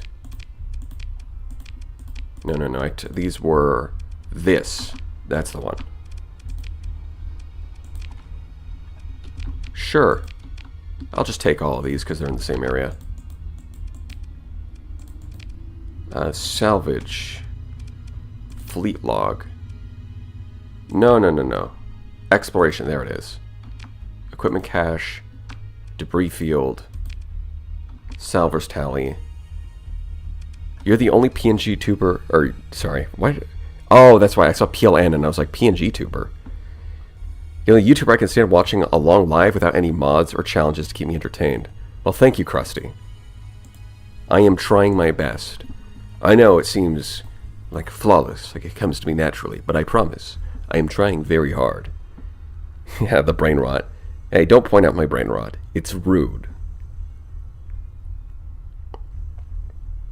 What are you running for your old slot? Just the base... pretty much just the base weapons. I changed the pylons out for breach missiles. But other than that, I think arbalests are actually a solid choice with their 0.75 efficiency. And then you throw devastators for a bit of high explosive and some point defense. It's honestly not bad. You're my favorite YouTuber I discovered just today. So, like, favorite out of all the ones you discovered today, or just, like, in general? Enjoy your commentary on the Brawl King tournament. Didn't expect to get through both vids. Yeah, the Brawl King tournament's a lot of fun. I definitely have fun doing those. And the third one should come out next week. Swallowed out the Arbalest for heavy mortars. But, like... just break shields to pure volume of fire? Huh. What mods if you scroll... Are we talking about hull mods? You mean this? There's turret gyros in there. Oh, you know what? Hold on. That's another thing I forgot to do. Move over to vents. There we go.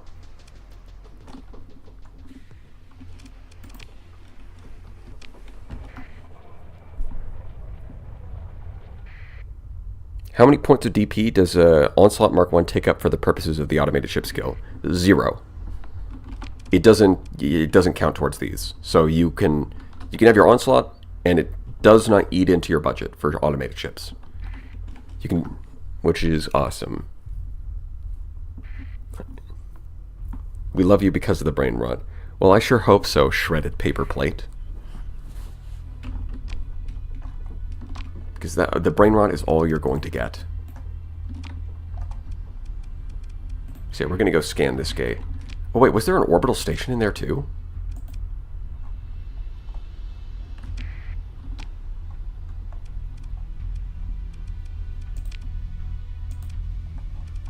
Yeah, apparently... No, there's a mining station. Well, well, well. I'll have to go grab that. Eventually. I think it was... Yeah, this is the gate I was going to do. And off we go.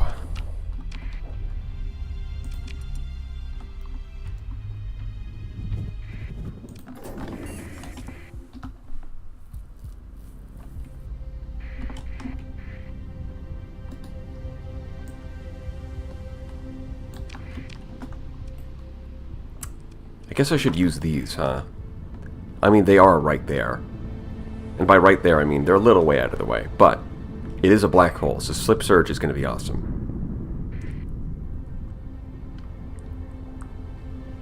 It'd be even... You know, if I could set it up on the center of a trinary system, that should be like... It should shoot you too far. That's what it should do, because that would be really funny. It's like trinary system.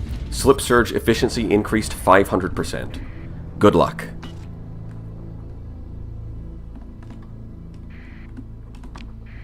And just shoots you entirely out of the sector. That'd be great. I'd love that. So what I'm told... Okay, hold on. Let's see if we can do this. Let's see if we can pull this off. What's in this system? And oh, that target is analyzed derelict ship. Are you sure? No, that target is the equipment cache. But when I click here, it gives me the Luddic ship one. Interesting. I think that's a bug. I think it's supposed to show up separately. Alright. Well, here's what we do. What I'm told is if you do this, you wait for this to charge up, and before it ends, you scan, use it, and now we should get out before the explosion. Okay, it does work. That's kind of awesome.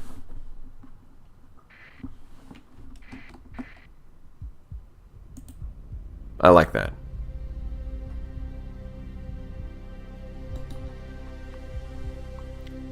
Is chat? Okay, hold on. Hello, YouTube? YouTube, what are you doing?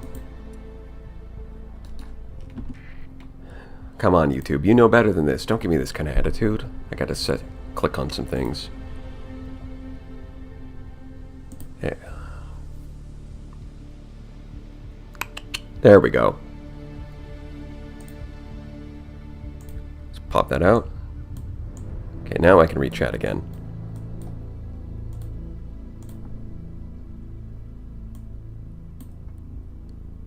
Yeah, sometimes chat just freezes. And then it's like I look over. It's suspiciously not moving.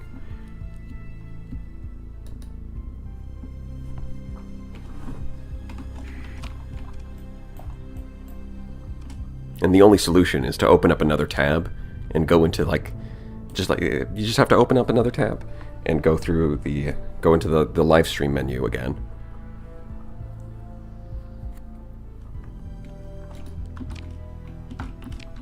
Yeah, we pulled a little bit of a little prank, a little John Starsector moment there. Let's go get the other stuff though. You've scanned this gate. Oh yeah, I did more than scan it. I pranked it. Now I just need... okay, nothing on this side. It's going to be up here, possibly, maybe. Either that or... No, that's pointing at the nav buoy. It's got to be up here. Could also be this one kind of hiding behind the sun.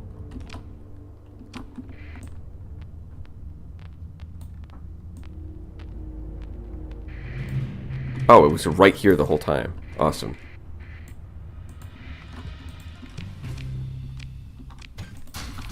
Ooh, I'm salvaging them. How do you guys feel? I'm finding so many level 5 officers, but never a level 7. Unfortunate. I might have to do some distress beacons, because I'm not getting any luck with the level 7s.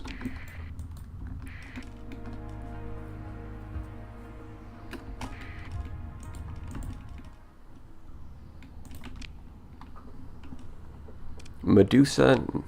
Nah. Mule. Okay. So there should be another thing, which is the equipment cache. Nebula some distance away. Okay.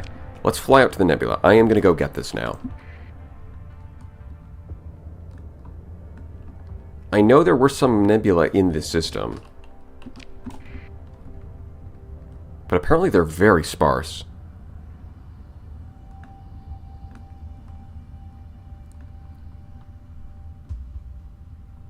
Scavs should interfere with salvaging. I think they do sometimes, but they probably just don't think they can take me in a fight, so they're leaving me alone.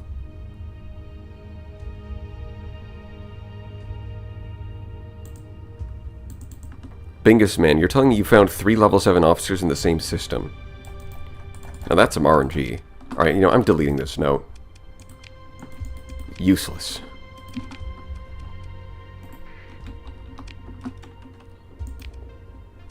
You know, I'm going to ignore this one because that's annoying. Let's just go here. Unable to find course. Well, is it because... You're telling... You know, it can find a course. It's just lying. Gotcha.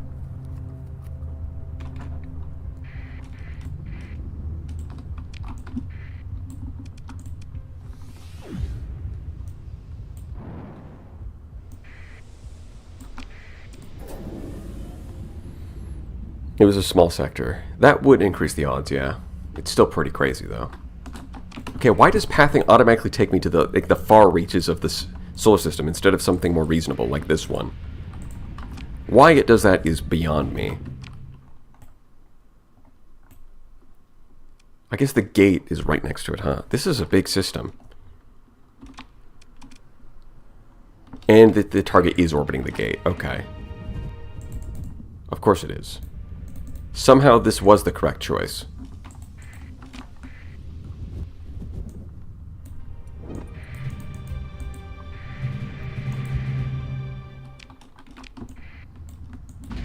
Oh, an atlas. No, that's not the atlas. Atlas. I think I only have one. Yeah, I'm not going to spend it on this. I'll just take the cargo.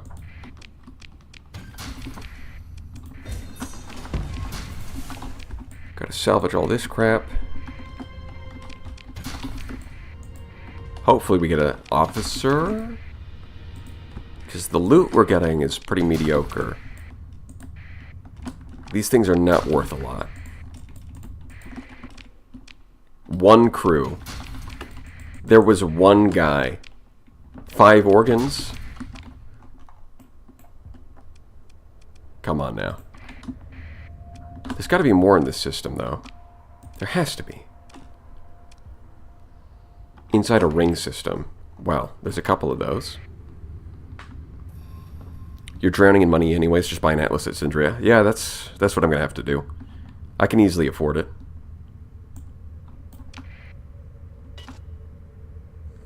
Yeah, John, that one crew was John Starsector. He's just laying low. He's pretending to be a level 0 guy, but he's actually level 15. Gemini? Sure, I'll take the supplies. Alright, let's explore a little bit. Okay, but what about Shane Starsector? True, she is out there somewhere. We haven't found her yet. 4-hour mark hit 10 minutes ago. I wonder if that's the record length. I think I've... No. There is one 8-hour stream.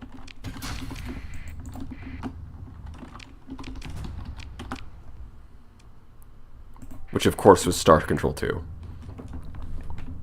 She's not even Starsector. Longest Starsector stream. Wasn't it last week that I did 6 hours? Yeah, I would have to go beyond 6 hours. It's definitely up there, though. Yeah, the first stream after the new patch dropped was 6.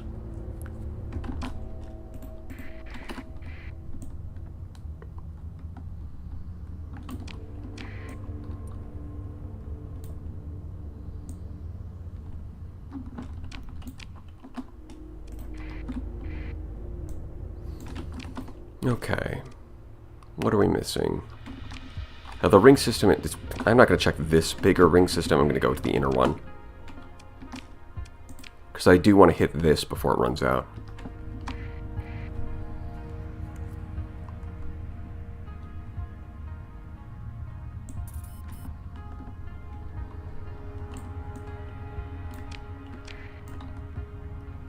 Ooh, ruins. Not the biggest ruins, but they're ruins. Blueprints that we already have. My favorite.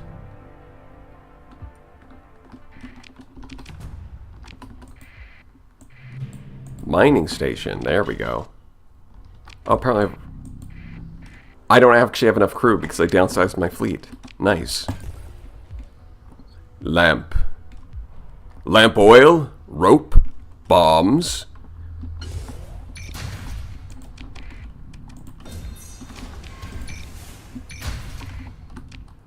Thank you, Morshu. We can bribe Kanta twice. That's true.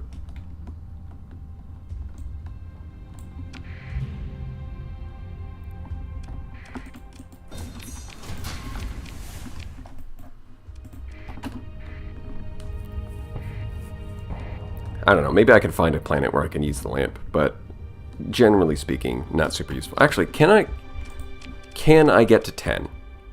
That's the question. Trace volatiles, I'm going to say no. I would have to get a good gas giant, and speaking of gas giants, let's look at the planets. Let's look at the gas giants. Let's look at the volatiles. We got not bad. As far as gas giants go, not bad. +2, only 200% hazard rating, and it's got some ruins. Now, ideally, you'd only have 150% hazard rating, because you can get gas giants where the only hazard is high gravity, and those are pretty nice, especially if you get +2 volatiles. But this is close. This is close. Where are we, though? Where the hell is this? Show me. This one. Stable location, it's close to the gate, but not in the same system.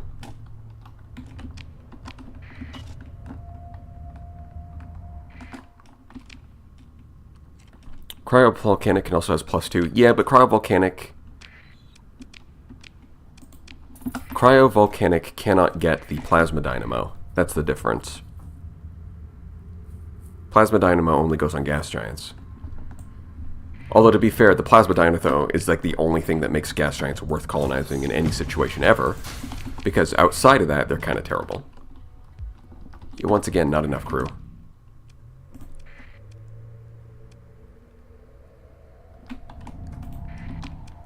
So there's a debris field somewhere. I don't think it's that important. We'll just head over here.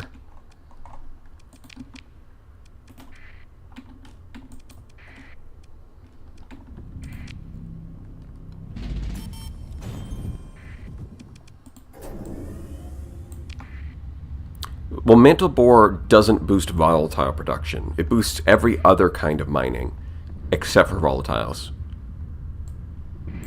Which means that if you can find organics on a toxic world, you can even boost organic production, but that's really rare.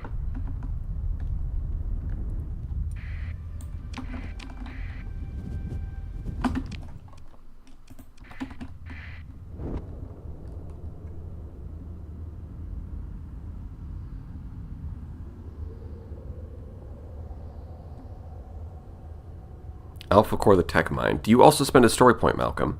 Or the 2 story points to improve the tech mining?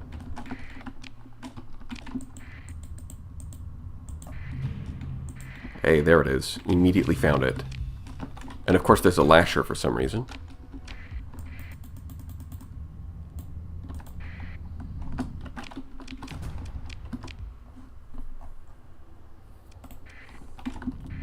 What mods would you recommend that aren't picked as often?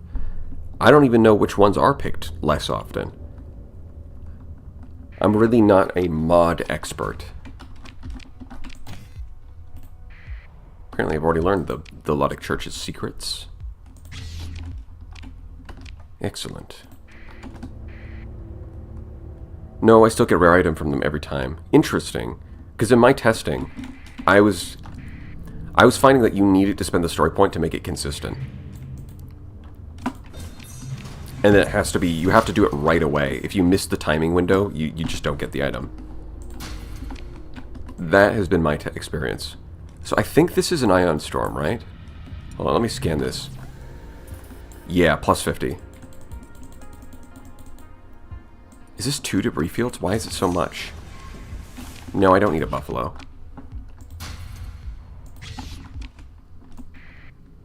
No, it's just 1 debris field. It's just a massive one. Okay, there's also... Yeah, the next system over, there's a mining station, so we are going to get that.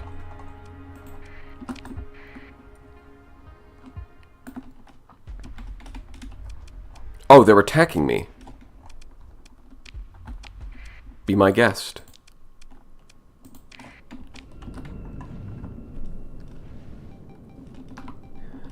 I've got all the skills I need to kick your ass.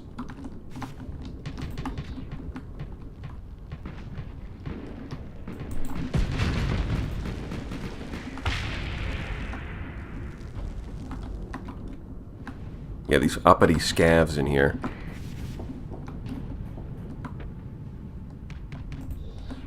Really, they're just a bunch of thugs. They make their own salvage. And who pays the price? The average spacer, of course. People like you and me. Them scavengers act like they're fighting the big man, but in the end, it's their boots who are on our throat. Massive hypocrites. I'm just making that up. That would be kind of funny. I mean, there's definitely some potential for story there. Because a lot of these interactions, they're just kind of like here. It would be nice if there was like more dialogue, but that's the kind of thing that's, you know. The update has to come out at some point. Can't have everything. What do you think about the new Tempest with the changes to the system? I think it's good. Bruh, come on. Come on, block the salamander. Why? Why are you like this?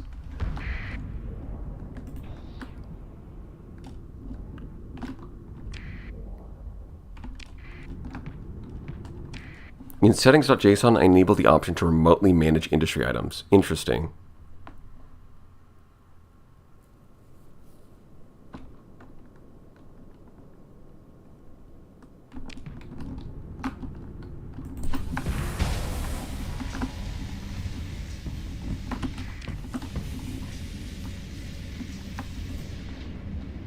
Come on, let's get him. Come on. There we go. Oh, you almost died. They love putting Zyphos on these things, huh? That's interesting.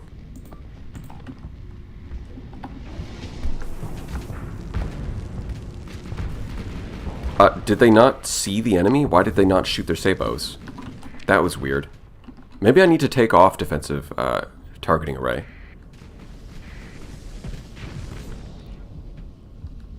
Okay, you can retreat. You're good.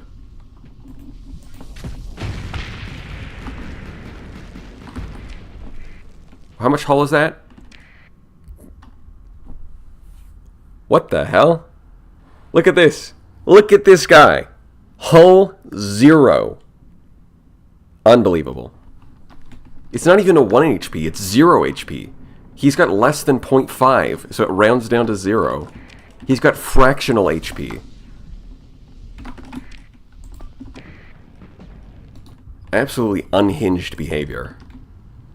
Oh, it's only a flesh wound, innit? I mean, he doesn't say "in it" in the movie, but, you know. I think it would be funnier if he did. 'Tis but a flesh wound. I was gonna do that. Yeah, there's nothing left. We can claim victory.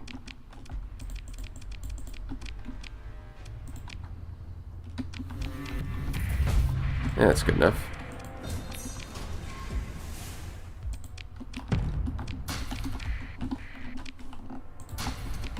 Okay, let's go look at what this thing is. There's a bunch of stuff next to the sun. Supplies. Okay, no blueprints. Sad. Another level 5 officer. Interesting. Very interesting. Can you show me your resume? Ooh, it looks like you got ballistic mastery. I don't think I need either of you.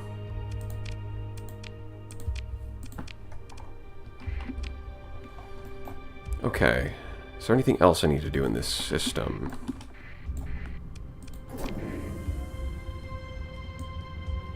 Yeah, a video on the Anubis. I definitely need to experiment more with before I try to make a video.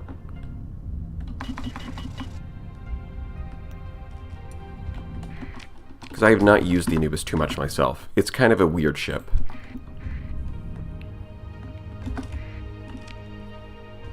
Above the gas giant. The north one. What time is it for you? It is 4:23 p.m.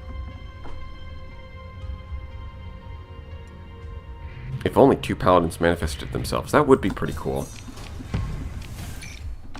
That would be pretty cool if I salvaged a debris field and they just popped out. It's like, ooh, paladins. So you're saying right here. Alright, I'm going to go there. I don't know why you're saying to go there, but we'll go there. There's a Hyperion here. Salvage. 6:30 a.m. Australia.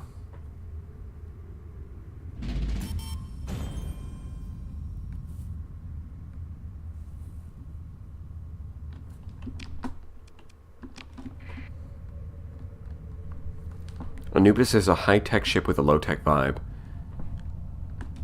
I guess in the sense of its flux. Yeah. It's kind of closer to low-tech flux because of the penalty. Huh. There was an equipment cache. And there's an omen. I'm not taking it. I've already got enough. But, interesting. Bro, what? How did you know? It's some random... I didn't even know why I was going over here. You're just like, go above the other gas giant. Okay, there's a blueprint for a Paragon. Alright. I mean, I don't have heavy industry yet. I guess I'll have to do that. I will have to go do that soon enough.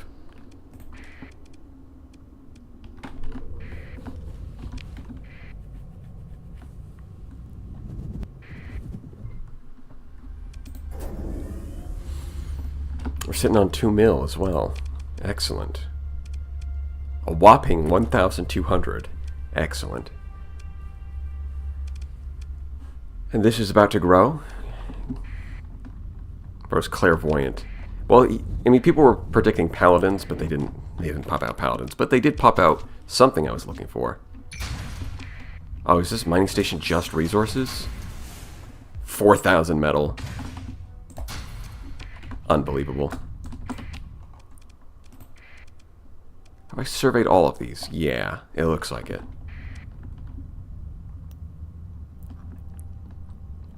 Watch this Vanguard give me a level 7 officer.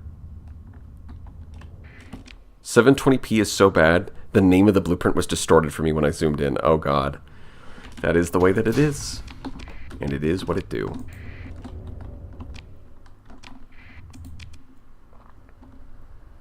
Pretty soon. Alright, let's go get the next step towards the Yanis device.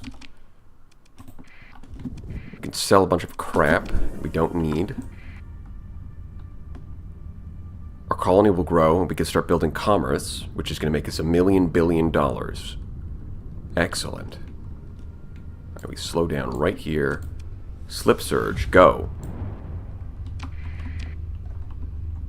Not bad. I wish there was another giant here, but, you know. Can't have it good all the time.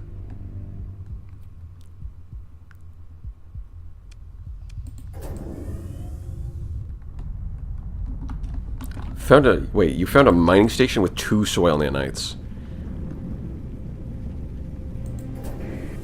I didn't even know you could get 2 of the same item from a station.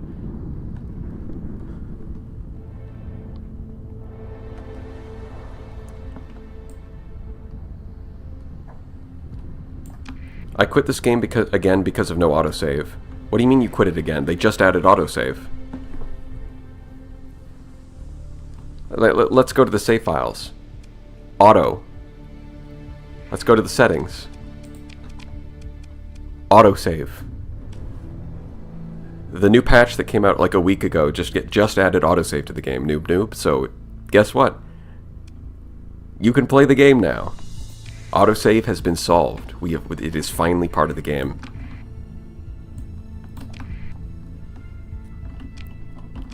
I mean, that's like perfect timing if I've ever heard it.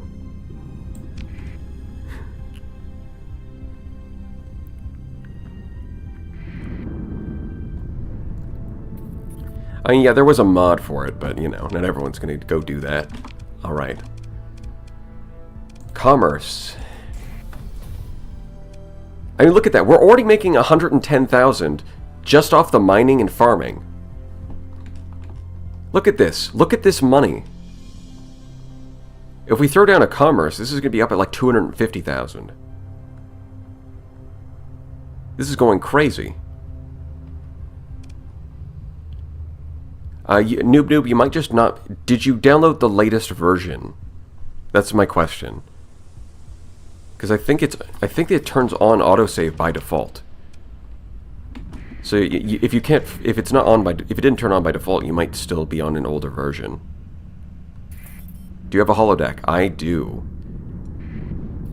We're gonna make bank.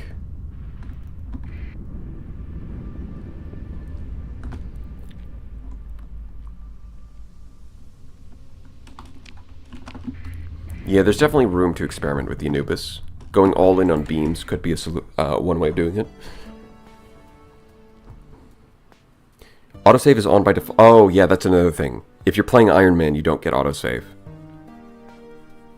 Although that seems a bit odd. That might be something that... that might be something they could add. We'll see. I mean, the problem, of course, is if you're playing Iron Man and you have autosaves as a backup, then it's like it gives you a way of skipping the whole point of Iron Man. That's why. Me, upgrades PC. Also me, time to make the game run like crap with mods. Well, that's the Starsector experience, isn't it? Some dude.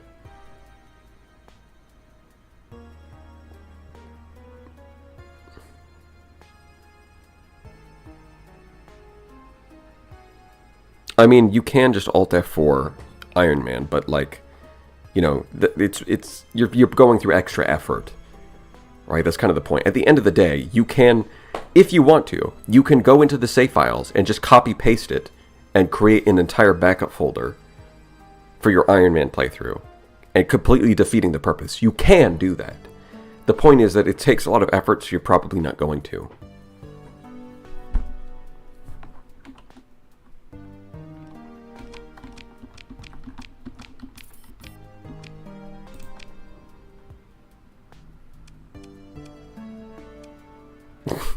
I love saying I know because it's really awkward.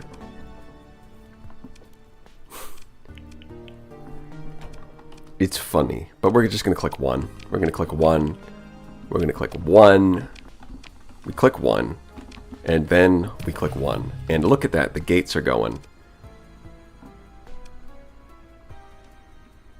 And then we go meet Warlord Kanta, and we get ourselves to the next step. Okay. Right, I think I got this. We can delete that now. Okay, so I'm not exactly going to do this right now. What I want to do is sell a bunch of crap. I want to get an atlas. I want to start up a new colony.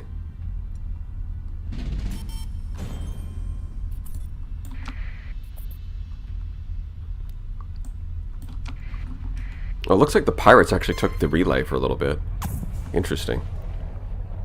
How's the Anubis treating you? Well, it hasn't had much of a chance to shine so far. So I wouldn't really say. Like, it's here, you know. Haven't really had the chance to outfit it and test with different loadouts. Just kind of, it's showing up.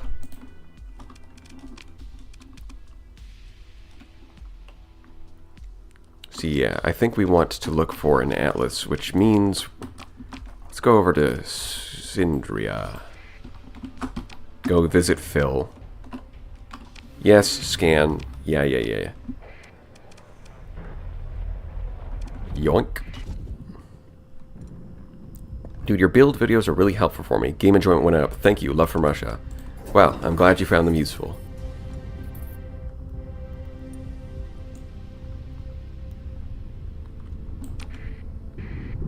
Yeah, I need to make more of those. Although it's one of those things where I want to make something that's a bit more complete as a guide, but also that would take a lot of time and effort. And what's a lot easier is just making a fleet and then talking about why it is the way it is, which is not as complete, but it's still useful. Your tier lists are great because they really explain why something is good. Yeah, tier lists are kind of a nice compromise where they're not too difficult to make, but at the same time they give you like a complete overview of all the options.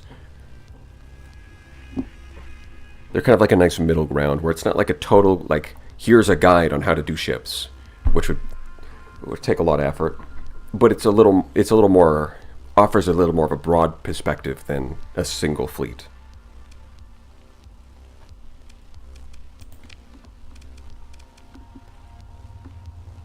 Right, Atlas. Let's not forget why we're here. Unfortunately, only one. I guess I'll do cargo holds, and I'll just grab that normally. You know what? I might need to put. This goes up to 8. This goes up to 7. I think I need to go with the dry field, now that I'm not in bulk transport. I kind of forgot about that. So I gotta drop this and go into dry field.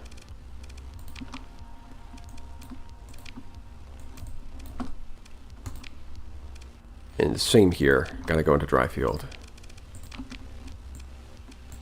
Oh, I can still get heavy armor. Nice. Not that it actually needs that, but it is nice. Nothing I really want here. Okay.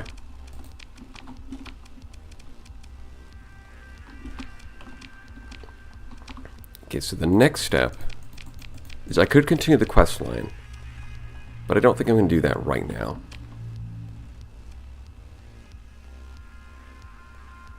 I think I want to set up another colony.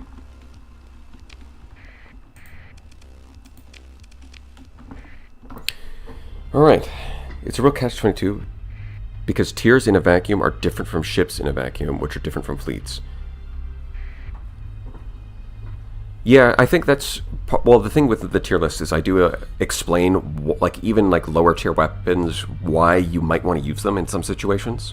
Well, because I explain... Not just like, this one is good, this one is bad, but like, here's the reasons why, here's situations where you would use them anyways, that sort of thing. And I think that kind of solves the catch-22 there. Paragon time. Oh well, we do need to get some heavy industry, but we can build our own. So that's going to be awesome. Speaking of lower tier weapons, where would you move the Paladin to? I think I put it in C tier before. It's probably got to be. Like, I think it still has some issues with just the fact that you're compromising your DPS. But the fact that it's so flux efficient means that I think it's a little more worth it. It's probably still lower than the other large energy weapons, but I think you could put it in B tier. Like, most large energies are in... Like, I would put the beam options in S tier. Like, the high intensity laser and tachyon would be like S tier. Then A tier for auto pulse plasma, and then B tier for the Paladin. I would love to find a Paragon build that can really use it, because in theory, the fact that it protects all of its allied ships, you could go like double plasma, double Paladin, and in theory that could be really good if the protection that the Paladins offer is being utilized to its full extent by the rest of your fleet. I just haven't found the right fleet for that. Especially with like threats and being the way that they are. Honestly, that just might be it, is you use it against threat. That might be the right answer, because plasmas go right through fighters and all the random bullshit that they throw at you, and then the Paladins can shoot things down to protect your teammates. So it might be that plasma Paladin is just specifically good against threat. We'll see.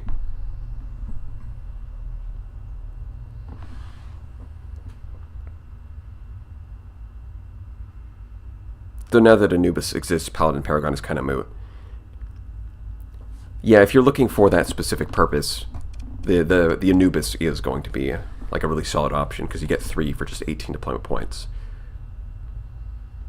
So it does beg the question, why bother? I mean, you do have to invest in having an Anubis in your fleet, and if you don't want that, but you still want Paladins, I guess. We'll see.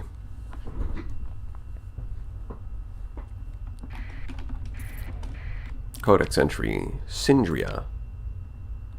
Beautiful. Look how claustrophobic this place is. You're walking down the street and you look up, and it's just like vertical walls of skyscrapers all around you, bathed in the pink light of Syndrian hollow propagandas. Now that's a planet.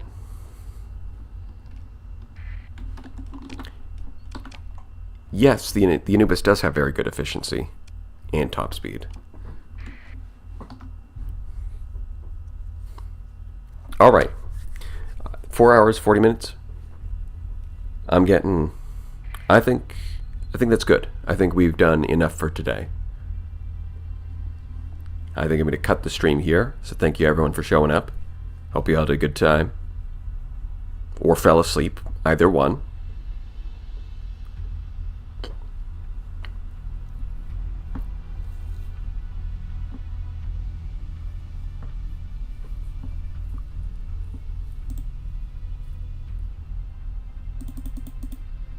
Thank you for Lobter. Well, you can have some more.